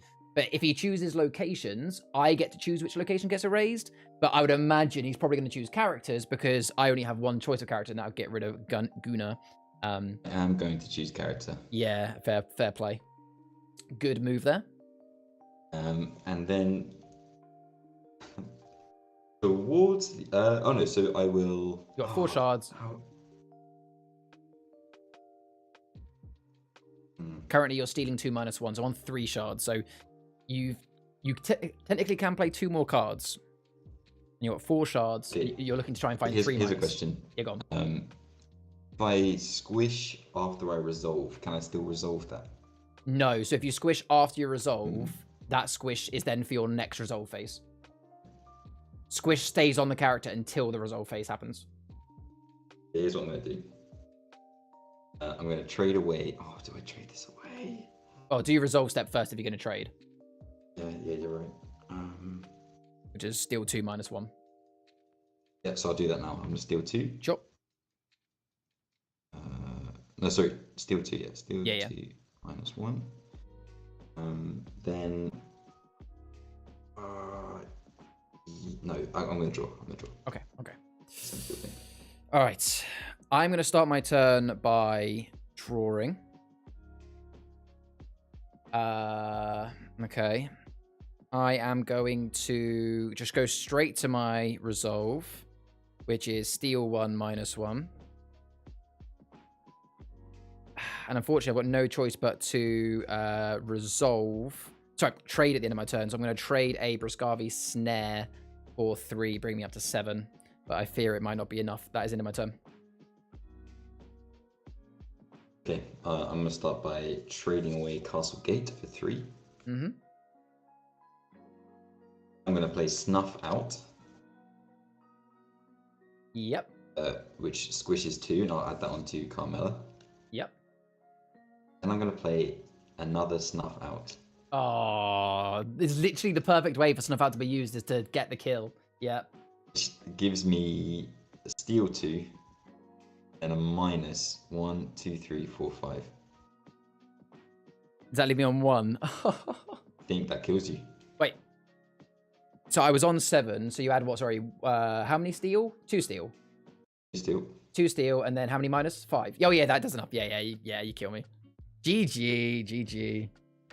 With these type of decks playing against each other, it's all about the cards that you pick, isn't it? It is, yeah. And the cards that were in my hand wouldn't have made much difference. So I had held on to this for a couple of turns, Bruscavi Negotiation. So again, it all comes down to what you played. So if you'd have somehow found a way to play that Throne Room or play your Castle Gates, I was going to basically... Prescribing negotiations, you get to trade locations. So I would have given you a -1 location and taken your steal one. So I was kind of when I heard you trading away those good locations in my head, I was thinking, oh man, that could have been so good for me. So again, good decision on your part. You weren't to know.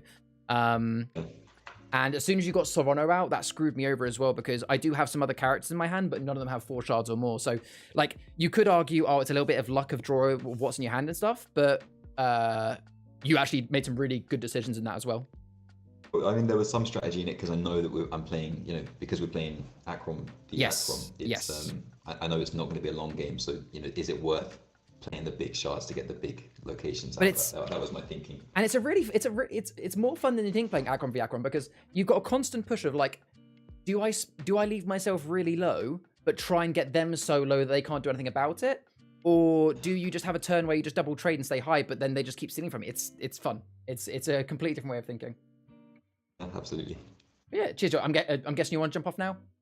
After a couple of games? I'm going to head off now. Thanks very much for having me. It's been a lot of fun. No worries, mate. All the best. I'm just going to deafen myself in the meantime, but see you in a bit. Ciao. Welcome in, Weema. How are we doing, buddy? Howdy, gamer indeed. How are you doing, man? You right?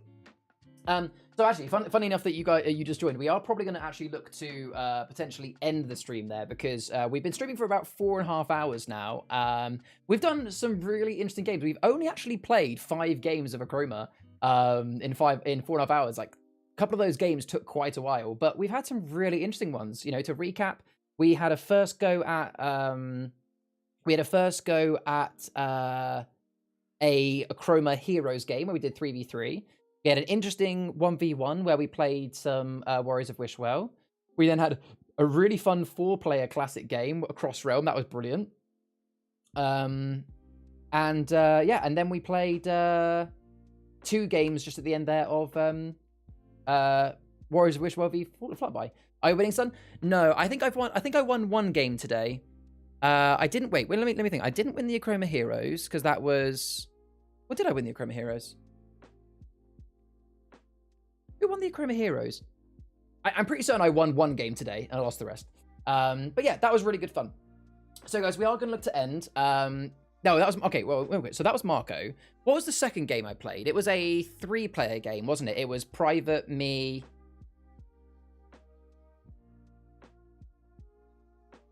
Yeah, it was. Oh no, because Marco dipped out of one. So I then played a 2-player game, me versus. That's right. That was me versus Private, but I won that one. That's the one where we got to the end of player's deck. He was in the trade deck. He ran out of cards, and I pipped him to the post there. Then we did the 4-player game that was Marco, me, Jordan, and Private, and it was Private that won that one with the trader deck. Then I just played 2-player games with Jordan, where Jordan won both. Yeah, okay, there you go. But yeah, so really, really fun game, folks. Really good. So obviously, if you've been watching us on recording, thank you very much for watching. Those who have been in the stream, thank you very much as well. So thank you to obviously my mods and everyone that's been involved. Obviously, a massive thank you to Mark, Private, Lewis, and Magazi for playing with me today. Really, really fun games. As a general reminder, folks, there's a lot of new people in Achroma that if you aren't already, I think we all won, except for Lewis didn't win a game, but then again, he only played one game. But otherwise, everybody else won a game today. Actually, that's quite nice, actually. That is quite nice. So yes, guys, if you aren't already, if you play Achroma and you aren't already, make sure you join the Achroma Discord, because that's where we play these community games, and that's where we talk all things Achroma. The treasure was the friendships we had along the way. As a reminder, if anybody is interested in buying Achroma, I am very lucky to now be affiliated with them. So there is a link down underneath the stream where if you click on it, you can get 10% off your entire order for Achroma. If you want any advice on which decks to buy, just give me a DM. And yeah, we do these streams every Sunday at 6 p.m. So if you missed this one, you can always go back and watch the VODs. Or otherwise, next Sunday at 6 p.m. we'll be doing some more games. And if you didn't join me in this one, you can join me on that one as well. But yeah, let's go to my little end screen, wherever it is. There we go. As always, a massive thank you to Mary, Otter, and Liv. They are my coffee support chickens. For those who don't know, because I don't have any way to kind of get support on YouTube because I'm not partnered with them, if you want to support me in any way, I have basically like a subscription service through there where you can choose a couple of quid per month or something like that, and you do get some benefits. Or you can like buy me a Pepsi on stream and things like that. So thank you to Mary and Liv, who are my 2 current coffee support chickens. Much appreciated, guys. But yeah, until the next one, folks, enjoy your week. Thank you to everybody that joined me and played games. I've been Foul Play Gaming, and as always, stay wholesome. See you in the next one, folks.